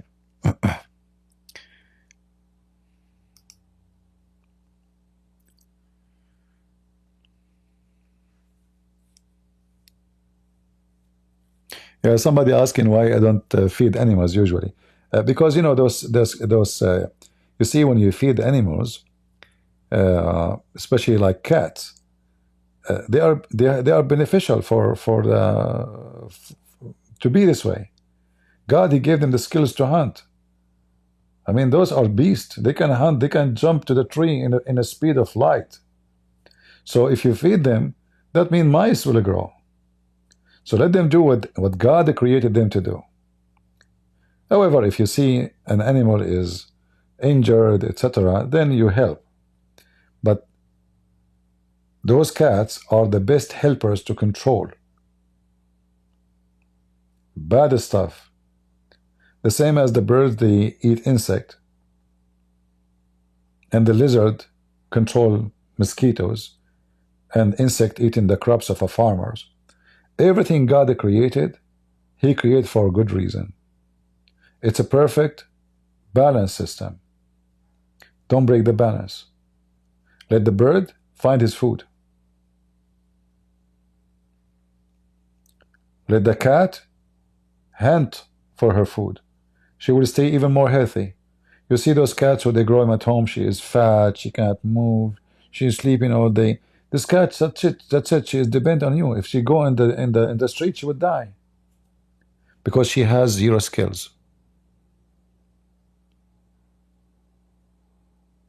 All right? And actually, this goes to your children too. I don't know how many of you here have like a teenage kid. If you have teenage kids, I have an advice for you. When they have vacation, let them work. Any kind of work. Don't let them sit watching TV and playing games. You know, when I was a kid, I was really, I mean, very, very young. I insist to go with my father to work. What I would do, he talked to my mom to take him, you know, what I would do with him, I cannot even work with him. What? I hold him from his trouser, I jump in the truck, I want to go, you know, I hide the keys, I do everything to go. And that made me love to work. It's my fun.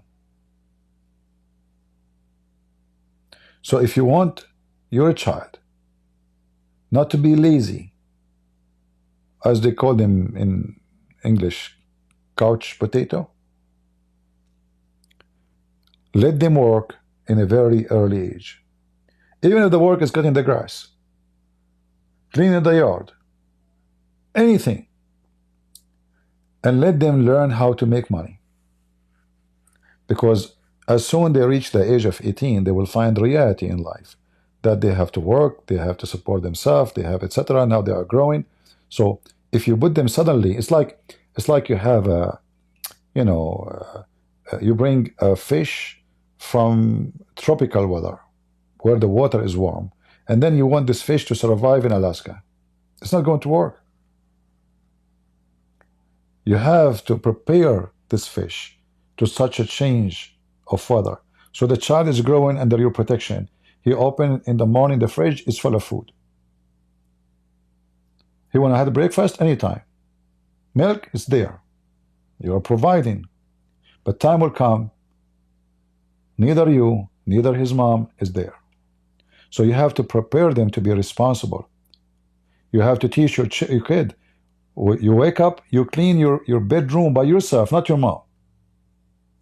And then he will learn, it will become part of him. So one day he grow, become a man, his bedroom will be always clean. Because he grow up this way, that's it. You teach him to be lazy, junkie, he will be junkie for the rest of his life. The same for the girl, the same for the boy. Both have to make their bed, not the mother. Teach him how to do it, first time, second time, third time, Then they learn every day in the morning. They wake up, they do their bed. They eat, they wash their dish.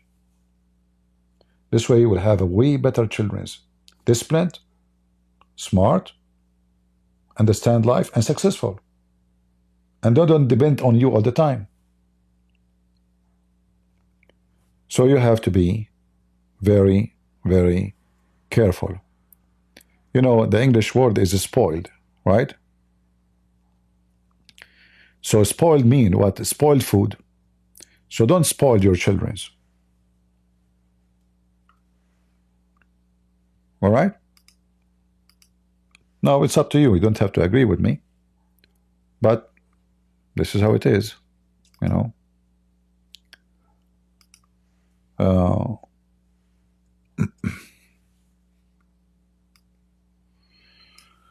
All right.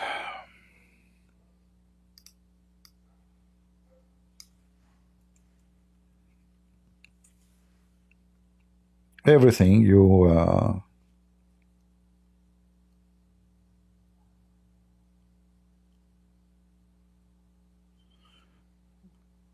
you teach your kids, it's like a tree, you know, when the tree is young, the branches are green, and then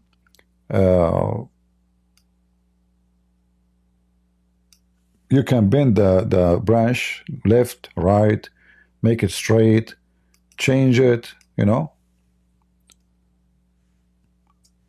But when it's just it became solid, that's it. You cannot, if you try to change it, fix it, it will break it. It's too late. All right. Somebody saying, the Muslims saying what about Ezekiel?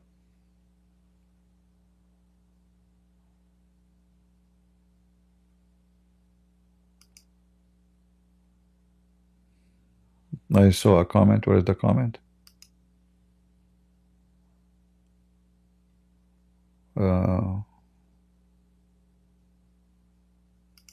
Okay, Michael saying Ezekiel 14:09. The Muslim, they say it was debating about Allah is the best of deceiver, and someone in the chat sent me that.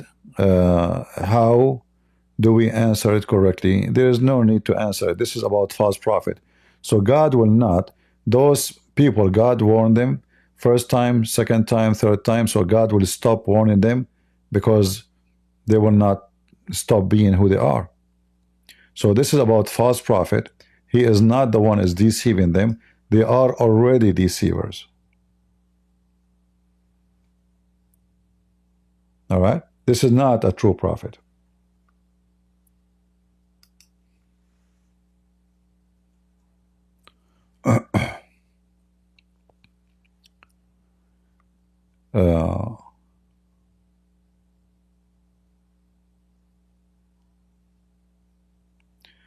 If you read, you will see it's talking about idols.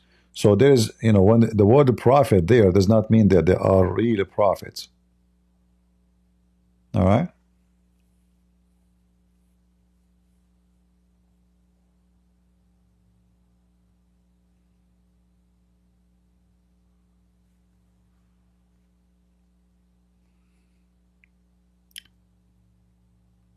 Why don't read the verses before it and the verses after it, and you will see the clear answer.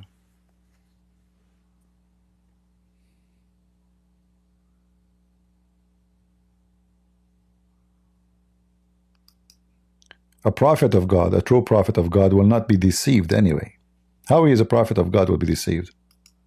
So this is a person who is deceived, which means he is following Satan.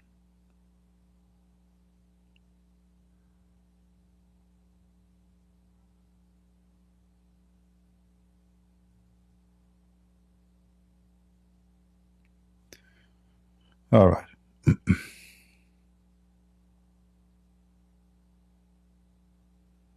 Anything else?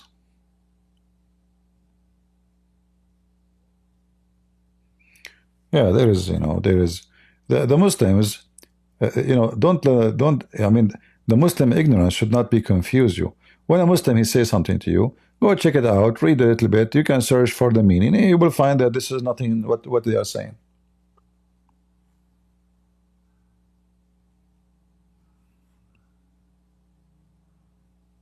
All right? In fact, God, He is threatened. He will destroy those people who follow such prophets.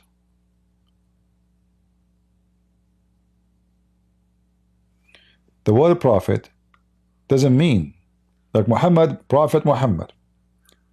But he's a false prophet. So there's two kinds of prophet. We call them prophet, both false prophet and true prophet. Why we call them prophet? Because he prophesy regardless if it's true or not. So the one who prophesy in the name of God, other than our God, he's a false prophet. So we call him prophet, but he's a false prophet. The other prophet is a true prophet. He prophesy in the name of our God. His prophecy come true, he's a prophet. So the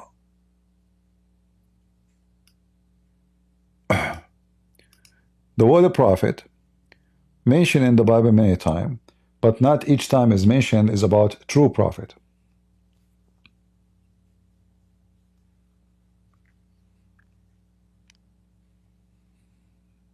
Good?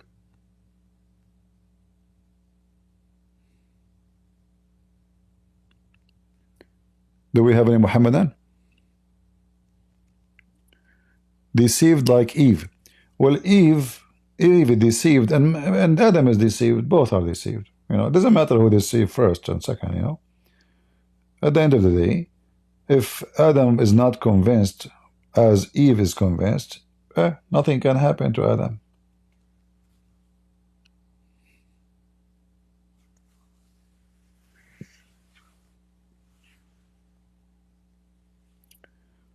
You need to read Darwin?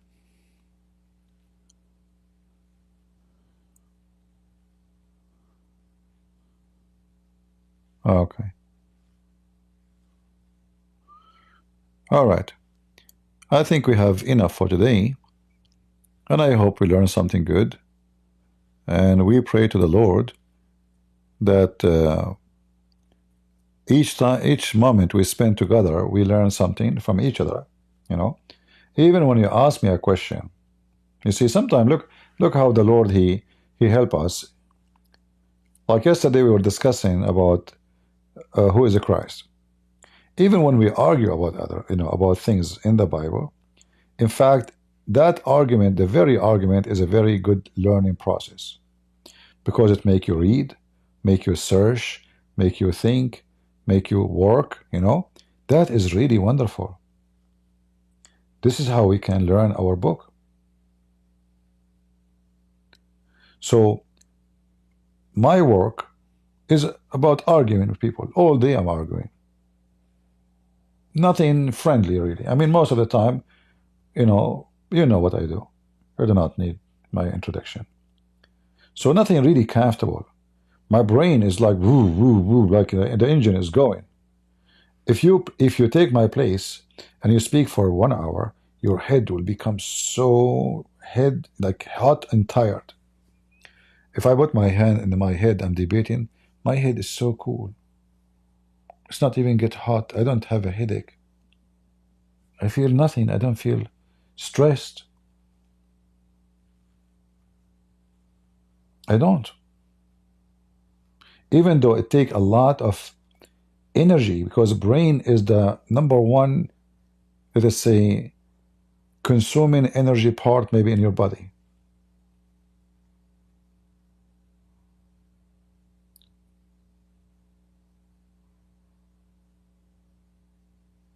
You remember when I told you I used to fight to go to work when I was a kid?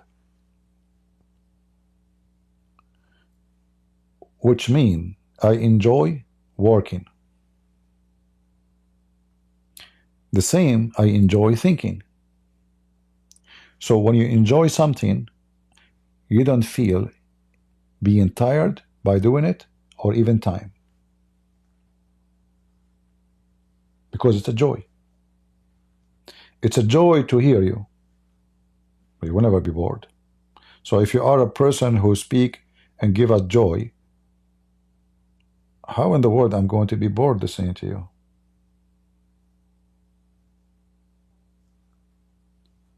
So we need to train ourselves how to make ourselves enjoy thinking, not get tired of thinking. When you enjoy it, you love it, and you learn faster and better, and then you spend your time learning, getting knowledge, and enjoying. Three things together, wonderful. It's not the same as you go to school, you have to do homework, but you don't like the mathematics. But I have to pass the exam, so you hate the topic, you hate every second you spend reading this topic. But if you love mathematics, it's going to be so easy. It's a piece of cake. If you hate it, it's impossible.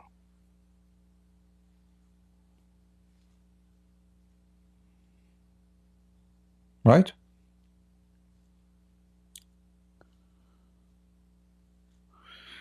Do you think Europe eventually fell to Islam?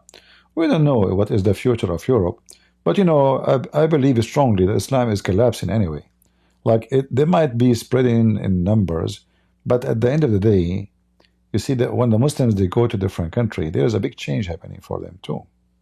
So there's two, let us say, two sides of the story. Muslims they come to the West. Some they become, you know, so much supposedly religious, and the majority they are losing it totally. There's tons of videos made by Yasser Qadi, Asim Hakeem, even Mimi Hijab, about the Muslim children, the second and the third generation of the Muslims who they came to this country or other country, they are not Islamic no more. So by name they are Muslims, but in reality they are not. So numbers is not working for their, you know, you focus on the number, but reality can be different. Right?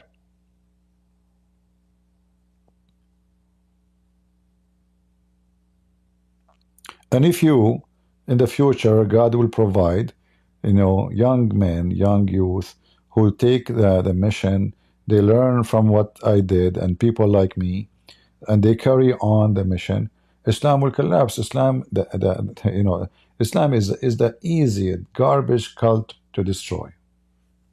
You know, we are very thankful for the books Muslim they translated to us. When I start fighting Islam, none of those websites exist.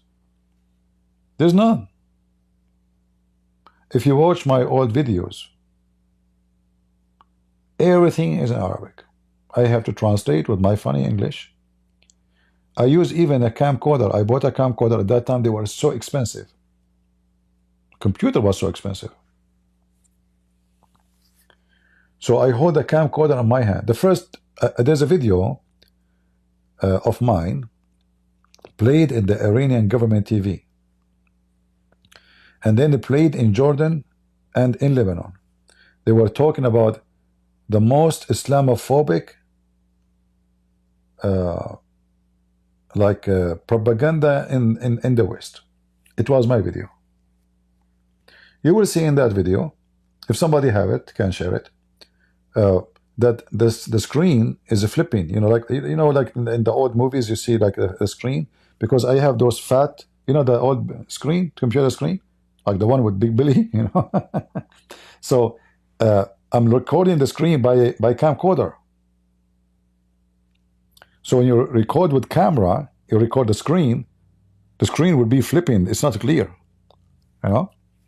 So imagine how hard it is. I'm holding the camera with one hand, the left hand, holding the mouse with the other hand, and then reading and translating. And then after that, I have to download and convert the file from that camera, which is so slow. And then after that, it takes forever to load the video. So a video of 5 minutes, it might take you 24 hours to load it.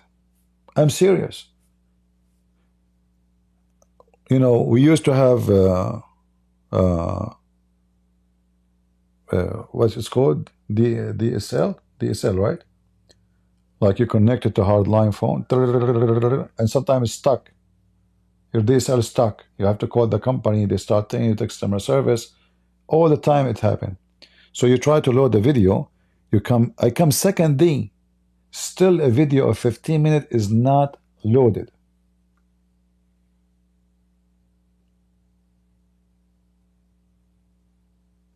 So you can imagine how much I used to struggle. Well, today I go live, we show the screen, we have website, translation made by Muslims, Sahih Bukhari, Sahih Muslim, right? It's so easy now. We cannot compare between now and before. Yeah, dial up modem, right? Like your dial up stuck. I cannot log in. What I will do now, you call the company, and then they try to help you, technical support, and it happens all the time. It's so slow, it's so dummy, it's so bad, and it's so expensive.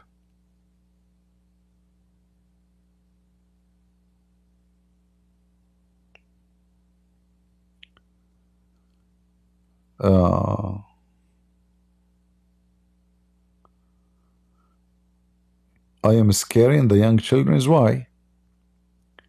Why am I scaring the young children? What does that mean?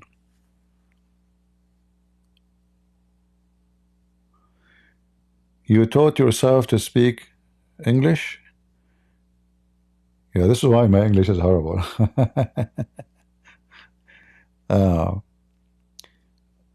Somebody's saying I'm scaring the kids. I don't know why he's saying. Why, guys, I'm scaring children? What I said will scare children.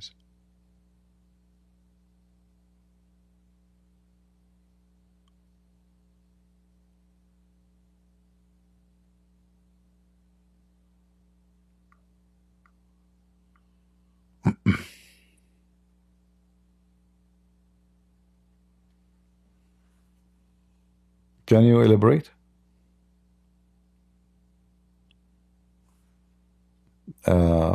Crash? Why am scaring children? What I said. I know. Sometimes it's hard to understand what people say. If you try to say to me, make a complete sentence, please. Like, tell me why you are saying that.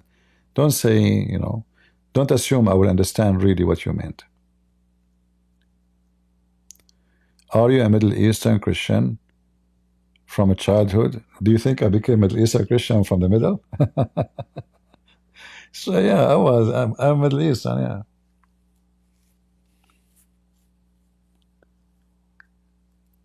What I think about Erdogan? He is the snake. He's an evil, very smart, evil man. Sneaky Muslim. He's preparing himself to be, preparing Turkey to become an empire again. So they are building a massive war industry. They are partnering with Spain, Italy to build submarine, trying to steal technology from USA, trying to establish their own line of airplanes. So obviously Turkey is preparing themselves to be the Ottoman Empire again, to invade Europe. It's just a matter of time. And they will do it. Just wait. Those Europeans are a bunch of dummies. They depend all those years on USA. The same as the Ukrainians, they were depending and trusting USA. USA promised them if they give their third, Ukraine used to be the third country of a nuclear arsenal in the world. The stupid Ukrainian government at that time, they gave up their weapon. Imagine how stupid. Because they trusted the American. The American, they signed 1994. We will protect you. Give your weapon. They believed them. Dummy. And look what happened to them. This is what happened when anyone, he trusts his security to someone else. So European now, they are lucky actually that Trump, he became a president. Now they woke up. And they said to themselves, uh-oh, those Americans, they might dump us anytime. We are no match to anybody. So they were spending nothing for their army. They don't even have an army. Hezbollah have more army than England. England have 80,000 soldiers. The Houthi, he have 3-4 times more. Now you might say they have England have nukes. They don't have nukes. They have nukes. You will just wait. It's coming. We don't know until now actually if Iran have nukes or not. You know, we don't know. Pakistan have nukes. India have nukes. Those European countries, they are going to sleep like the turtle. The turtle and the rabbit. The rabbit, he take a nap because the turtle is so slow. Right?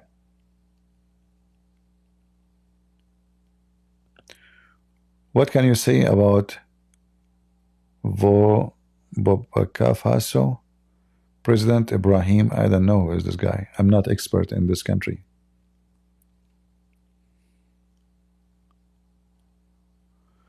Super chat, pick me. What super chat? We don't have super chat here. Good luck with super chat.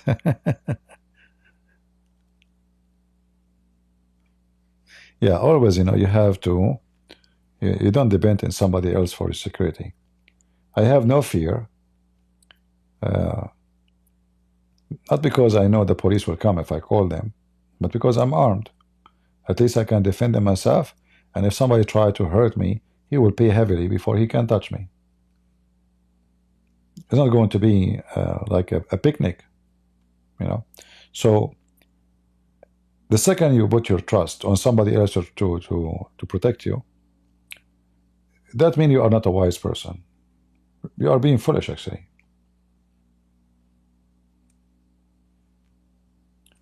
You know, when the stupid Georgian government trusted the American they did to them the same what happened in Ukraine.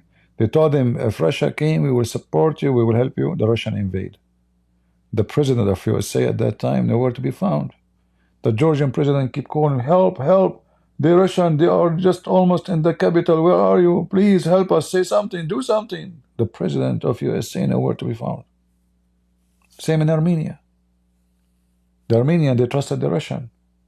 Erdogan, he came and he killed thousands of poor Armenians with Azerbaijan. And Putin nowhere to be found. Stupid Armenian government.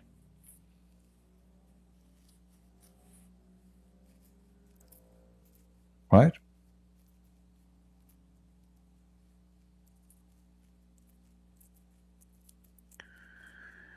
You really would like to Amir Tastafari? I think I saw his videos. I have nothing. I think he is good. But you see, what you see there mostly it's politics. Is not really. I don't know what I can say. It's like a soft truth. Let us say so. He shares, you know, things which is true, but he's still politically correct. You know what I mean? So it's about Israel, supporting Israel, but they don't say Islam is evil. They don't say they say Hamas, but nobody want to say Islam.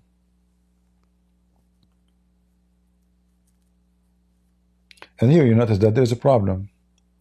If you don't dare to say even what is the enemy, what is the nature of the enemy? So what is Hamas? Why we don't say Islam?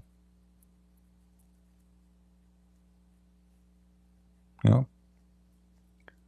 So for me, I appreciate truth, not sugar-coated truth. So I see those channels, even though I have nothing against them as what they are saying, but they are not saying things as it is. And for me, that doesn't count for me.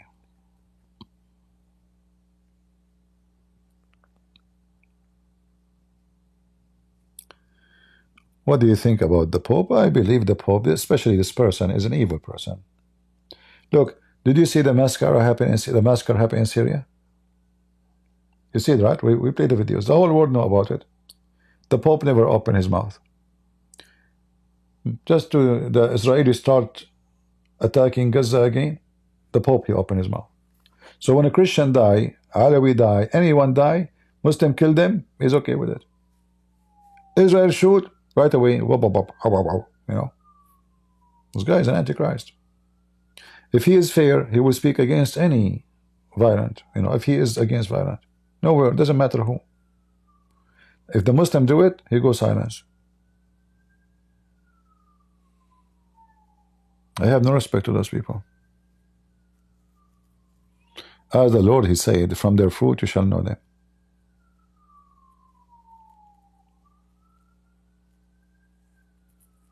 All right. Anyway, I hope this man will go soon. The Lord will take him and send him to hell, because I believe he deserves to be in hell. He is a liberal trying to promote many evil stuff, and he don't you know, he don't say the truth about Christianity, which is obvious. And you know, for me, I don't like to divide between Christians, but I speak against anyone who is false. Doesn't matter if he is Orthodox, Catholic, Protestant. You know me, I never take a side with this. I say to you, I don't agree with what, you know, but this is nothing about you know, like I don't like Catholic or I don't like Protestant. For me, that will not make you what a Christian, what not a Christian. But I can say to you, I can share with you what I believe, and then if you accept, you accept. Like, you know, yesterday we were talking about Jesus as being a Jew. I find that this is an insult. The Bible, you know, give us the lineage of Jesus because of his birth. But we know that Jesus clearly said, he asked the Jews, what do you say of Christ? He said, he is the son of David. He said, well, if he's the son of David, well, would David worship his descendant? Like, if David call him Lord, you know? So they told him he's the son of David, speaking to him, to the Messiah himself. He said, well, if he is the son of David. So the Christian, they keep insisting. They take verses from the Bible saying, okay, the son of David, David, everywhere. But Jesus himself, he explained that he is the Lord of David. But they keep insisting. There is something really strange with those people. In one hand, we understand that the Messiah exists before the Jews exist. He came to Abraham, and then we insist that he is a Jew. But the second you say is a Jew, that means Jesus is a Jew. There's a difference between saying the Messiah came as a man and the Messiah came as a Jew. The Messiah coming as a man, this is God incarnation. He humbled himself so he can be with us. And we can be with him. But he become a Jew. That is very funny, hilarious. Like, you ask yourself, okay, Jesus, when he was a Jew, he was worshiping the Trinity? He was a Jew, right? He's a Jew. What I hit? So I find it very very silly and very childish. But you know, you keep talking to people, but they insist. No, he was a Jew. He was circumcised. He was 8 days old. They take the child, the Jews, they take the child, according to the Bible, when you are 8 days old. Did he practice? They say, yeah, he practiced. Okay, he broke the Sabbath. He associated himself with non-Jews. It's against the Bible, against the law, against the Old Testament. He said to them, it says to you, I say to you. Jesus speaking with the authority. He's not a Jew. A Jew cannot say, it's been said to you, I say to you. Who are you? So why did the Jews want to kill him actually? Because he said, I say to you, they say to you. So he came with the authority. He came, he is God. He is Son of God. He's not speaking because he is a Jew. But how you can convince somebody? And then they start accusing you. This guy, he is Nestorian, he is etc.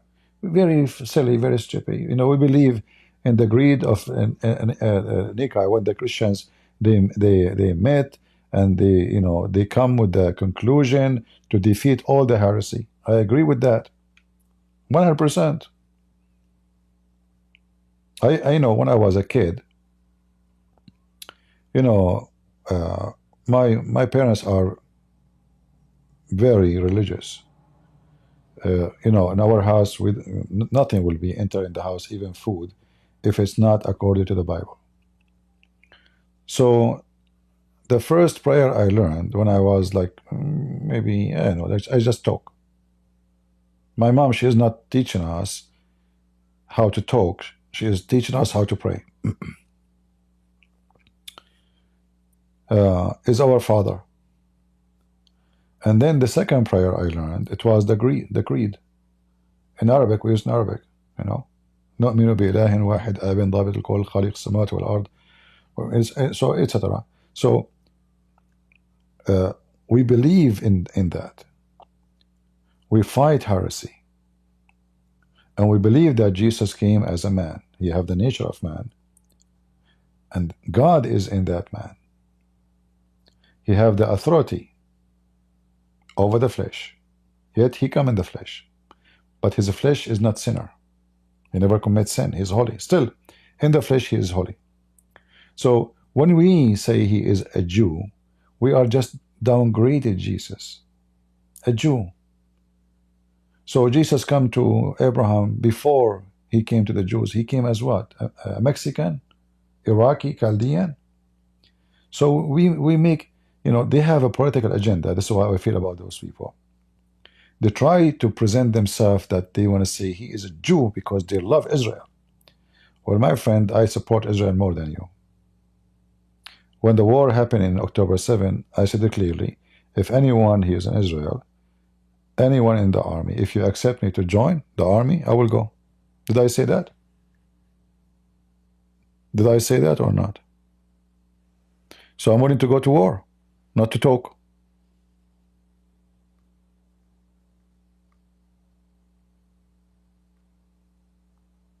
And if I say it, I mean it. When I heard the Chechenian army is coming to Kyiv, I contact people, I asked them in Kyiv, I said, I want to join. They said, no, you know, you do better there. You know, we have men to fight, but we don't have people like you to do what you do. So they refuse. I mentioned I want to go, and I mean it. So I support Israel by going to war to support Israel, not by making a video. Even making videos can be very, you know, useful, maybe more powerful than a bullet. But I'm a person, if I love to do something, I'm willing to give my life for it. My life doesn't count. The truth counts. So when we say, don't say that we are not against, we are not putting down the word Israel or a person, he is a Jew. This is not about an ethnic. This is about Jesus. Jesus is our Lord. And before Abraham, I am. He is born of the Jews because God, he promised. From the beginning, he gave a promise to Abraham and he keep his promise about the blessing they will receive. And the promise is kept. If the first man who believed in God in the time of Abraham was not Abraham, was a person in Mexico, well, Abraham will be Mexican. That will not change anything to God. Do we agree? Do we agree? Is God, he don't like Mexican? This is not about Mexican, or, you know. So if someone like Abraham, if Abraham never exists, and the first one who believed in God, the true God, is from the Piro, from the Anka Mountains, well, Abraham will be from there. And then his children, they will be those Indians. And then Jesus will come to those Indians. And he will look like them. Nothing wrong with that. This is not about being Indian, being Asian, being white, being Israel. This is about God. He took our likeness, not the opposite.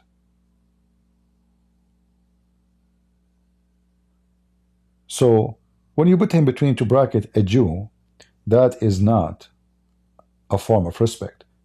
A Mexican, an Arab, this is God. But some, they try to present themselves that they are the defenders. Like they want to prove to you that they love Israel. You cannot say that. And here you see the clear sign of hypocrisy. Because the Lord, he mentioned clear to us that even the Jews, who they are from truly from the seed of Abraham, they are not. How? Well, the Messiah said to them, if you are the children of Abraham, then you do the work of Abraham. But your father is Satan. He was a murderer from the beginning. So, even in Christ, he denied the bloodline for those people who don't follow Abraham and do the work of Abraham. So your bloodline doesn't count for Jesus. It's not about ethnic. It's not about you are tall, you are short, you are white, you are black. It's about your work. From their fruits, you shall know them. You claim Abraham, do what Abraham. By the way, even Abraham, he commits sin. When we say Abraham, doesn't mean Abraham is the perfect man. Abraham, according to the Bible, Abraham, he lied. Abraham, he went and he married other women just because he lost hope. He want to have a children. So Abraham is not a perfect man, but for his time, a person who chose to stay away from the pagan religion, which his family and his people they believe in, and to believe in the true God, that, according to the Bible, considered for him an act of righteousness. Anyone can help me to find the verse? Anyone remember?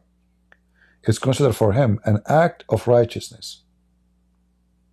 That alone, for he believed, because he was a unique man between all those pagans.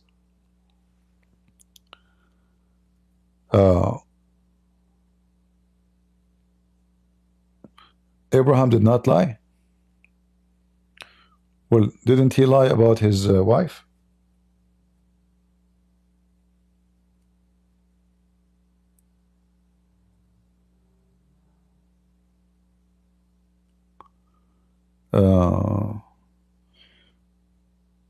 I think from 1,000 foot altitude.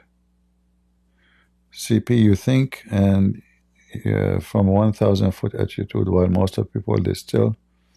All right. Well, I don't know about the 1,000. It's not. I try my best. I wish that my English is better, to explain myself and what I say. Maybe sometime like we use words which does not fit perfectly, but because, my English is limited, what I can do. However, sometime my limited English make what I say more simple. Some people, they have complicated words, I don't even know how to pronounce them, but they use them. It's just like a show to show skills. It's like a guy in the bar, he flipped the cups, but the drink is the same drink anyway. You flip it, you don't flip it, doesn't matter, right? So he want to give you a show. But doesn't matter really if we jump the ice up and then the other bottle up and we flip it and etc. It's just a show to get the attention, like entertainment. So there is people, they use strong words, Greek words, like originally coming from philosophy and etc. because they want to show that they are really educated and you don't know. But if you notice, if you read the Bible, you will see Jesus never used those words. Is that correct? In fact, we have in the Bible something about philosophy. Anyone can remind me what the Bible says about philosophy?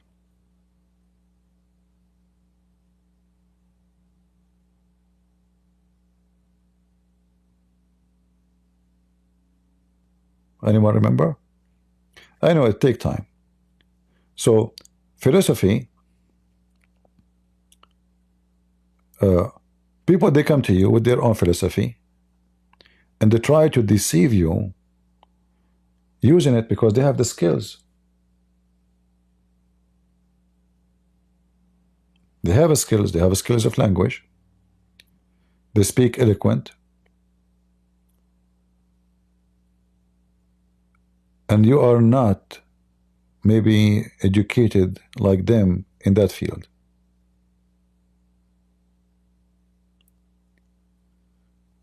So they will use their skills and their eloquent language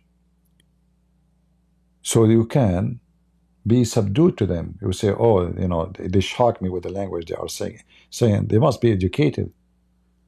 You know, I don't know even what those words mean. Oh, they must be high and I am nobody.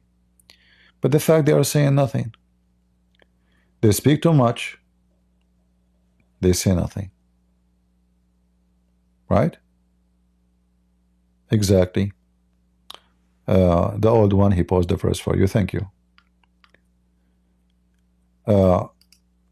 So, talking too much, saying nothing, proof of fallacy. Jesus never used such a language. His language, if you are a PhD person in philosophy, or you are a farmer, both, they will love and enjoy the speech. You will not find in the statement of Jesus one complicated language word. Yet it's extremely so deep and so beautiful and so touching. So simple language is God language. God is not the one who confused, right? The Bible speaks about that. He's not the author of confusion. You know, the funny is, like in the Quran, if you remember, the Muslims, they speak about how beautiful the Quran, right? But if you speak Arabic, you will see how funny, how stupid it is. However, when Muhammad, he could not make a book written with good language, he have to admit that his Quran written by a bad language. So you find in chapter 6 verse 112 that the shayateen is the one who come to you with eloquent language.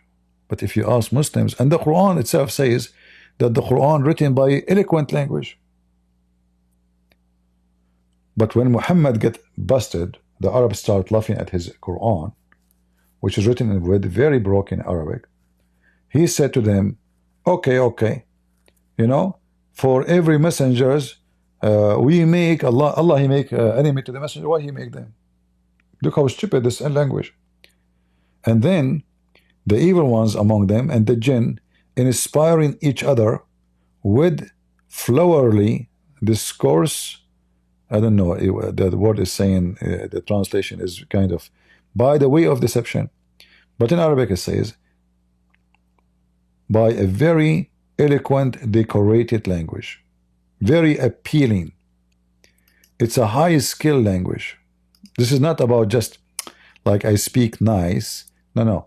It's about like high quality speech. The language is so eloquent. You know? You see here it says, with adorned speech, adorned.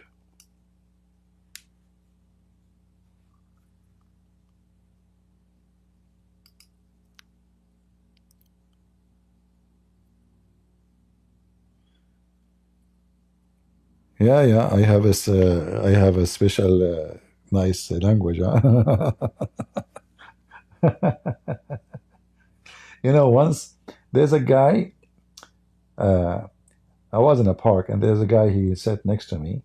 He started talking to me, and honest to God, I have no idea what he's saying to me. He's speaking a very heavy accent, you know. I don't know what he's saying. I say, yeah, okay, you know. No. This guy, he thought like I'm being rude to him because he talk, I say nothing. I don't know what he's saying. I have no idea what he's saying. He's speaking English, yes. but he's speaking he's American. I'm not saying he's like a migrant. No, I am the migrant, not him. So it's my English is the bad, not his. But I have no idea what he's saying. So I say, okay, all right, you know. And then at the end, I understood he is talking about, he have those, what they call them, the house you put in the behind your truck, what they call them, I forgot. Yeah. So he point his hand at it there. I said, oh, it's beautiful. So now I know what he's talking about finally. Like, finally, I know what he is talking about. He's a nice guy. He's not being rude or anything. No, you know. I wish I can engage in a conversation with him. But what he's talking about, a camper, yeah, a camper. He have a nice, those are expensive actually. They are really big. It's like a house, you know, it's a really long one. Yeah.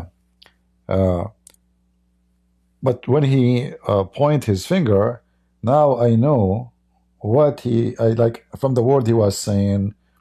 You know, I understand the word is slow when you go in a curve, parking. So, but I don't know exactly what is that, you know. His English is hard. I cannot even follow with it, you know. So now I know what he is talking about. So I engage with him.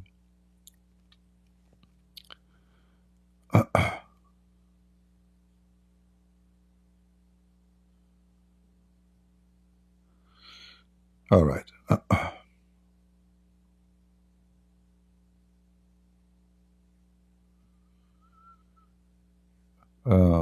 I spoke to a group of American for 6 months before. He told me that do not understand me. Really?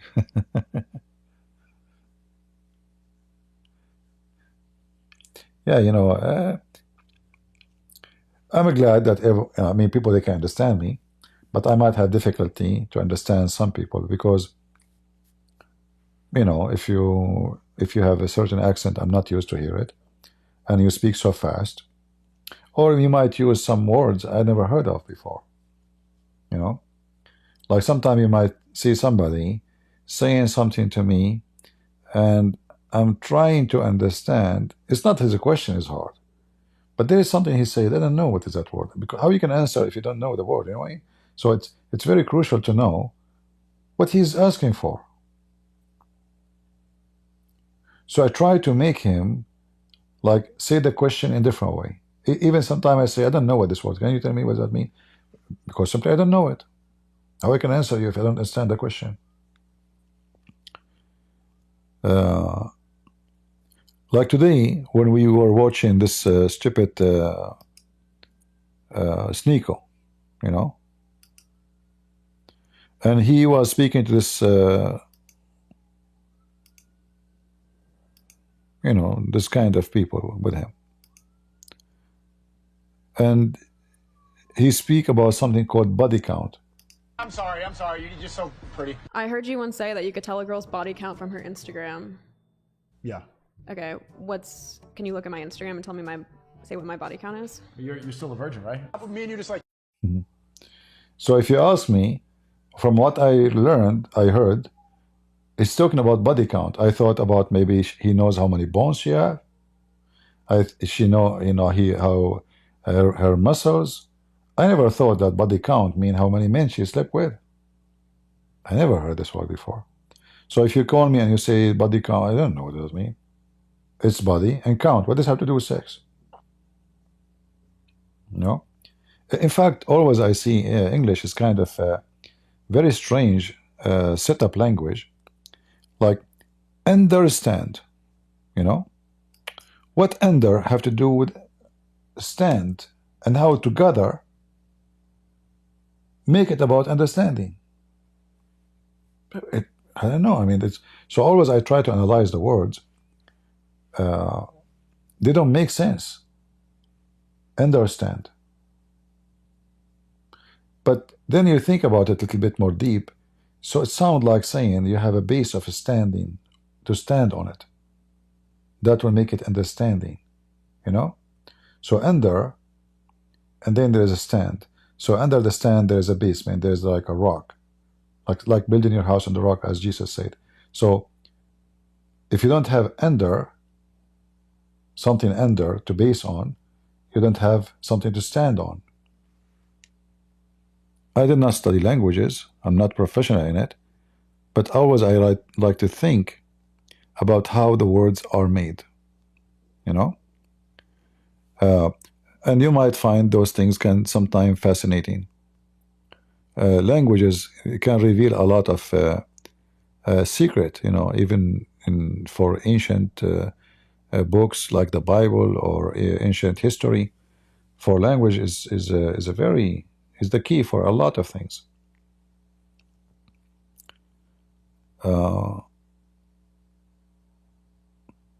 Body count refer to body? No, according to what people says to me today here, she is asking him, do you know from looking at my picture how many men they sleep with me?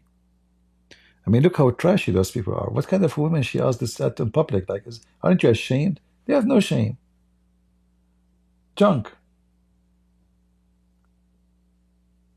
You know, there was a time where women she would never even dare to say. And a man would never dare to say. Something is shameful. This is shameful. They're proud about, can you look at me and see how many men I slept with? You know?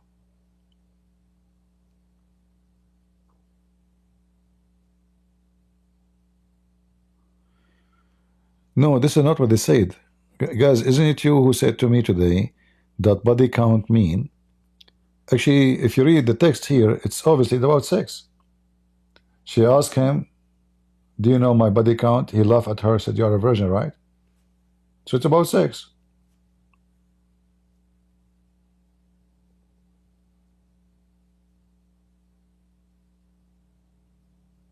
Yeah.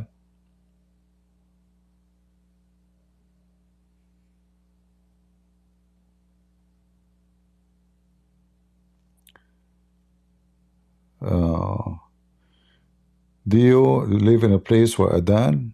No, I don't. There's no Muslims here. No potatoes around. All right. Did we have a good time? I'm going to leave. I slept only 3 hours today.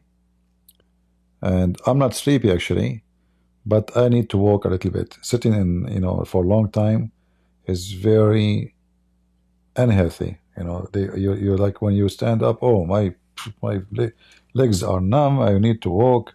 So I need to walk a little bit, even though it's really late, you know, for me. But I better do so.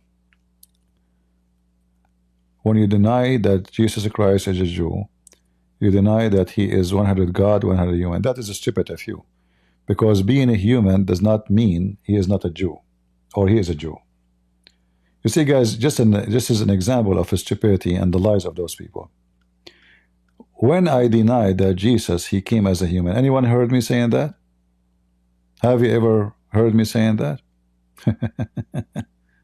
Isn't it me who says that we keep reading from the Bible that he took the flesh of our likeness? That's what the Bible says. So what you are saying is just stupid. A Jew is an ethnic, you idiot. It's not about being a human. What you are saying, if he is not a Jew, he's not a human. Is that correct, guys? That's what he's saying.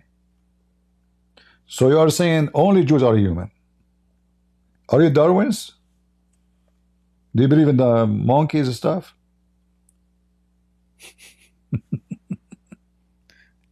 Garbage. So from the beginning of the Bible, it says the word become a flesh. So nobody can deny. If you deny that Jesus became a man, or God became a man, you deny the Bible then. So nobody can deny that. You are just a fool and a liar. We never said that. Being incarnation have nothing to do with being a Jew. You're an idiot. A Jew is someone who worship the God of Moses, and he have to worship the Trinity. So was Jesus worshiping Jesus when he was a Jew? I'm asking you, give me the answer. Was Jesus worshiping Jesus when he was a Jew? Are you willing to answer, or you will play dead now?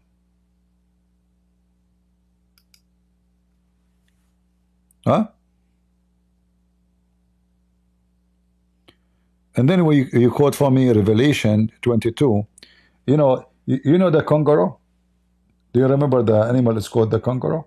So you forgot all the verses where Jesus, he said to the Jews, what say you of a Christ? They said he is son of David. He said to them, well, if he is a son of David, then why David worship him in his spirit, calling him Lord? I mean, look how small they are. Even Jesus says to you, if he is the son of David, then how David worship him? Do David worship his descendant?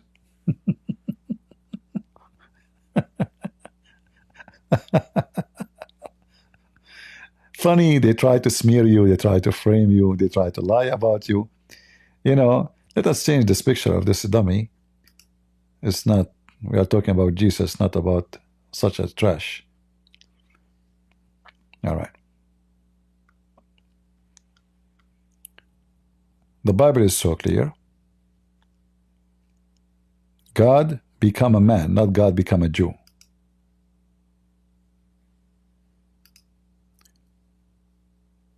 A bunch of dummy. God become a man, not a Jew.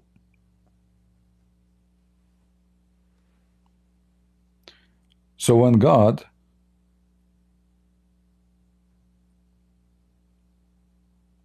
he come to Abraham, when our Lord the Messiah came to Abraham, he was a Chaldean. And now is he Jesus? Is he a Jew now in heaven? He's a Jew? Anyway. I love everybody in the name of Christ, but if I call you some words describing you because I get angry from people, they say lies about me or say things against the Bible.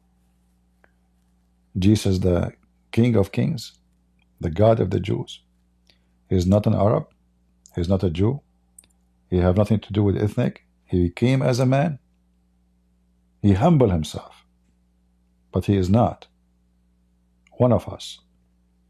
This is why he said, I am from above and you are from below. So you are a Jew, you are an Arab, you are Asian, you are black, you are African, you are Indian, you are from below, he is from above. Jesus says, I am, you are from this world, I am not from this world. Isn't this enough to prove to you that he have nothing to do with any ethnic? You are from below, still you don't understand.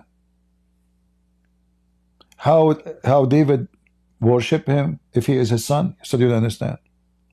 And then you quote for me a verse from Revelation, which has nothing to do with our topic actually, because read it. But anyway, I love a Christian prince, but Christian prince don't. What do you mean? Should I love myself?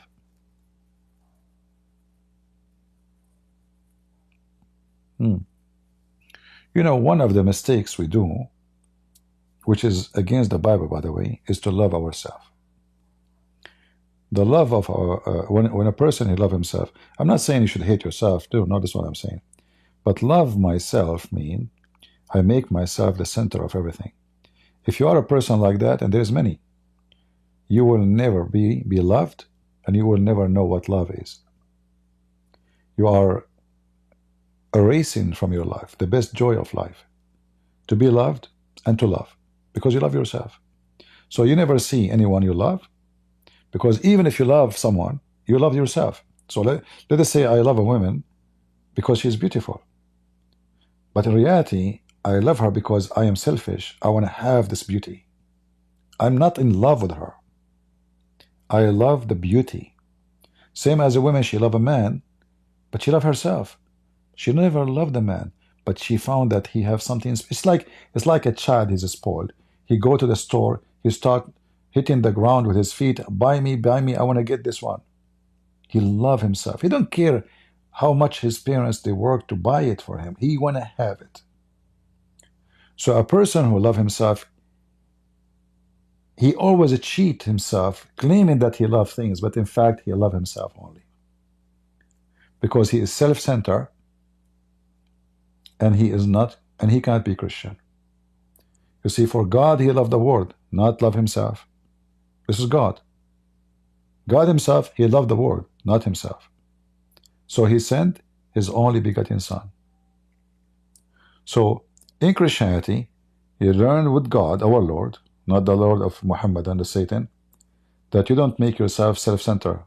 But in fact, your love is to love, to be loving, giving, forgiving. That is Jesus. So you want to learn what love is? Read the Bible. That encourage you and your wife, if you are married, that will make your family stronger, will not collapse, because then you know you have, like, the Bible is like the cement, but it's a very unique cement of love, will bond you together by the love of Christ. For his love is about not himself. Even in the cross he says, Father, you know, forgive them, they don't know what they are doing. Why he is doing that? Because he is love, a love you cannot imagine. Imagine I just put hands in your hands, nails, I spit on you, I'm crucifying you, literally crucifying. You know how much torture and pain, slow death. And then he is worried about them. Father, forgive them, they don't know what they are doing. Who want to do that? How many of you is willing to think in such a way, loving way? So your husband get angry, he says something, you have big mouth, you start saying bad language. Where is love? So you share bed together, but you cannot handle little mistake together. You have children together, but the first fight you want to have divorce. Because simply there's no love. When there is love, you know, if you have a baby, and your baby, he make a poo-poo in the middle of the bed, do you throw him in the floor, says what you have done? Do you beat him up? No. You hug him, he just poop, literally poop, shit. Another way, because of your love, you don't see his shit as shit. So love, it changed the way you see things, the way you see yourself, the way you see others. Love is the key for heaven. If we love, we appreciate. If we appreciate, we will be beloved, and we will be happy. If you are poor, today I made some tortilla bread and hummus. That's it. That's my meat for my meal for today. Nothing with it, actually, nothing. Just hummus and bread. I love it. I'm very thankful. Because when you appreciate, you don't complain. You enjoy it. Thank you, Lord, I have food. I'm not hungry. Here we go, I have energy. Someone else will say, oh, this is not a meal. This is what disgusting. You know, what is this? Hummus and bread? What is this? So he will never enjoy a meal. It doesn't matter what it is, because he don't appreciate. Appreciation will make your small house a palace. A leaking roof, a heaven, because you appreciate what you have. If you don't appreciate, even if you have a palace, even if you are a king, you steal. Like we found in the news, the King Charles and his son, the crown prince, are stealing charity. Imagine how shameful they are. King and his son. Still they are cheating and stealing the charity. So they are kings, but they are living like dogs.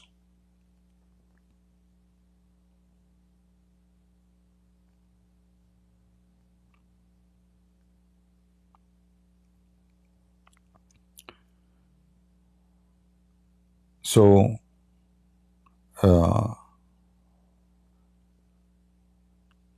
This is what makes Christ unique.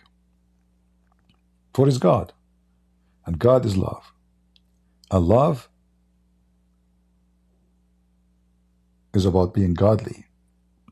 All the sin in life, because we don't have love. You hate, you don't have love. You kill, you don't have love. You cheat, you don't have love. You steal, you don't have love. You know, because simply you love yourself, the center of you. You cheat because you want to get your own, sexual joy. So you go behind your wife, you find other women. You are just a low person. You don't have love. You are the low, the lowest. You seek your own self-center desire, lust, because you never know what love is. You scam people, you take their money because you don't know what love is. If you know what love is, you would say, the first thing we were saying, oh, I'm going to hurt this person. I don't want to do that to him.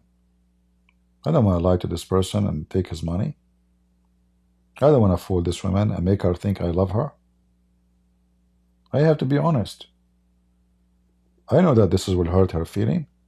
Why am I playing with the emotion with people? Why I want to say, why I want to make her think she is beloved, but I don't have feeling for her. Be honest. Never say to a woman, I love you, if you don't. Never say to a man, I love you, if you don't. Don't play with God gift. Those are God gift around you. Imagine you live in this earth alone. He will die second day. He will have depression. He will feel so lonely. You cannot even support your needs. Every kind of needs. A human being is a social creature. So, if we treat people around us that they are a gift of God, and people, they treat us as a gift of God, that will be heaven and earth. And this is the whole teaching of Christ. They ask him, what is the most important command? What is the greatest command? He told them, wish to others what you wish to yourself to be done to you. That is the prophet and the law.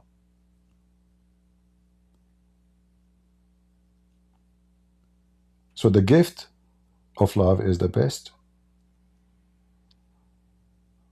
And that starts with the family. This is why the Bible teaches us about how the man should treat his wife, how he should give himself the same as Christ. He gave himself to the church.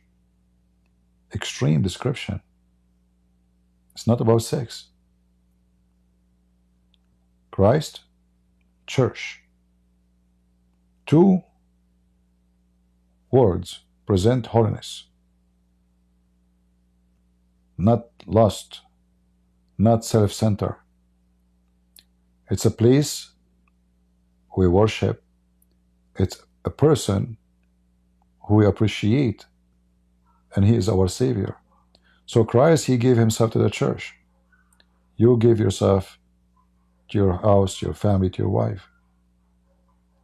And the wife, because of love, she will be with submission willingly to give herself to you. Not because she have to, but because she love to. So if a woman love her husband, she would love to cook for him because he is her love. She enjoy it. She don't feel bad to do it. She's not feeling that she is a servant. So the man is the Lord of the house. The woman, she is the queen of the house. So the queen served the king. And the king, he served the queen. He protect her. He provide to her.